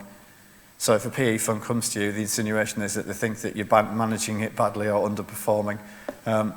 It's just the way that they work and the way that they see things. So the tip I've got here is to understand the nature of them, is just have a conversation with them. If you get the chance to meet somebody from a PE company, take the meeting. Even if you don't think it's relevant right now, get the feel of what it sounds like when somebody's talking to you in those terms and in those ways. It's really good experience to see how finance professionals look at the thing you do coldly and with no enthusiasm and no emotion. They're not Xbox players. They've never played Call of Duty. Right, so they're looking at what you do very, very coldly. It's very sobering when somebody starts to tear your sector apart bit by bit and put it back together just in financial terms. It's good experience. It's really, I learned so much at the beginning from PE guys telling me how little I understood about the thing I've been doing for 25 years. And talk to somebody. If somebody's been through that experience, you get a chance to spend any time with them, take it. Let them talk you through what happened when the PE guy got involved. So nearly at the end, some common mistakes as far as I'm concerned. Starting too late. So you should be, even if you're in the pre-start phase and you think, well, we won't be going until next Easter, you need to start now. It just takes so long to fill forms in and meet people and get everything going. And quite often somebody says to me, we were hoping to be up and running in about 6 weeks. And they haven't even started the money thing. It just doesn't work like that. It just takes several months to get the crescendo that you need. So starting too late, the wrong money. So taking money from anybody, just anybody that will give you it, if that's a tactic or it ends up being the way that this works for you, there's probably a bit of a downfall coming at some point. So you need to match your investor to your own aspirations, to the personality types in the company, to the trains of thought that you had. You need somebody who is going to not fight you every day out tooth and nail on every little micro decision. So you can't just take money from everybody. You just got to match the money to the way that you want this to work. And sometimes that makes it a little bit more painful and it's a little bit longer, but it's definitely worth it. If you get an investor that's in tune with you in terms of what you're trying to do, on bad days are going to be not quite so bad. But a bad day with an investor that's just poking you in the back constantly, they're awful, right? So taking the wrong money. Poor or non-existent planning. You really can't make this stuff up as you go. That's not how this works. Investors want to see that there's a train of thought that's coherent, documented, testable, measurable, monitorable, metrics here, there, and everywhere. Expenditure is under control. You know, revenue is accurately forecasted. You can't get away from that. The most common syndrome is you've got 3 or 4 people that all of you studied to be a games developer. I promise you, one of you is giving up, deleting Photoshop, uninstalling Unity, and looking at Excel for the rest of his life. Right? It's an unfortunate syndrome of where you're heading. One of you is giving up his dream of being an award-winning animator and is now becoming Excel ninja. What one of you is, definitely. And you can all look at each other and you probably already know which one of you that's going to be. But one of you is doing that, I promise you. The planning just takes over. So, wrong or missing team. So investors put money into teams, not into projects. So you need to have the team that you've got needs to make sense. Raising money as a one-man startup is near enough impossible. 2 is quite difficult. 3 is the optimum number. 4, it starts to get difficult again. There should be a managing director, a technical director, and either a commercial director or a creative director. You don't need a financial director right now. He can come along at a later date. But certainly, ideally, the best number is 3 in that kind of configuration. That makes the most sense to the investor. Historically, it's always made the most sense. But a one-man startup is almost impossible to raise money for now, and 2 is still quite difficult. 2 is difficult because you can get a split decision. Those 2 people can fall out and it won't resolve itself. With 3, you tend to get a decision one way or the other. So make sure that you think that you understand that. Even if there's only 2 of you now and you know you need to get a 3rd one and you state that to the investor, that's fine. Because that just shows that you understand the situation that you're in. Okay. So misaligned expectations. So this comes when the team fails to draw a line in the sand and go live. This happens a lot.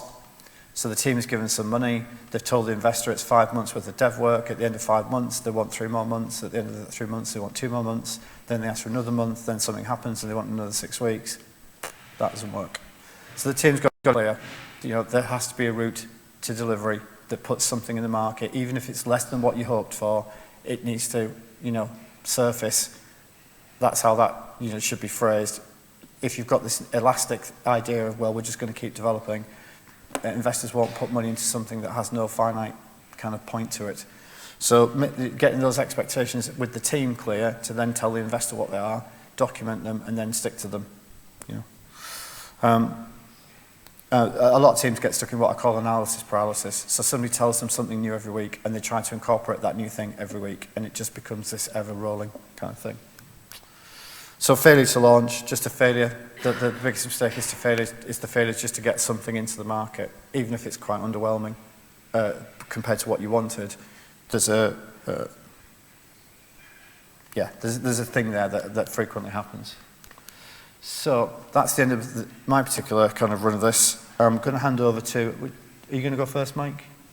Yeah. All right. I'm going to hand you over to Mike. Mike was part of the. What was it called? UK Games Fund. UK Games Fund. I was an assessor as well. Mike was part of the UK Games Fund, so I think he's going to tell you a little bit about what this kind of scenario looks like from his point of view.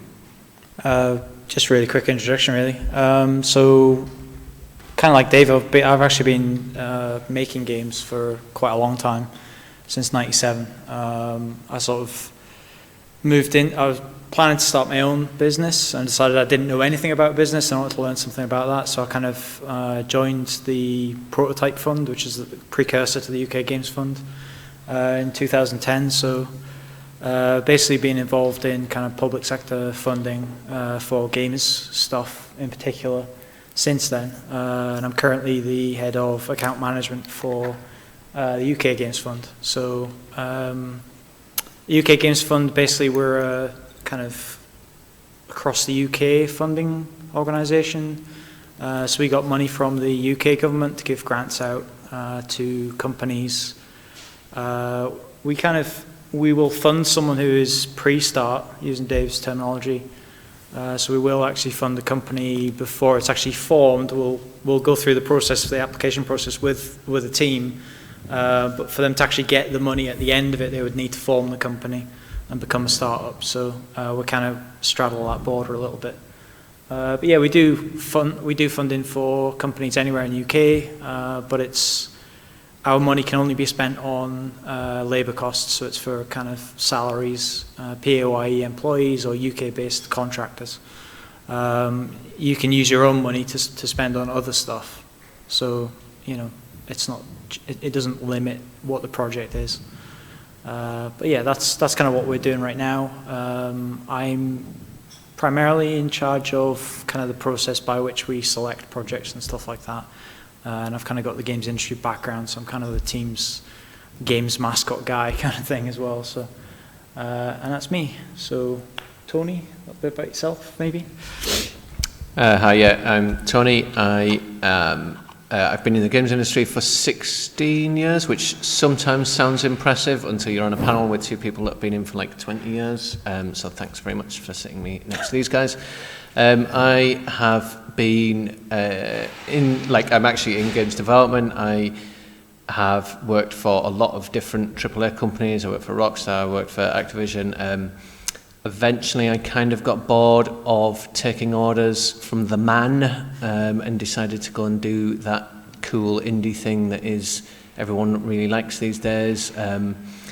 And then I sort of realised that I actually needed a lot more money than I thought, so that I kind of now am in the situation of filling in application forms for a different man's money. So that didn't really work out too well.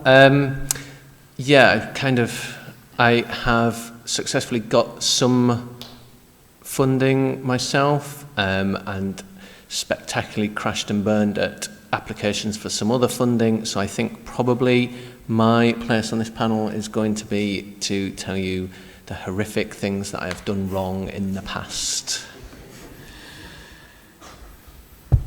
Okay, has anybody got any questions that immediately spring to mind? Shoot. Is there a microphone?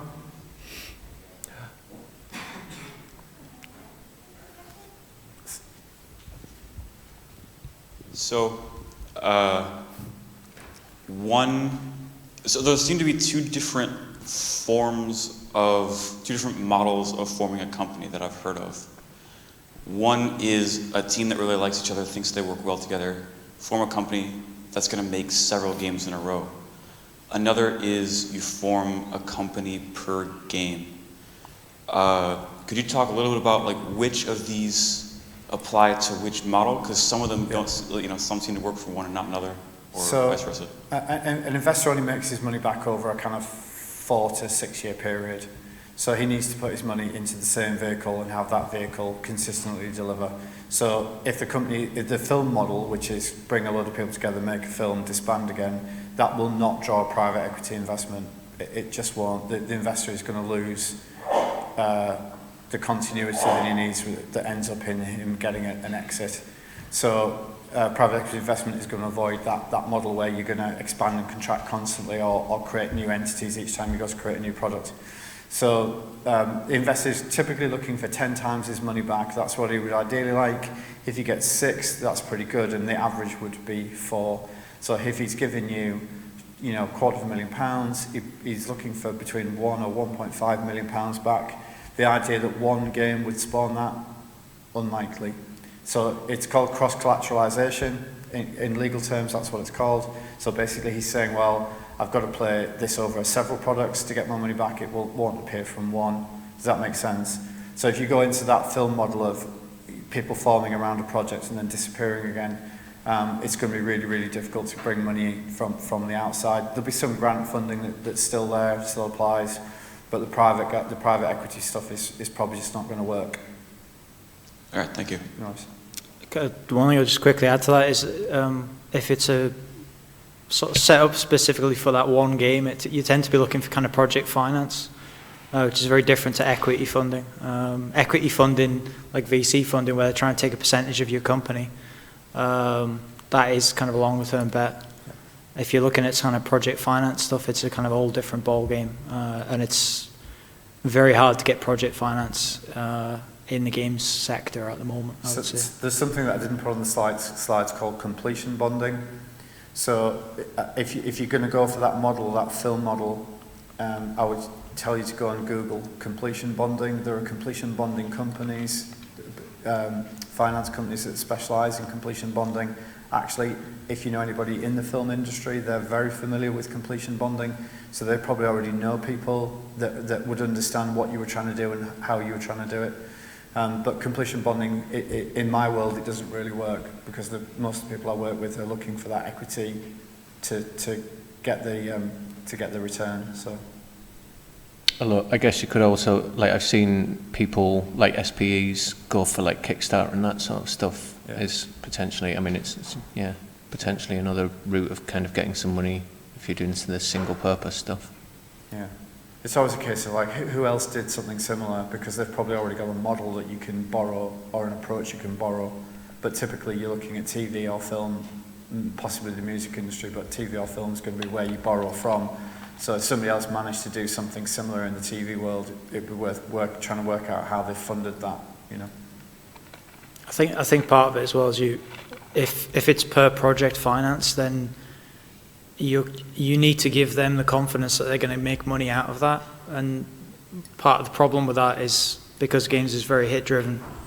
Trying to, I don't know, it's a different ball game. It's quite difficult to convince people to give you money for a single project and convince them that you are going to get the return on that. So I do actually know a company that's you know, turning in one of their projects into a special purpose vehicle, as in they're spinning it out into a separate company specifically for that project to handle the finance side of everything and the way that the money gets split up, because it's actually got project finance behind it. But doing that, I mean, that's incredibly rare. Like, I literally know one company doing that, and we've had hundreds of applications to the UK Games Fund, but there's like one company I know of that is doing that. And it's partly because they've actually got ties into the TV world and they've got some TV funding type people.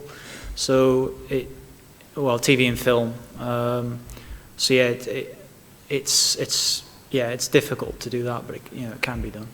Investors sometimes come across as being less than educated, so they'll tell you that they've never seen Warcraft or whatever, and that's a slightly kind of malformed kind of opinion. What they mean is that they're not players. It doesn't mean that they don't know where the money is. So they'll nearly always be able to tell you that the hit percentage or the hit ratio for games is less than films. So about 8% of films make money, about 4% of games make money. So they know that. You know, they know they're acutely aware of what the industry looks like from a monetary point of view, even if they can't recognise Call of Duty. So you've got to be careful that you don't make those two things the same thing and think that they don't know, because they always know. They pay analysts and people like me to sit and tell them exactly what they need to know before they go anywhere and do anything. So, you know, they're always acutely aware of exactly where the tipping point is. You'd never be able to persuade a VC that you could make money in that kind of magnitude from a single title. They would know that that's not the case. So. Anybody else? Oh, not Brian. Hello, Dave. Very interesting stuff, as usual. Just a quick question based on something you said to the DARE teams here. You mentioned that someone has to become basically the spreadsheet wizard, the form filler, whatever you want to call them, the person that does the biz plan. Is there another approach where you could possibly bring someone in to kind of bootstrap that process, or maybe, like, you know, even bring a business student in to kind of help out in that process? Yeah, there's a potential solution and a potential problem. If the team's already 3 and nobody wants to be the spreadsheet ninja, most investors know that 4 gets quite problematic. So if you're going to bring somebody in from the outside, you're actually saying to the investor, we understand that none of us are really equipped to run this as a company. We're just not of that background, but we're going to solve that by creating a problem, by giving us a 2 versus 2 in the management team. So some investors will be, you know, okay, you know, there'll be some caveats that they'll put in saying, if you guys get 2 versus 2 on anything, then I've got the casting vote or whatever. But 4 and 2 are, the investors will try and avoid 4 and 2 in terms of management teams for those reasons. There's a couple of startups down in Newcastle that did exactly that. So they brought in business graduates from Newcastle Business School to run the business side of things. I would say that it kind of works. There are other issues that come with it. The personality types that you get from the business school can be at odds with the personality types you get in the development team. So I know there's been some issues at kind of board level and management level about philosophy, I would say, or methodology between how somebody learned to run a business in the business school and what a game developer learned doing his degree. But it's viable, you know, if there's 2 of you bringing in, to get you 3, bringing in a business graduate to do the spreadsheet ninjaing while they run off and build the game, that would look viable.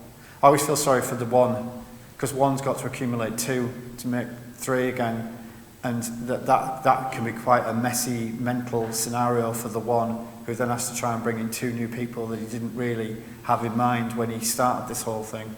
But taking 2 and making it 3 by bringing the business graduate in, yeah, I don't see why that wouldn't work.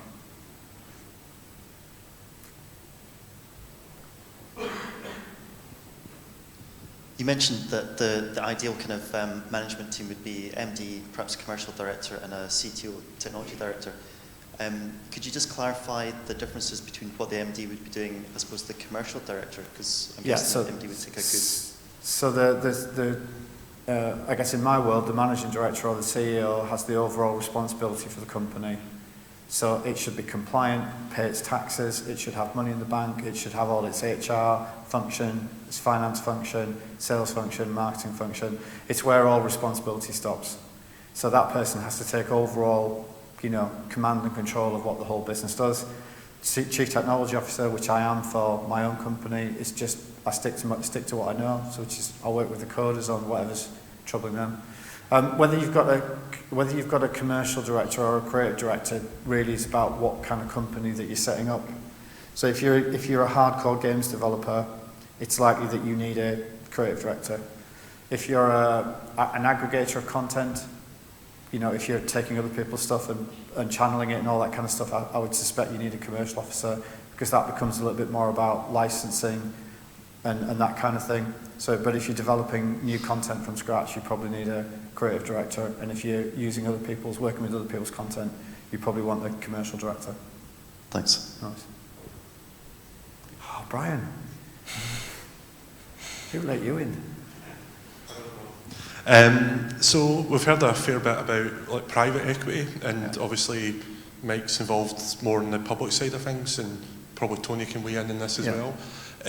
What about like other public kind of funding or other funding routes other than the sort of private? So I'm thinking like arts funding, creative funds, things like that. And then probably Mike can speak to that a fair bit in terms of the UK Games Fund, and probably Tony in terms of what he's applied for over the period of time. Well, I mean, first thing I'll say is I'm glad you actually mentioned arts funding. It's important to realise there's a big difference between kind of arts funding and commercial funding in terms of what you're trying to achieve and what the funding body's trying to achieve. We get a lot of applications from people who really are looking for arts funding. There isn't as much arts funding out there, but it is out there. So things like Creative Scotland will do arts funding. I don't have a kind of encyclopedic knowledge of all different funding bodies, unfortunately, but typically arts funding is where you're trying to have like a cultural impact, and someone will give you some money to do something that's kind of pushing the boundaries, or you know, maybe it's a museum piece or it's exploring. You know, I work in Dundee with some Games Collective guys, and they're working on a game about drone warfare, and it's kind of looking at the ethics of drone warfare and stuff like that. So arts funding, it kind of suits a team that's wanting to work creatively. It's a small team doing creative projects that has, you know, has a particular output, it's maybe not a commercial thing that's going to make billions of dollars, you know. That kind of funding, it is out there. It tends to be there's less of it because it has less economic impact. I do know, like the Game Collective guys that I've sort of worked with in Dundee a little bit, they've been kind of getting various bits of funding from different places, and they've managed to get some arts funding to do their kind of drone project, and they've been doing that for, you know, about 3 to 5 years. I think they've survived on that kind of funding. So that is actually a valid business model. If you want to go down that route and that's your thing, you can do that.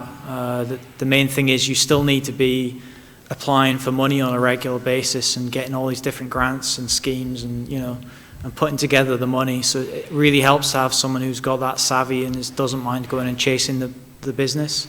It's maybe not as heavy on the spreadsheets as what Dave was talking about with some of the kind of VC money and stuff like that, but you still, you know, you would definitely benefit from having someone who's got an eye to the business and how to raise money and keep the business going. And kind of games collectives and things like that might be a good way of doing that, because you kind of get cheap desk space and it's a collective thing, and, you know, someone within that group might get work in for a bunch of different people within the group. So there's options down that kind of route for more kind of arts funding and creative stuff. If you don't really want to go into hardcore business mode right now and you just want to sort of experience that side of things, that is a thing. Having said all that, the UK Games Fund is actually more kind of commercial funding, trying to create an economic impact. So what's worth looking at there is, you know, some of the funds that Dave mentioned, like Innovate UK, which is previously called the Technology Strategy Board, very confusing with the bank, but anyway, TSB. So yeah, Innovate UK and UK Games Funds are kind of similar goals in the sense that we're trying to have an economic impact. We're trying to create jobs, stuff like that. A lot of public money is actually about creating jobs and increasing tax receipts and stuff like that, and preventing, like our funding in particular is there to try and foster the creative ecosystem and prevent kind of market failure. Certainly, like in 2010, the original prototype fund was set up to sort of help, because a lot of these big games companies in the UK were starting to collapse due to competition from Canada and various other places that had various tax breaks. And a lot of our big companies were falling apart, and they needed, you know, trying to foster new startups and stuff like that. So that's kind of what our funding was back then. Now our model's changed slightly, and we're trying to have a broader impact. But it's similar in the sense that we're trying to create jobs, foster an economic impact. So it's kind of commercial funding. We're looking for commercial companies that are actually going to grow and make money and stuff like that. So the one thing I'd say about that type of fund, well, any kind of funding really, but if you're applying to any of these bodies and things, is ask them what is it that they were given the money. You know, if you're looking at a public funding body, ask them, or look on the website and find out why were they given the money, and that'll give you a hint as to what it is they're looking for, and it'll help you work out how to pitch for that funding. So, you know, if they're looking to create jobs, a lot of public funding is about creating jobs. Then you need to show how you're going to be sustaining and creating new, you know, sustaining the jobs you've got, creating new ones. If their funding's fostering kind of skills development, then you want to be showing what kind of impacts this is going to have on your team. You know, it's allowing you space to learn some new technology or something like that. So kind of look at what their goals are and try and incorporate that into your pitch, basically, when you're trying to apply for that kind of funding. I've probably gone way beyond the scope of the question. I have a habit of just talking, so... what kind of public funding did you get, Tony? I got some funding through a Cultural Enterprise Office here in Scotland. They had a program called Start for Six, which was kind of like a sort of mini accelerator kind of training thing for innovative young businesses, which made me laugh because I was 37 when I went on it, but the company was like under a year old, so that was fine. And basically that ended with a pitch for up to £10,000 grant, which is great, obviously, because then you're not looking to pay it back. Yay, grant money, best money. And that grant was basically for, it could be spent on helping to bring like your innovative product to market. And again, so it was like, as I just mentioned, like the whole kind of thing was focused around innovation and how you're going to do, like what the innovative bit of your business is. So it's even like kind of taking an existing idea for a project that I was already working on. It's kind of like, okay, well, my route to market for this is like, I'm going to find a new marketplace for this. The actual way that the game's structured is kind of innovative, and it's not doing storytelling in the same way that existing titles are already doing that. And the route to market for it, I was actually kind of cheeky with that. So this was kind of like a future product that I wanted to do, not the game that I've actually just released. But what I managed to get them to do was to pay for me to market the current game on the basis of that would raise kind of public awareness and would help me gain the contacts that I needed within the press and that kind of influence a community, so that when the next game came out, I would already have all those contacts. So it was very much a kind of thing of like, okay, well, I kind of want the money to do this, but here's my kind of vision for the company rather than for a particular product so much, and how am I going to kind of take what you're willing to pay and funnel that into where I need to be. That's probably a bit more of an example of what I would call an entrepreneurial fund. So we've talked about things which are deliberately there to help you create a business, employ somebody, but there are what I call softer programs, so entrepreneurial programs. So if you look at organisations like Nesta, which is the National Endowment for Science, Technology and the Arts. I used to be a trustee of Nesta. So Nesta and other companies like other organisations like British Council funded what is now Mediatonic. So if you know what Mediatonic is, they're a mobile game studio. Paul, who set up Mediatonic, came through an entrepreneurial program that the British Council ran. We took him to China, we took him to Japan, we took him to some other places. And when he came back, he wrote what was in effect the first version of the Mediatonic business plan. But because of the support he did from British Council, he picked up £1 million worth of investment very, very quickly.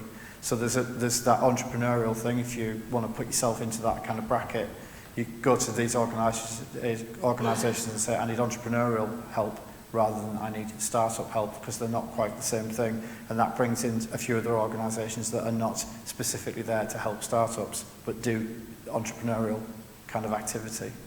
So. I don't think Cultural Enterprise Office have rested the Start for Six for this year, but I think that they're on about doing it next year, and it's the applications for that are like in January. Start for Six was a Nesta programme, wasn't it? Was it? Yeah. Okay. I think it was. Yeah. And then so I've recently as well, I got in touch with Business Gateway, which I should have done a long time ago, but I'm an idiot. So mark that as one of the things that I did completely wrong. I waited well over a year to get in touch with Business Gateway, and literally had an hour's meeting with one of their folks, and then he put me in touch with a couple of other people, and then they've made me aware of like £5,000 worth of funding of creative funding, for helping to get like freelancers to do my artwork and stuff like that. And it's like, I didn't know about that money beforehand, and I wouldn't have known about it if I hadn't gone to Business Gateway. And I think it's that kind of thing is like, it's like these guys are saying, it's so useful just to like reach out to like these kind of local organisations and just make them aware of you and what you're doing and what you're planning on doing, and just see if if anything because they know way better than I do what these little pots of money that are all around the place are.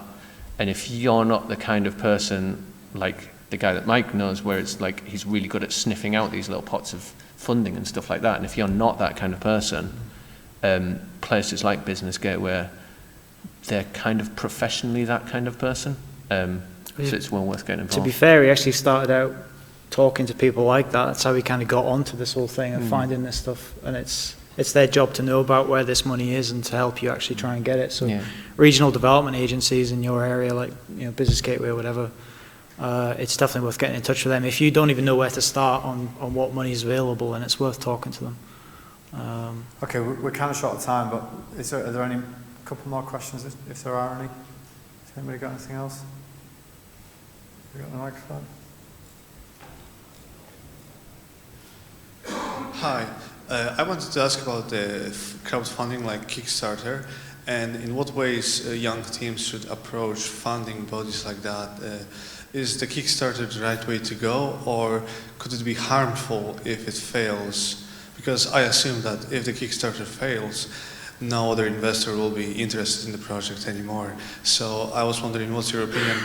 When would be the right time, and what kind of steps we have to go forward first before thinking about those kind of fundings? So I think the answer is likely to be two extremes here. So in the way that my world works, I don't want you to do a Kickstarter. Like, for the reasons you've worked out yourself, no investor's going to put some money into something that failed as a Kickstarter, so do the Kickstarter last when you've tried everything else. However, that they're on a slightly different side of the fence here, so... No, I mean, Kickstarter terrifies me. I think what I like about the idea of Kickstarter, I mean, obviously money, yay, but what I like is like that it's building awareness of your thing, and it's almost like the easiest kind of market testing as to whether there are actually 10,000 people out there that care about your game at all and will get involved in it, because it's really easy to get, like, you show a game at a show or something, and everyone that plays it at a show will say, yeah, this is a great game, I'm definitely going to buy it. Or you put it on Steam Greenlight and like 3,000 people click the yes, I am definitely going to buy this button, but they don't. I mean, they're all lying. Whereas Kickstarter is like people are putting actual money into that project, and that's quite good. But yeah, I mean, I'm not sure that I would ever go to, I mean, never say never, but I'm not sure I would go down the Kickstarter route. The one thing that people have warned, well, so two things. One, huge time investment, like spend a couple of months before you run your Kickstarter planning out what you're going to do for that whole month of your Kickstarter, because it is, like, for one person on your team, it will be a daily job to manage the Kickstarter and to keep that going and to kind of try and keep momentum on it. And the second one is try not to do physical rewards, because the postage will kill you. Like, you will spend so much money on the postage. Oh, and actually, so the third one, sorry, try and time your Kickstarter so that there is an event at the start of it, an event at the end of it. So like if you can get to like an Insomnia or something at the start and at the end, then that is great for kind of boosting, getting like a fast start and a fast end. I'm not against Kickstarter at all, unlike these two. I think the important thing to realise with Kickstarter is it puts your entire games development kind of back to front. It means you're going to have to do your entire, well, not your entire, but you're going to have to do your marketing campaign up front to attract people's money to try and then use the money to make the game and then ship it. What I would say about Kickstarter is if you're going to do it, like, you have to really do it right. Kind of like Tony said, you have to spend time researching into what works, what doesn't work, you know, how to get the word out. You need to become kind of you need your team to become a guerrilla marketing team, really, to actually get that thing out there. I've seen a lot of projects do it more successfully where they've kind of practically already built the thing, and they're going out to Kickstarter as kind of like a soft, I don't know, it's kind of a soft marketing campaign. You get some finishing funding or something like that. That can work quite well because you've already pretty much built it and you've taken some of the risk out of it, and then really you're just attracting users. You can use it as a marketing tool in that sense. One thing I'd be really wary of, though, is kind of taking it for granted. Like, a lot of people, I've seen a lot of applications to our fund where people say, oh yeah, for the marketing we're going to put it on Kickstarter, and as far as they're concerned, they'll put it on Kickstarter and therefore, you know, hundreds of thousands of people will see it and give them money and they won't have to do anything. And it sort of shows a fundamental lack of understanding as to how it all works. You know, you only succeed on Kickstarter if you're actually really good at marketing your game, basically. So if you're expecting Kickstarter to do it for you, then you're going to fail right out of the gate. So you kind of need to look at, I mean, I've seen loads of tips and tricks. There's loads of stuff out there if you search online about kind of what goes right, what goes wrong, deal with various issues. So I'm not against Kickstarter, but I think you need to be really careful about making sure you can deliver on that. It's the same as early access funding. I think going in there too early when you don't really know what you're doing you can actually do yourself a hell of a lot of damage if you don't actually deliver on what you said you were going to deliver on. Oh God, yeah, people will just eat you alive. Yeah, if you don't absolutely. deliver on. Yeah, and I think as far as like failure goes, I've got a slightly different view again in that personally, like if you fail at a Kickstarter campaign, like it really it's down to what did you learn from that. If you didn't learn anything and it shows and you ran it really badly in the first place and you don't appreciate the fact that you ran a really bad Kickstarter campaign, then yeah, that's going to really damage your credibility and your ability to get money. If, however, you've run a campaign and it didn't quite work out, but you learned a hell of a lot from it, and you can show that you've learned a hell of a lot from it, then failure doesn't have to necessarily mean that you can't get money from anyone else ever again. It's quite often it's down to, well, how did you bounce back from that? How have you now made it a success? What have you done since then? So it's kind of, I don't think that failure, and that's not just Kickstarter, that's kind of everything really. Like if you fail at anything, how you take that failure and how you turn that into a positive lesson and move forwards is just as important. And if you're unable to do that and you act, we've had people that applied for funding and didn't get it, and then they acted like children afterwards, sending us all kinds of nasty emails, and they're going to tell all of their friends about us and how nasty we are and stuff, and it's just like, So, yeah, sorry about them. It's really important to kind of take failure as an opportunity to learn something, and yeah. Again, I'm rambling, so I'll stop. Thank you. Okay, we're pretty much out of time. We're going to be here for a little while. I know you guys have got games and stuff that we're going to have to take a look at. So if you weren't brave enough to ask a question out loud, come and grab me. But you can always tweet me or email me, and I'll kind of converse with you like that if that's more appropriate. Okay, thanks.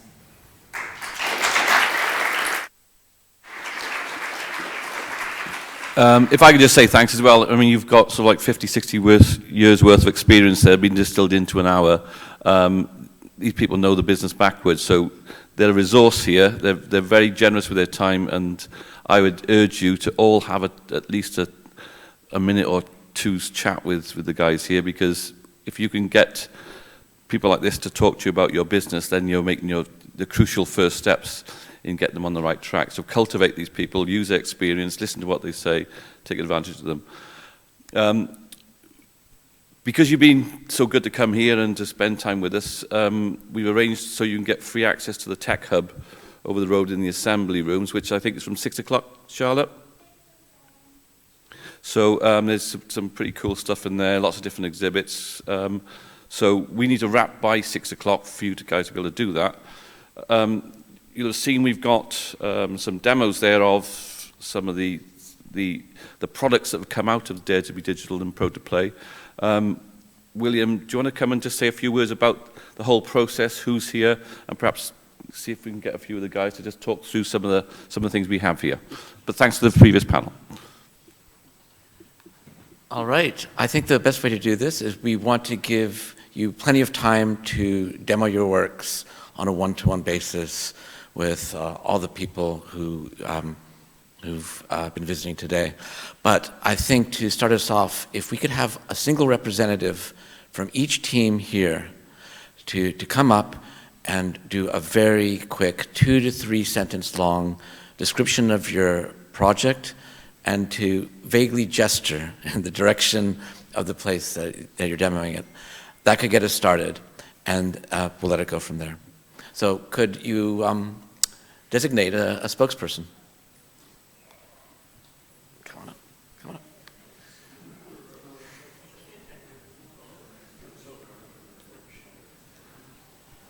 Oh, by the way, the game collective that was referred to on the panel is currently called the Biome Collective. It was called the Dundee Game Collective.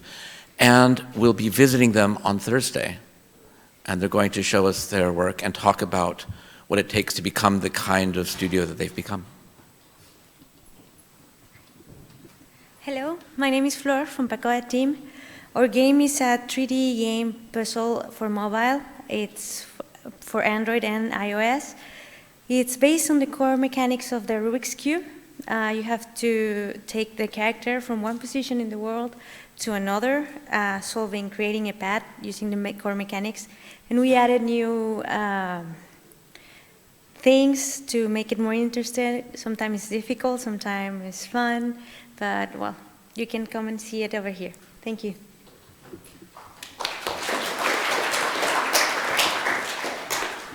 Hi, I'm Kian. I'm the producer for Crowbar Games. We developed Glaze at Edinburgh Digital. In Glaze, you play as a crystal dragon, and you fly around this terrarium in space, and you have to kind of restart this great tree in the middle by doing like lots of little individual tasks around the level. It's very relaxing, a very undemanding experience. It's not like many other games out there at the moment, and we actually secured the Channel 4 prize at Edinburgh Digital, so we're going to be going forward with developing it into a full game. But yeah, thank you.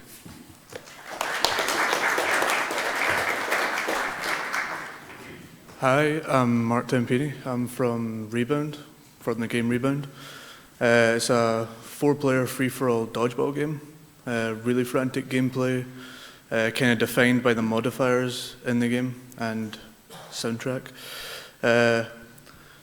We're over there in the far corner. We were one of the winners of Dare to be Digital this year. Thanks.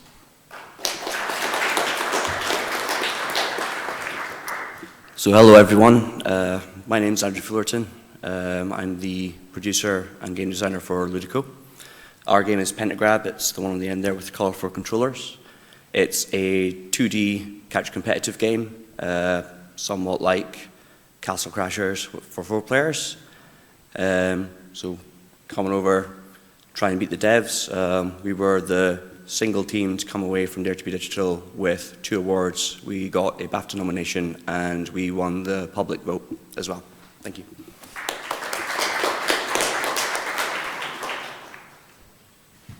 Hello everybody, I'm Lauren. Sorry.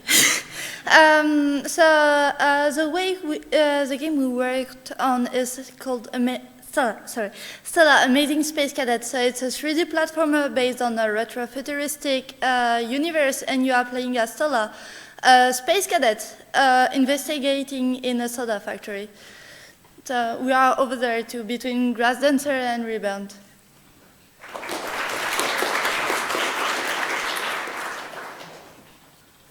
Hi, my name is Lukasz Gomila. I'm a producer and designer at the Team of 6 Bluder Games. And our game is Among the Stones, right over this corner, on the side actually. Among the Stones is a 3D platformer with puzzle mechanics and creative building abilities similar to Minecraft actually, and inspired on old platformers from Sony. And we've won the nomination of BAFTA, so we'd like to ask you to come and check us out.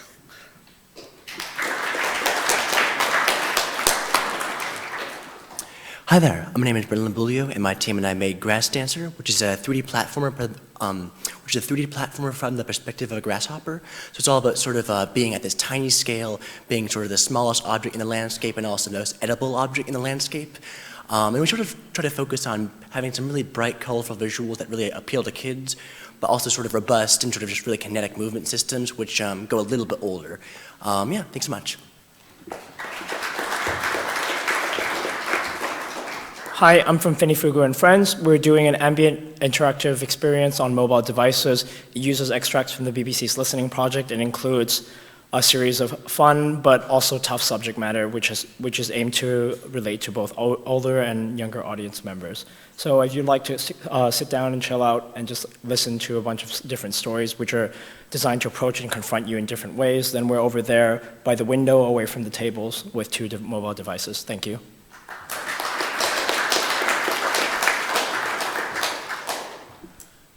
Hi, I'm Elliot. I'm the lead programmer for Our Own Storm.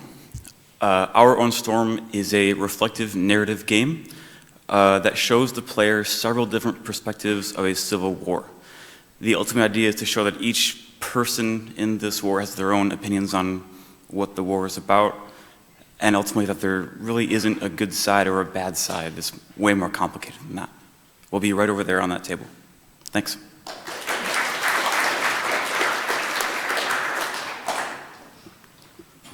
So that's all. Please check out the games. Thank you.